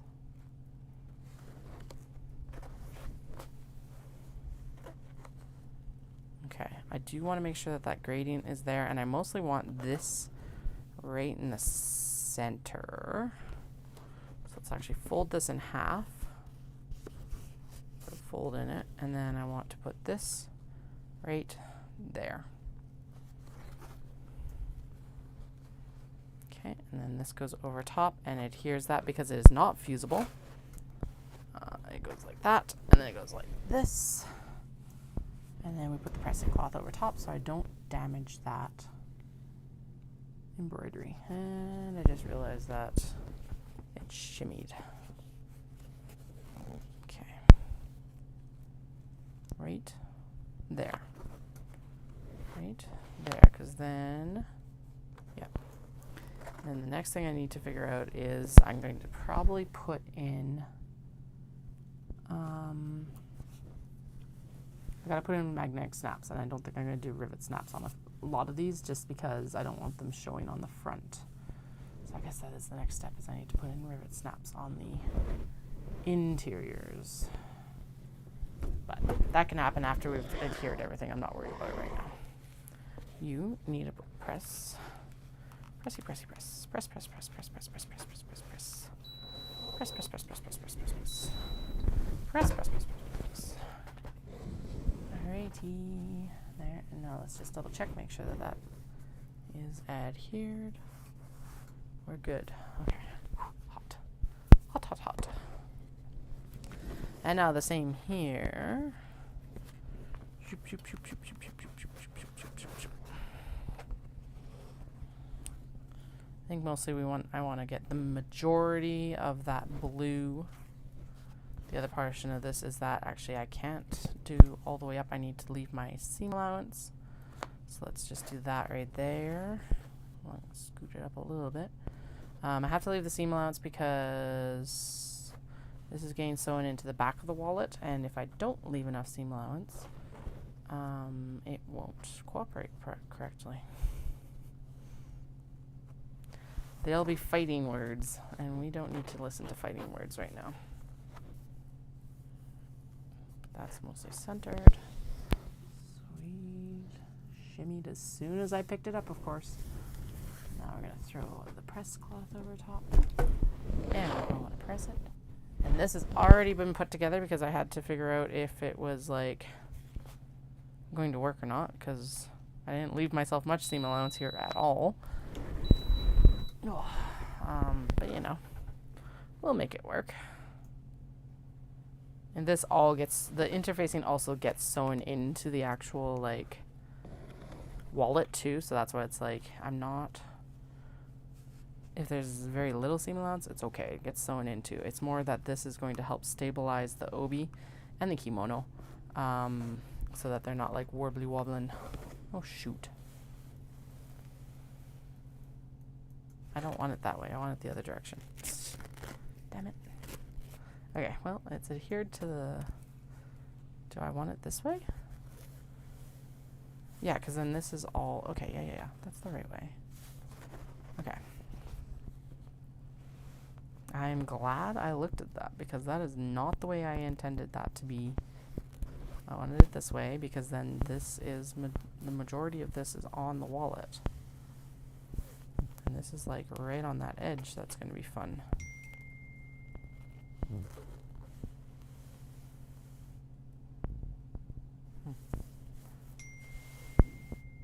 What the heck? Why am I actually getting text through to my computer today? And why are you pinging? You're muted. Wild. Alright. I don't know why that's happening, but okay. Okay, this is the way I want it. This is the way I want it. Flippy flip, and then do a quick press. Press, press, press. That's really close on that edge. Is that too close on that edge? Probably. Damn it. Come on, kitty. We gotta make sure all these embroidery threads stay inside. Okay. There we go. And that's gonna get pressed out. There we go.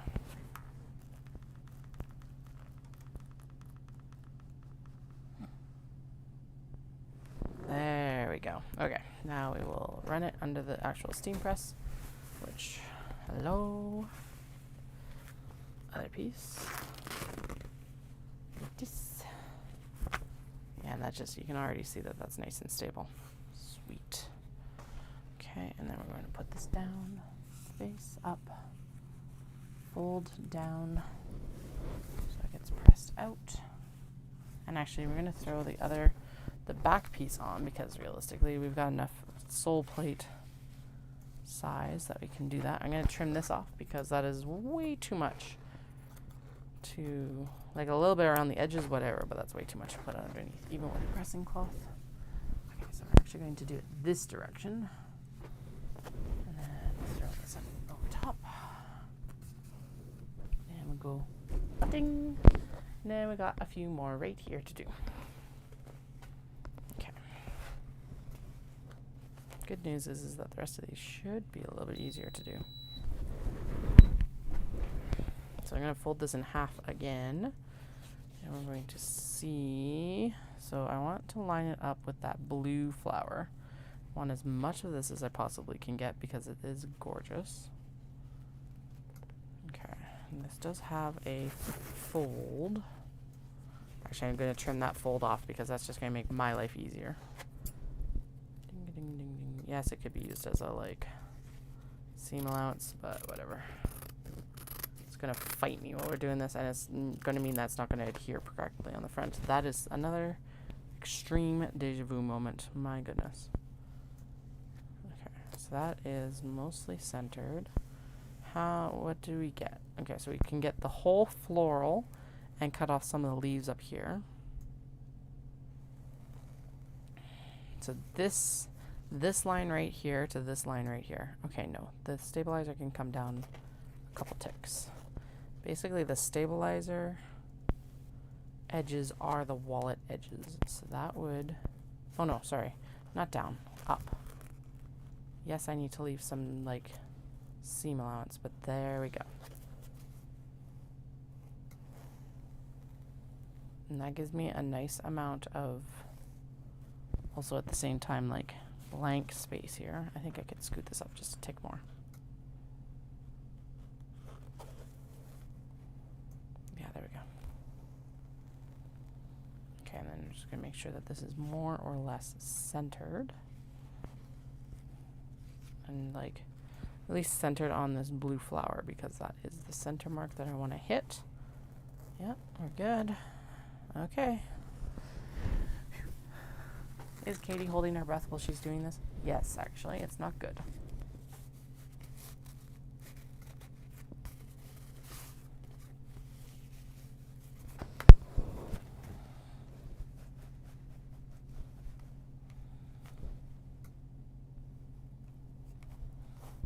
You're gonna fight me too, aren't you? Oh, that's gonna be fun.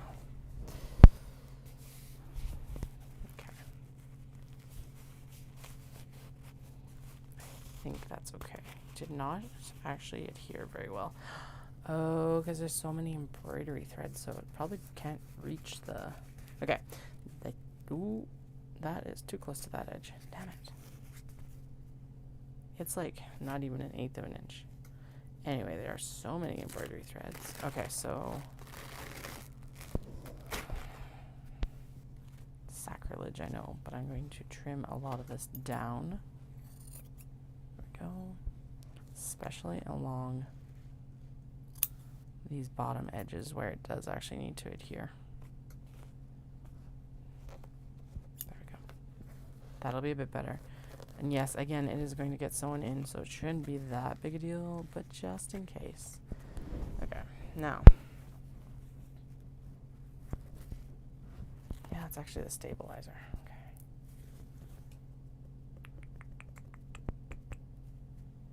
let's use this on one that it's not going to be quite so close. So like this one, which is going to have a little bit more seam allowance, and then I will place it a little bit better on this other one. Yeah, because I want the red on this to be on the base here. Okay, there we go.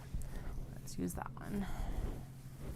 Also, the blue didn't adhere very well, although that's not that big a surprise because honestly the stabilizer is thicker, so I have a feeling it just didn't stick to the stabilizer very well, or because of the stabilizer. Okay, so there's the undercut for the floral. Okay, so flower next. Since it's already set up. And then, oh yeah, there we go. That's better. Really did not leave myself very much seam allowance on this floral, this near one. Granted, I could go in and cut another piece actually if I really wanted to. I don't really want to. Not if I absolutely don't need to. Alright, so let's actually place this correctly this time. Okay, enough seam allowance at the top. That is enough seam allowance at the bottom. Open this up and let it cool. There is an interior cut right here that needs the edge trimmed down right here. And then there's a piece of interfacing for this one right here. And we're going to press this from the back this time to help open up that side seam. So hopefully it doesn't fight me too much in stuff. Oh, that looks so good. So that's what it's going to look like more or less when it actually gets sewn. Minus the sides as well. And then the fold at the bottom. So that is going to be gorgeous. Okay, so there's that one. Now this one. Shimmy, shimmy. Stay in place. Stay in place. Stay in place. Stay in place. Stay in place.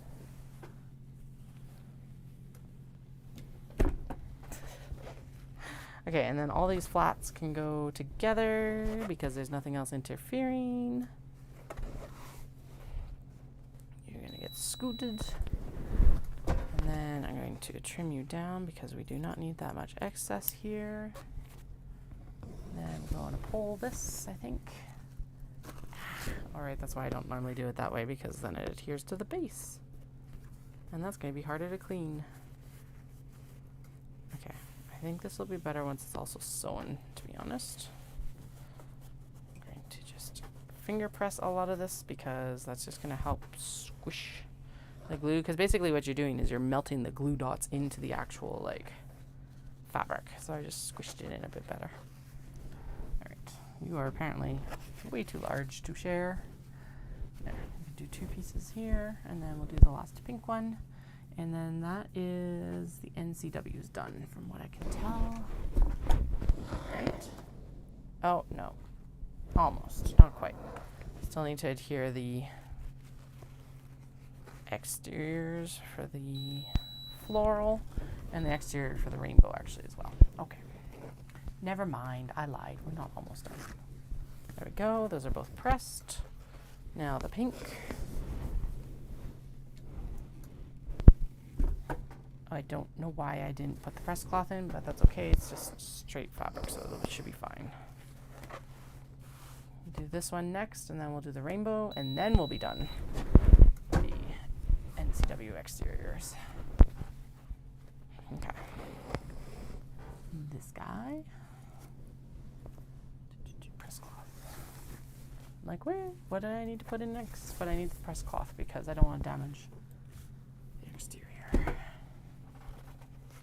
And then we'll do the blue exterior, and then we'll do the rainbow, and then we're down to all the light interfacing stuff, and that will go very nicely. Okay.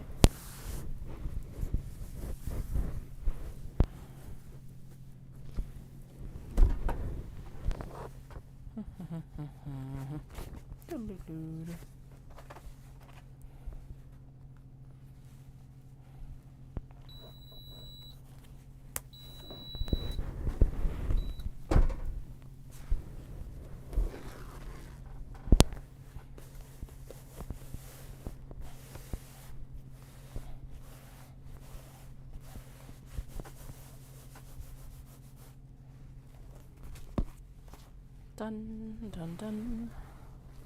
Next one.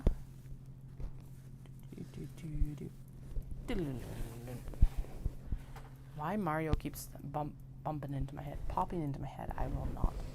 Never know. No, stop unraveling. This is why we're putting interfacing on you. Stop.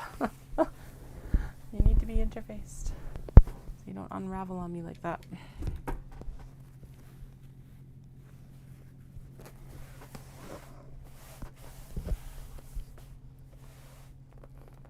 I really love the color in this one.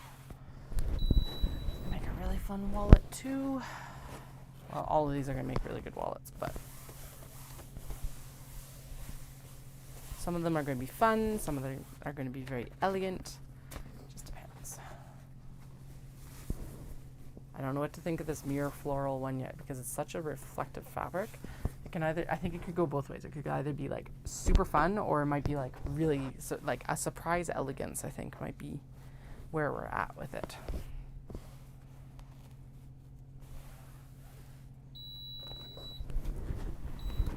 All right. Especially with this as the interior, actually. I think it's going to be more elegant than anything. Although it'd be kind of fun to almost do the mirror as... No, because you don't... Never mind. I was like, you could do the mirror part as the actual interior, but you don't see the mirror or the interior of this wallet very much, so that doesn't make sense, to be honest. There we go. Bubbles pressed out. Now we're going to go in, and we're going to shove this through, and then we're going to press it, and then we're going to unroll some of the lighter interfacing and start that. Alright. Yeah,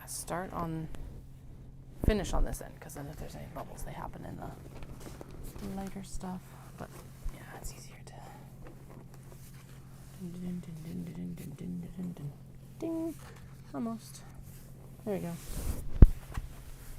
Alright, shove this on top. Like that. Okay, now these ones, which are the pocket linings, which definitely need a press to get the corners opened up. That's what these need. Okay, and then pull this through. Next.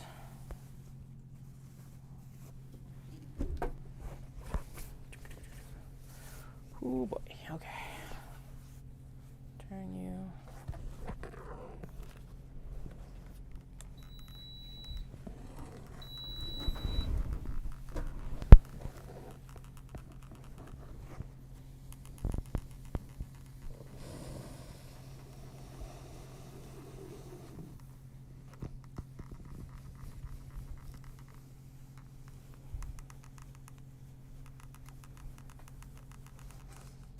By the way, this is also why you end up like accumulating tools, and it's like you just can't get rid of them because it's like the steam press is amazing at like pressing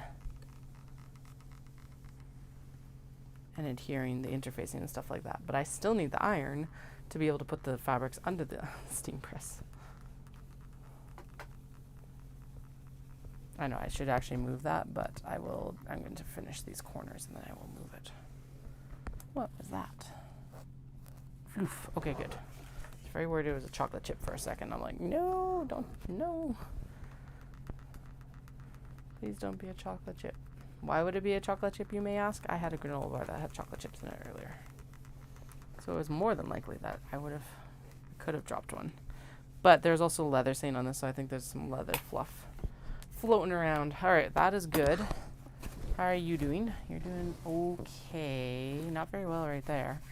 Okay, that might need another press. Or we could just actually...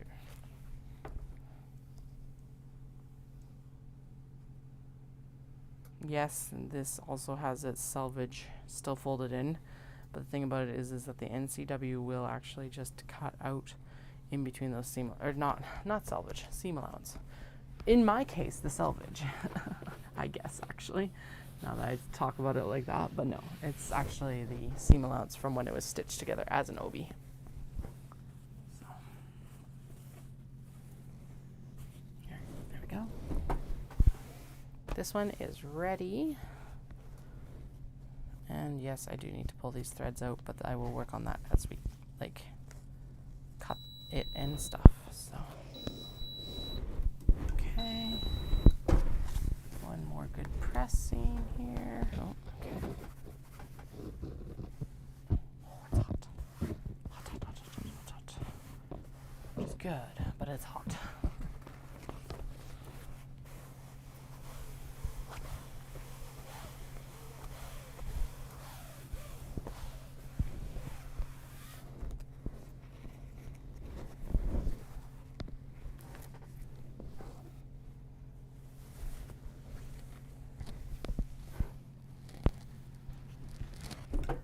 Okay, now the one problem I do have with this is I don't know what is up and what is down.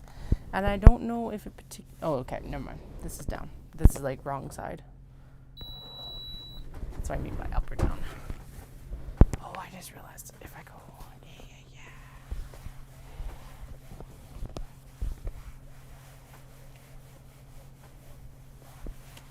Don't do circles, Katie. That's dumb. Because you can just put air bubbles in instead of taking them out. Okay, so this actually worked out in our favor because that means that I can just lay the interface in this direction. And then we can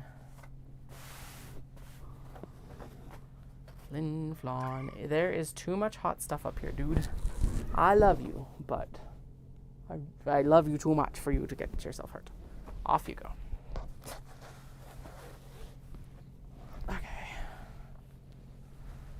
We're going to do this the opposite direction from every other one we've done, and we're going to start up here because this is such wibbly fabric that we're going to press it from this side to the other end. Come on, Obi lining. Get up to your top. There we go. That's as good as it's going to get. Eek. Okay. I don't need that. Okay. I am going to have to like finesse that every single time we move it, by the way. Okay, so that is, okay, so right side is down right now. Okay, there we go. Actually, I do need the press cloth so I don't keep sticking stuff to the sole plate, so let's do that.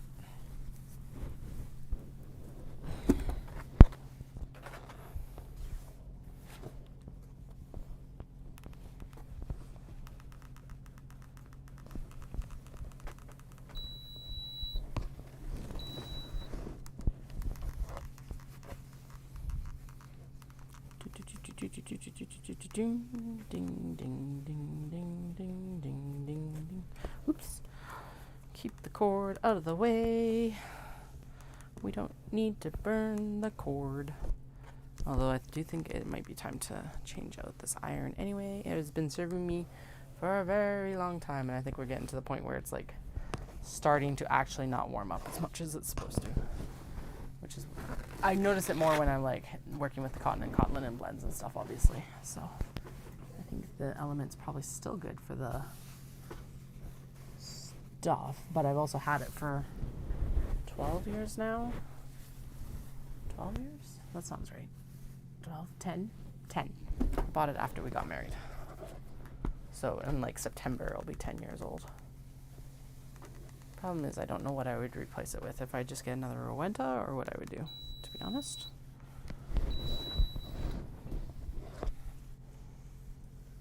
Probably Rowenta because Costco has a really good deal on them right now. Okay. Ding ding ding ding ding ding ding ding ding ding ding ding ding ding ding. Did anyone else ever realize that that Meow Mix song was like way younger than any of us thought? It's like I feel like that was a cultural experience I had as a kid, and then I found out that it was like it wasn't published until like I guess it would have been a cultural thing as a kid. But anyway, I was thinking that it was like out in like the 70s or something like that, and it was like something that was used as the jingle in like the 90s, the 2000s. Way later than like seems to be in the public consciousness.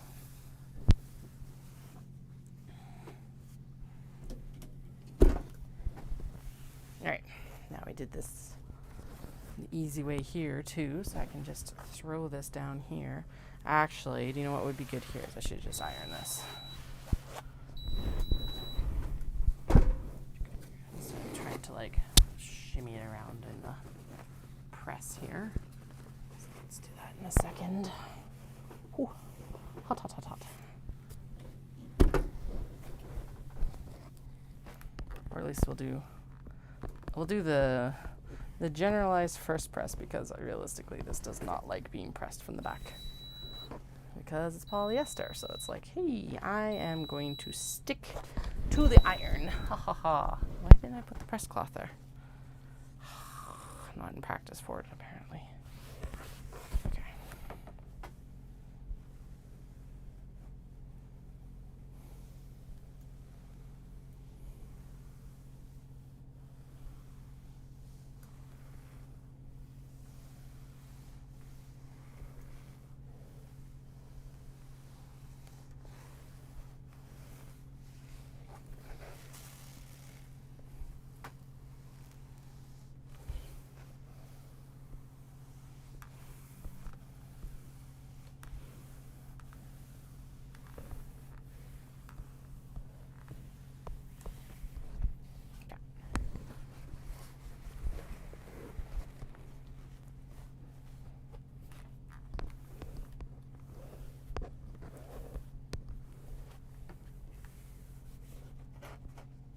Yay, pocket fabric's done.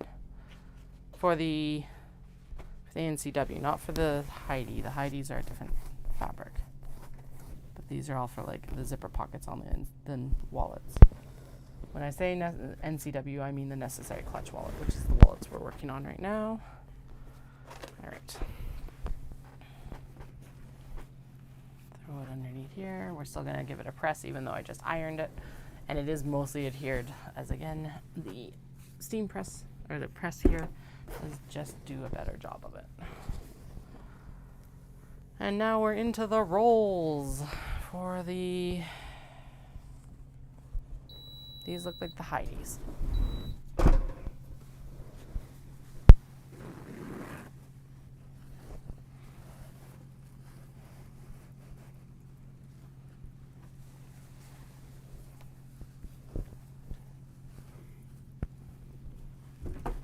This does need to press out or else it's going to fight me. This can just go underneath the iron or the steam press, as can the rest of these. So this is the only one that needs like an opening press iron thing. Something just dropped off the table and I don't know what it is and I don't really care right now. You, however, do need to come in closer, else can you imagine if the steam press fell off? That would be bad news bears, I think. This bent down. Okay, so we're going to trim this in half and then in quarters, and then we'll throw it under the press to get this on. Yes, yes, I know. 1 second. Bad as the kids. It's like, tell me when you're done in the washroom. And you walk away, and 3 seconds later, they're like, I'm done. Not even 3 seconds later. You've barely turned your back.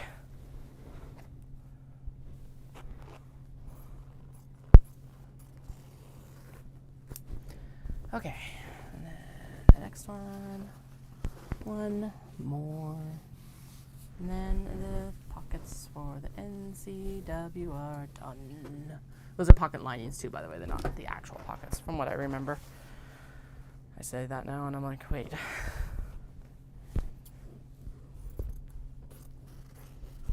Okay, there we go.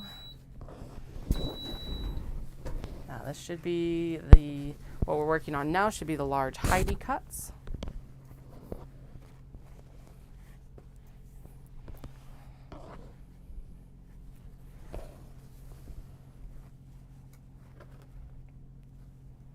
And I know I always say that this doesn't do well with 2 layers, but we're going to do 2 layers right now anyway, because I'm me, and I would like to not spend the next hour interfacing, although that's totally what's going to happen. So what it's going to look like, I'm not going to the gym today.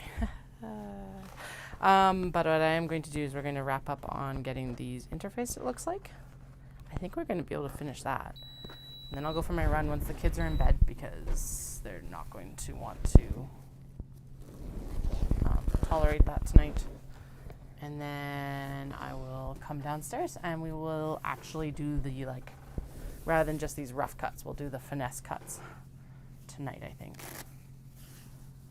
I think we'll get, and if not, if we haven't finished all the interfacing, then we'll finish all the remainder of the interfacing, because that would be the next step anyway.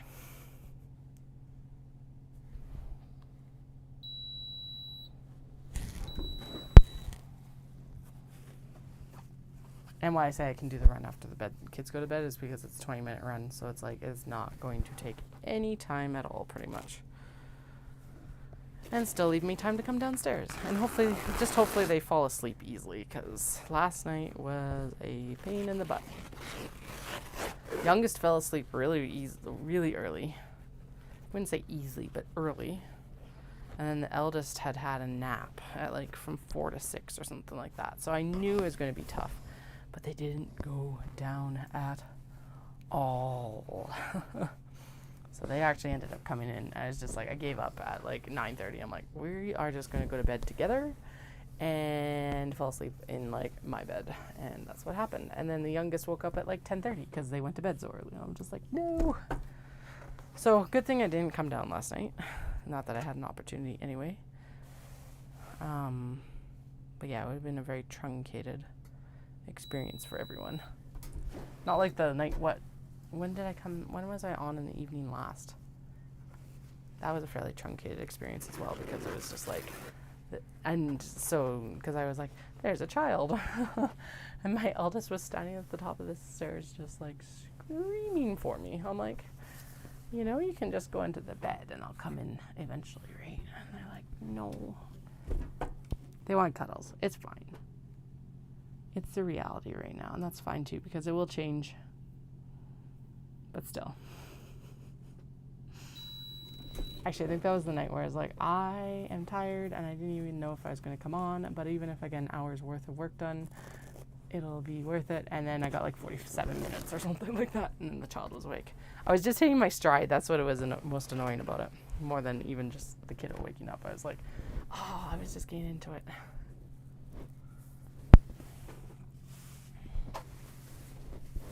Okay. A little bit extra weight with that second layer of silk there.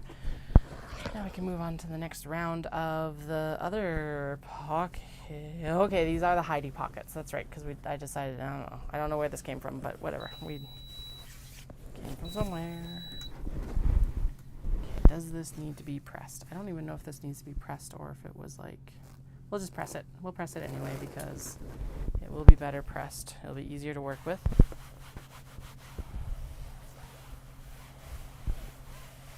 A little bit of bag massage. And we'll put that back underneath.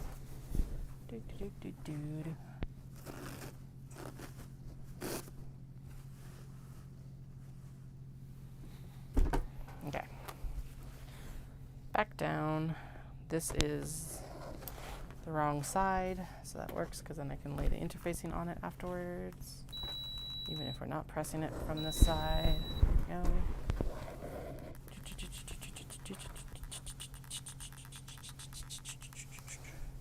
Now the chicken polka. What the heck? Apparently it's just all like commercial jingles from when I was a kid.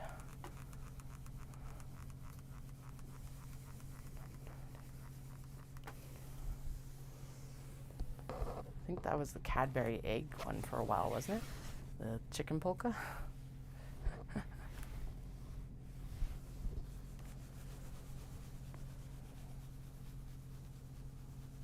Come on, press out.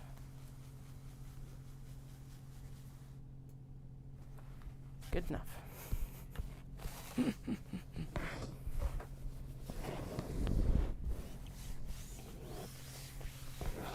Man, this quilting ironing board was the best DIY project I've done in a very long, well, okay. These are all DIY projects. what, like, I don't know, the best DIY tool that I've done for my business. There we go. It's like, what do you call it when you make everything? Oh, apparently I don't have a long enough piece of interfacing. Yeah, whatever. That's fine. Probably because this is a little bit, yeah, it's selvage to selvage. So the white piece is too long and too wide. Oh well. I'm gonna roll it up. Roll it on up. It's totally gonna mess everything up, but oh well. Okay. It is actually gonna mess everything up. But now I've got it flipped with it still fairly, no, it's not intact at all. Whatever. Apparently I should have had 2 cups of coffee when I went up for the first one. I don't even have a mug. Well, okay, I have a cup right now. Usually I'm used to drinking like 2 or 3 mugs. I didn't even drink that much this morning. Which is good. It's better for me anyway. But, you know, obviously my brain might need a little bit more of a boost. It's probably what I will do with dinner is have a coffee tonight. So that stuff can happen. I will not be on stream tomorrow night. I'm still in that 30-day challenge. Obviously, it goes till the end of May, so I'm going to be in it for the full month. And I've got a late class tomorrow night, so I will not be on tomorrow night. I actually don't know if I will be streaming at night over the next few weeks. Watch my Instagram or subscribe to me on YouTube, because those will tell you. If you subscribe and hit the bell icon, it'll tell you when I'm on live. So, okay, there we go. Ding. Oh boy. Okay, so this is the right side. This is the wrong side.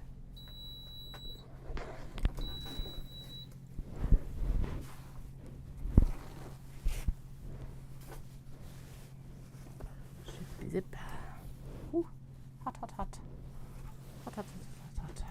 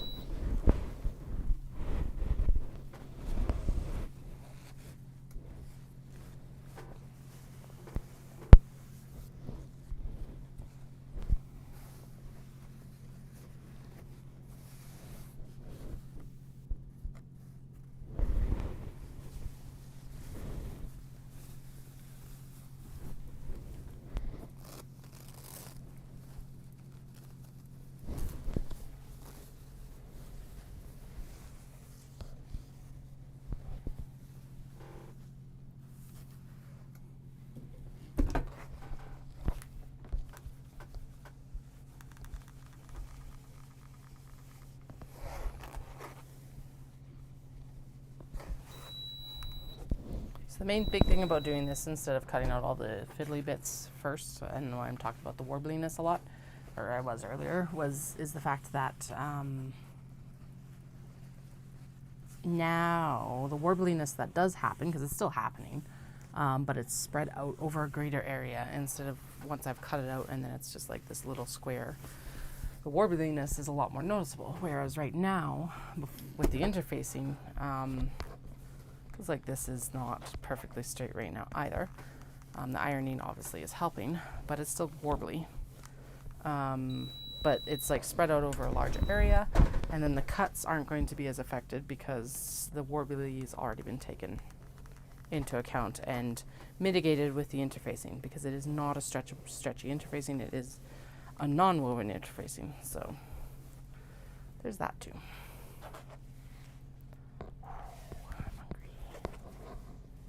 Time is it? 4. Oh, that's okay. Yeah, I ate lunch early and then I ate my snack early, so that's why I'm like, my stomach's starting to go, you should eat something. So I probably will go up and eat before the kiddos. So I'm gonna say I'm gonna call the stream at about 4:45. So like another, just over a half hour, 38 minutes. And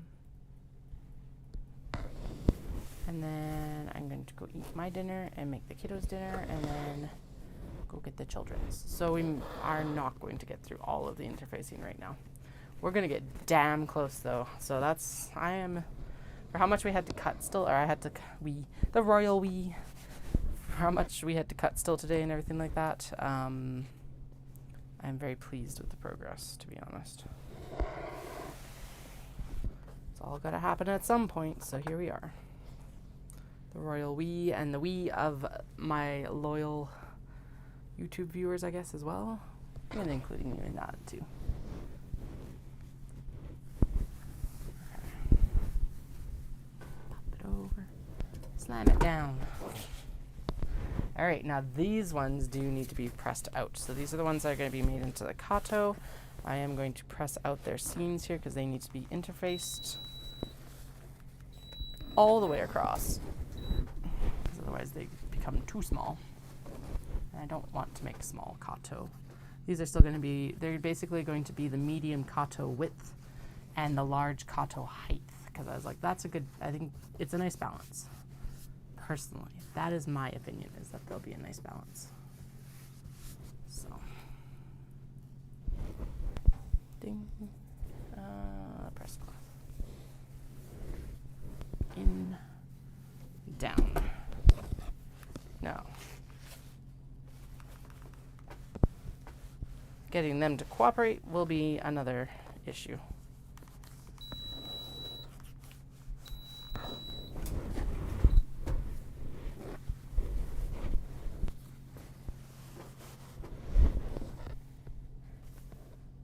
Ooh, that was a little bit too long. You can definitely see that where the iron was. Whoops. It hasn't affected the front. We're good. Good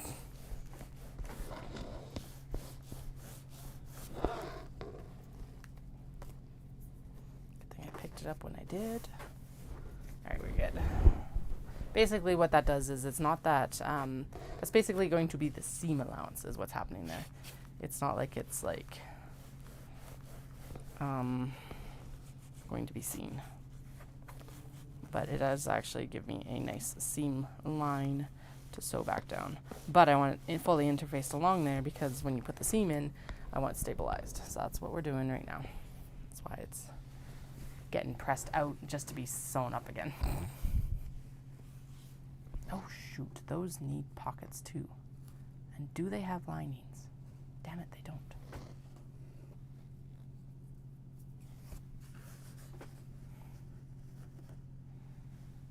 So I gotta figure out what I want to do for pockets and lining. Oh no, that's right. I was gonna sew it together and then I was gonna piece together the pocket and the lining amount after I sew it together. Because there's good reasons for that. The good reason one being things, and the good reason two being things. Oh, because it's a mashup. So it's such a mashup of the patterns that basically what I was going to do is I will sew it all together and then I will measure it and then we'll cut the lining and the pockets based on those measurements. That's what's happening.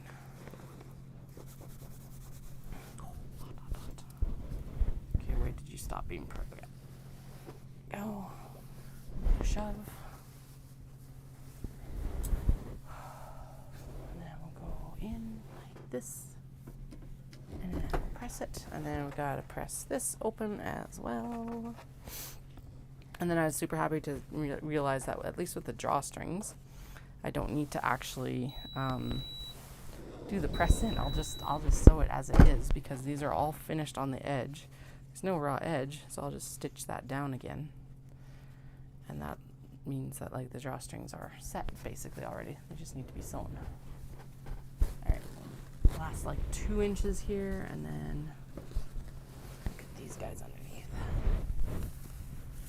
Ding, ding. Alrighty.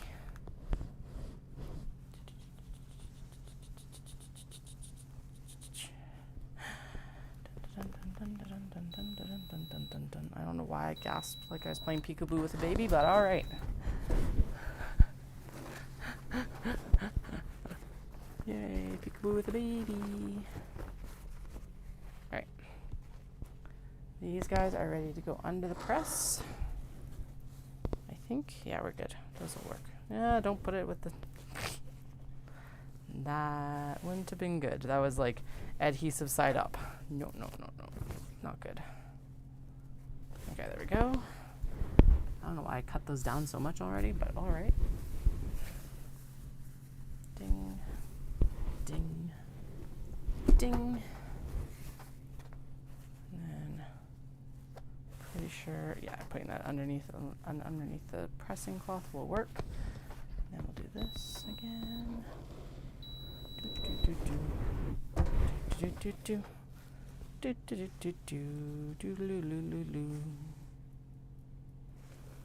Just making up the songs. I am laughing because it's like a couple of the comments were like, most of the comments were like, your sound is too quiet. I can't hear anything. It's like, okay, I can obviously, if you've been watching for a bit, you know I've gone through a couple iterations of microphones. So far, this one seems to be the best one. I haven't had any comments about the sound in the last, like, since I really started using this correctly. But all I can think of is the one person who was like, that was terrible humming. And it's like, everyone else is complaining that they can't hear me, and then this person is like, but I can totally hear your humming. And just once in a while when it pops into my head of me humming, I'm like, what? How does that work? Oh.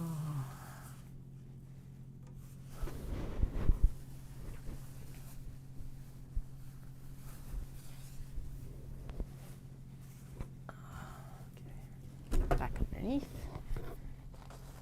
And then we're going to press this as one piece because there is, again, a lot of this embroidery under here. It's already fraying at the top. We want to avoid the embroidery coming undone and or weaving. I guess it might be weaving on this one. Oh man, that is going to make a gorgeous kato. Oh, I'll get my shoulder out of the way. But that's going to be a glorious kato. Like, just spectacular. I'm excited. Okay, no, not that way. No, this way. Anyway, I didn't want to trim this one down further because it's obviously already having issues with the fray. And then it's got all that embroidery on the back as well. So we're just going to press it as one piece. And then once everything's adhered down and in, we should be golden, hopefully, maybe. Who knows? The hope is we will be fine. The reality may be different. Okay. It's so pretty. Pretty. It's so pretty. Pretty. Okay, shimmy it down there again, and then I'm going to throw this over top. And we'll go on and press it. And now we're on to the blue, and I think, yeah, they can just go in. I don't need to iron these guys before they go in. Why they're in two pieces, I don't remember, but we'll deal with it. Oh yeah. So this is going to basically get cut in half here. This will be one side of the kato, and then this is going to be the other side of the kato. Effing amazing. I'm so excited to get that sewn up. Okay. Now, do these need... Oh, they do maybe need a bit of a press because they're a little bit like on the interfacing here. So let's stretch it out. There's that warble edge. And then we'll stretch it out over here too. And trim it down. Trim the interfacing down. Not the kimono. Actually, wait. No. We'll trim the interfacing after I get the kimono ironed out. Right. Okay. And then this shuffles back there. And now I'm blanking on what any of this is going to get used for, but you know, we'll figure it out. I'm pretty sure I wrote down most of what we're using most of this for, right? Yeah.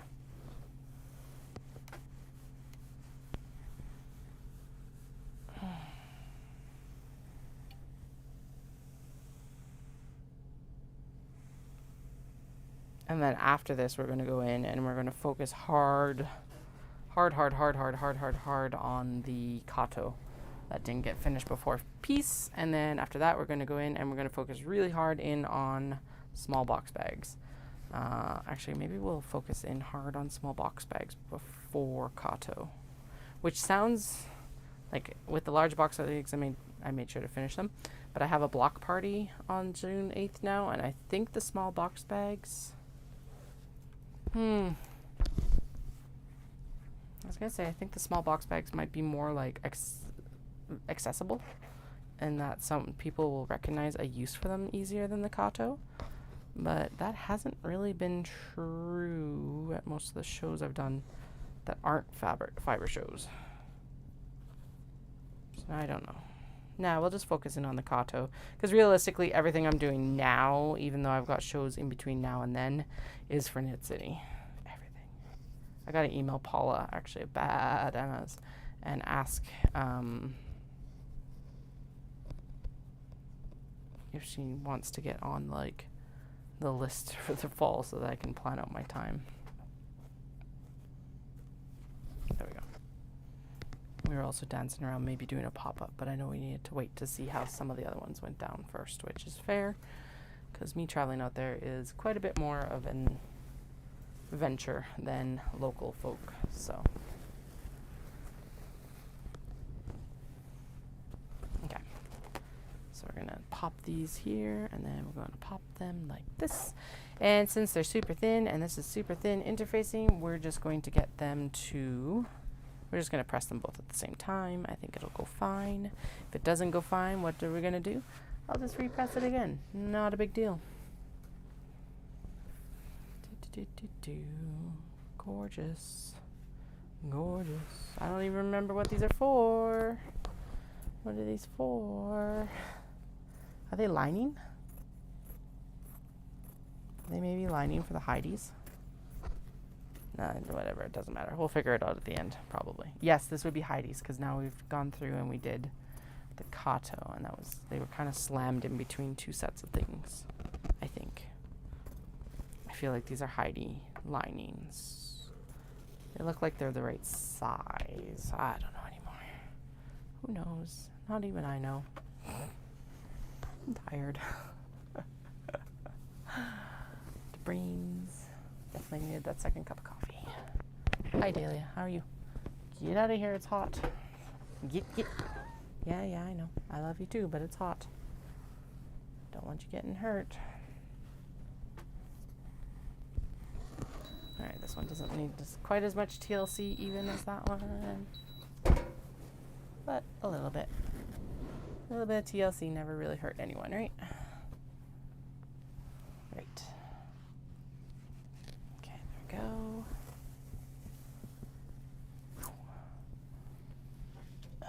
Pull you back onto the desk here. Thank you. Do not need you falling off. That's for damn sure. Crashes. Okay, get this pressed, and then we'll get it under the machine as well. It's good. Good.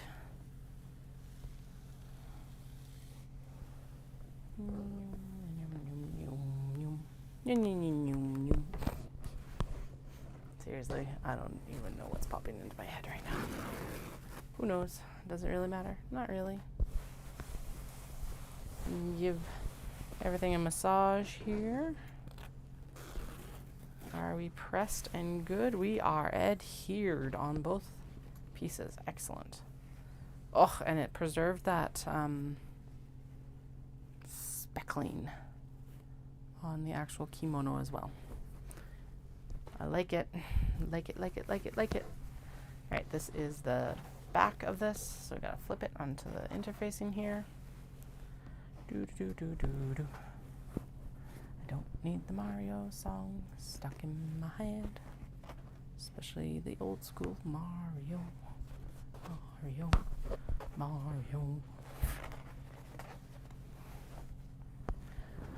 Okay, up here. And we're going to open this up, pull this up so that's in the right place. And we're going to shimmy here.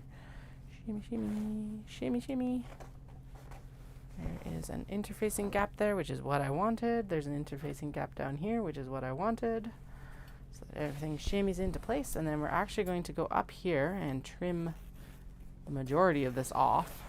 Eek. And there's some good interfacing for wristlets, etc. I have a whole stack of wristlets that I pulled out of the scrap bin the other day. So, yay. And this looks like it could use a press from the front, actually.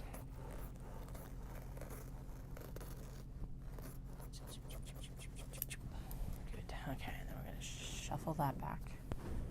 Yeah, this needs a press from the front instead of just the back, because those lines didn't actually press out very well.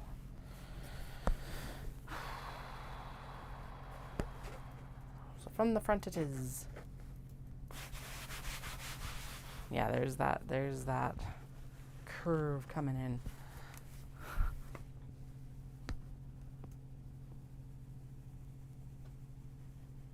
So again, as a heads up, I don't know how old these Kimono and Obi are. I bought them secondhand already. And then these ones that I'm working with right now, I actually bought on exchange 15 years ago. So they are at minimum 15 years old.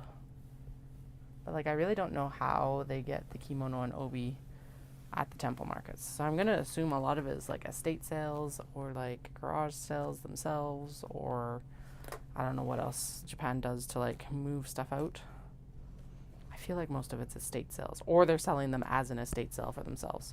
Some of them are antiques, typically the ones that are priced like antiques though. So usually I'm not paying that much for a kimono or obi or anything like that.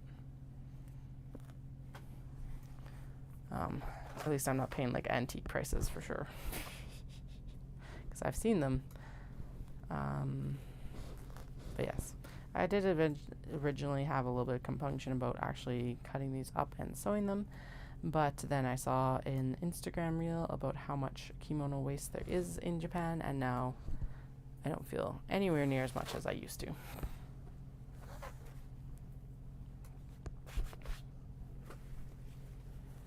And I also can't act too precious about it if I want to keep going back to Japan and buying more of them. So here we are, trying to use up some of the Obi and Kimono stash so that I can go back to Japan in November. That is the goal.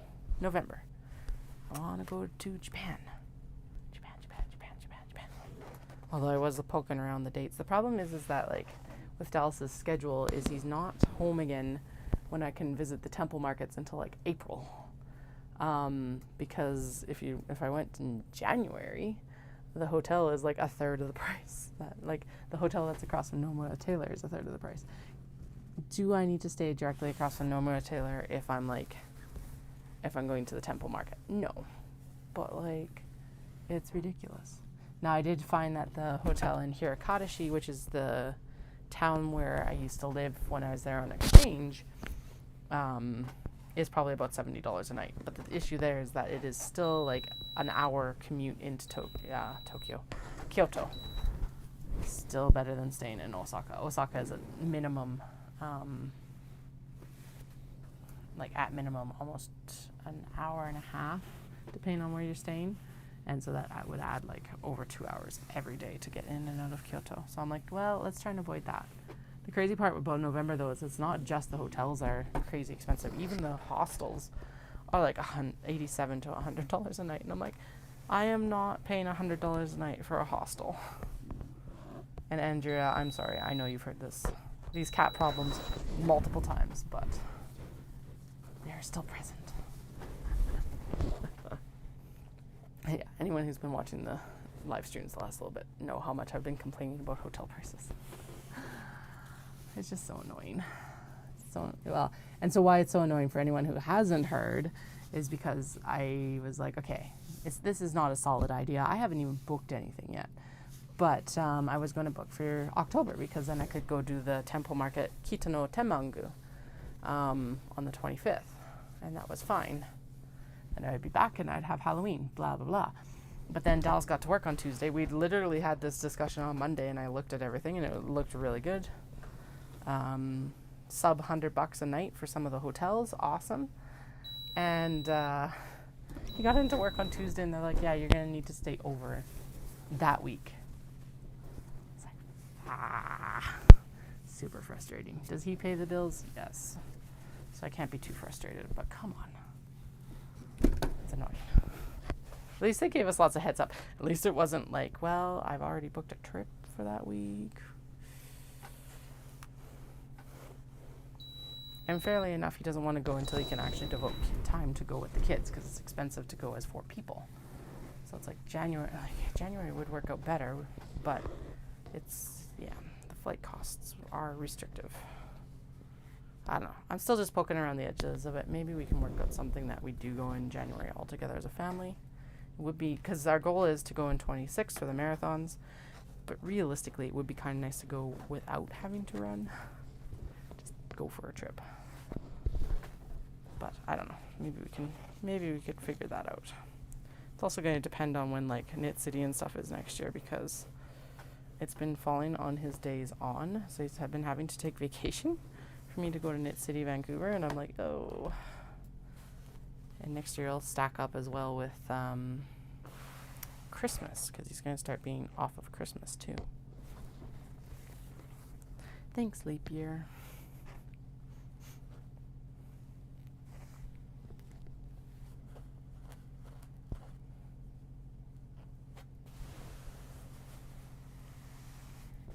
Okay. This is pockets, right? I'm pretty sure this is pockets for the Heidi, right? Or lining. Pockets or lining? If someone was here when I was cutting these out and plotting them out, what was the floral with the little red flicky things on it? It was for the Heidi for the lining, wasn't it? It looks like it's a Heidi for the lining. I think. I don't know anymore. I don't think I wrote it down either. It's like, I'm not gonna stay straight. Okay, this is gonna need to be an iron one because it is going everywhere. This is the one that gave me the most problems last year too. Honestly, the kimonos today have given me less issues than this one did last year.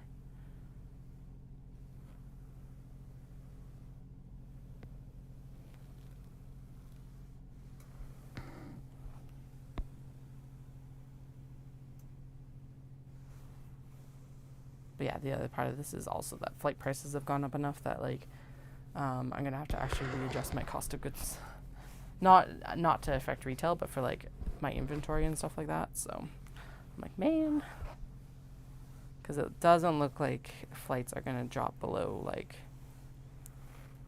$1,600 for ever probably. All of my calculations are based on like a $1,200 flight, I think, or a $1,000 flight. So that is either of those numbers. That is a significant cost change for me. Okay, now I'm going to press it in the steam press because that is not going to shuffle as much.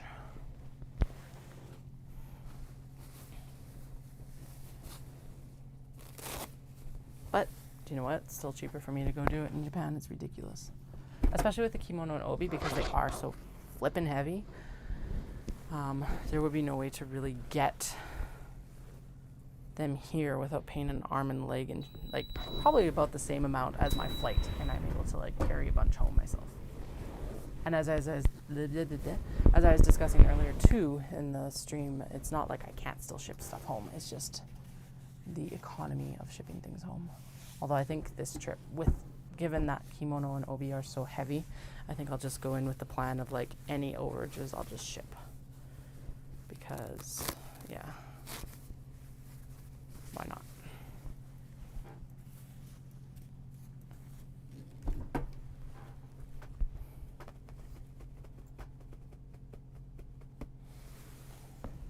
All right, do you need a press? Probably.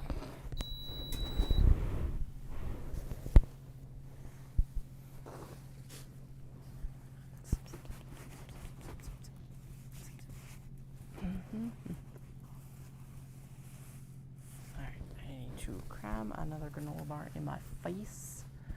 I can feel that, and then we will continue on with the pressing. My emergency granola stash. I'm just going to turn the mic off so you don't have to listen to me crunching away on it.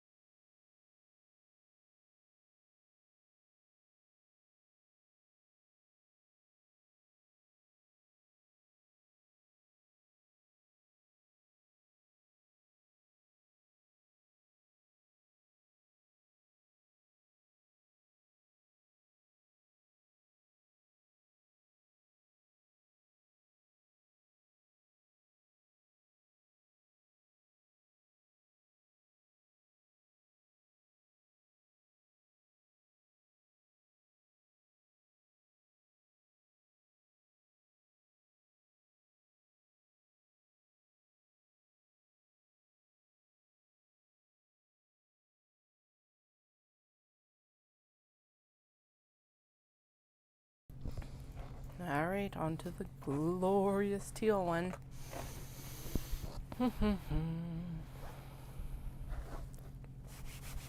This one was definitely well loved. There is signs of wear for sure, which is awesome. I like the ones that like aren't so damaged that we can't use them, but also are like have obviously been loved. Plus this one, when I actually show you the exterior, it's absolutely spectacular. I am excited for it.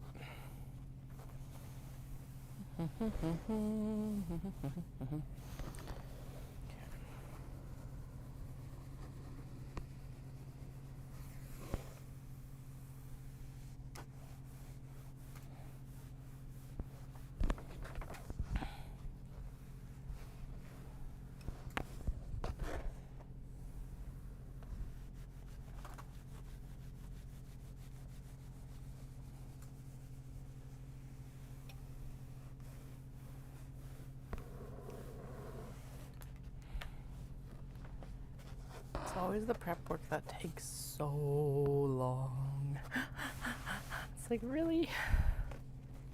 I guess it's the same as like, well, the one that pops into my head is weaving.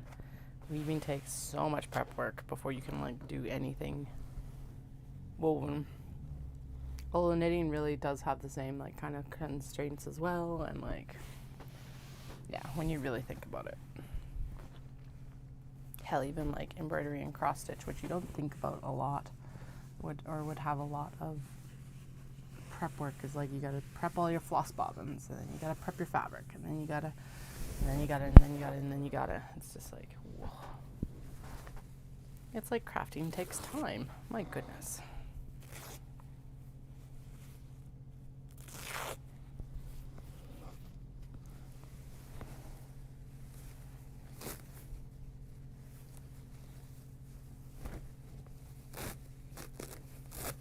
Oh, and actually I should have just gone up for dinner.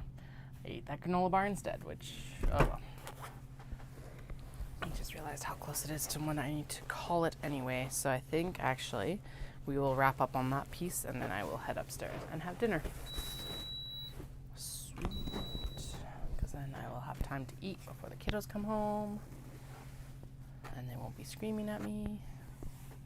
It's like the post-school collapse, right? It's like they've been all good all day at school, or decent all day at school, and they get home and it's just like meltdown.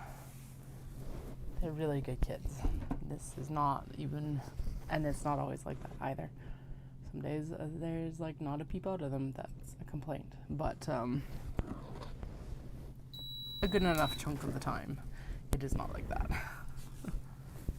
So going and having my dinner by myself will be nice. New. It's like, it got partially pressed. No.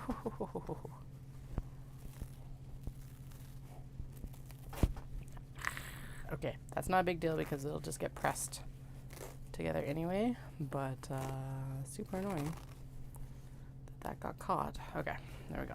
We're good, I think. No, come here. Behave yourself. I know you know how to.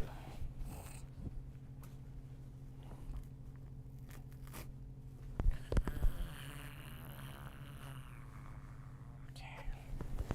What we're going to do, turn it over and press it this way. This is why it's important to have some excess, because I'll be able to focus my end on this end. There we go. That should be actually pressed in. There, you can't even really tell it was torn. We're also going to throw it back under here for a moment to just get that last little adhesion done. And then I'm going to head. So, not as much as I anticipated and more than I expected. Okay, not as much as I wanted and more than expected. There we go. There is that. Pressed. Let's see. Yeah, you can't even tell it was ripped there. Excellent. All right, I will be back on. Will I be back on tonight? Yes, I'll be back on tonight. Tomorrow's tidy up day, not tonight, except for dishes. And we'll finish up. Hopefully, what do we have? We got 1 roll, 2 rolls, 3 rolls. 3 rolls to do, and then we'll be good. Actually, so yeah, we're doing better than I expected, considering that that was like what, like 2.5, 3 rolls itself as well. So we should be able to wrap up on this tonight because it's just adhering it. It's not having to cut it out. And then if we get far enough ahead, we will start actually doing the finesse cuts of getting it cut down to what we're actually going to sew. And then this week we'll start actually sewing it. So that is super exciting. I hope you guys all have a fantastic evening. I will post a new link to, or a new story on Instagram when I come on next. And otherwise, if you hit the subscribe button with the bell, that will tell you when I'm on all the time, every single time I come onto YouTube. So thank you so much, and I'll chat with you all very soon, like hopefully within the next 3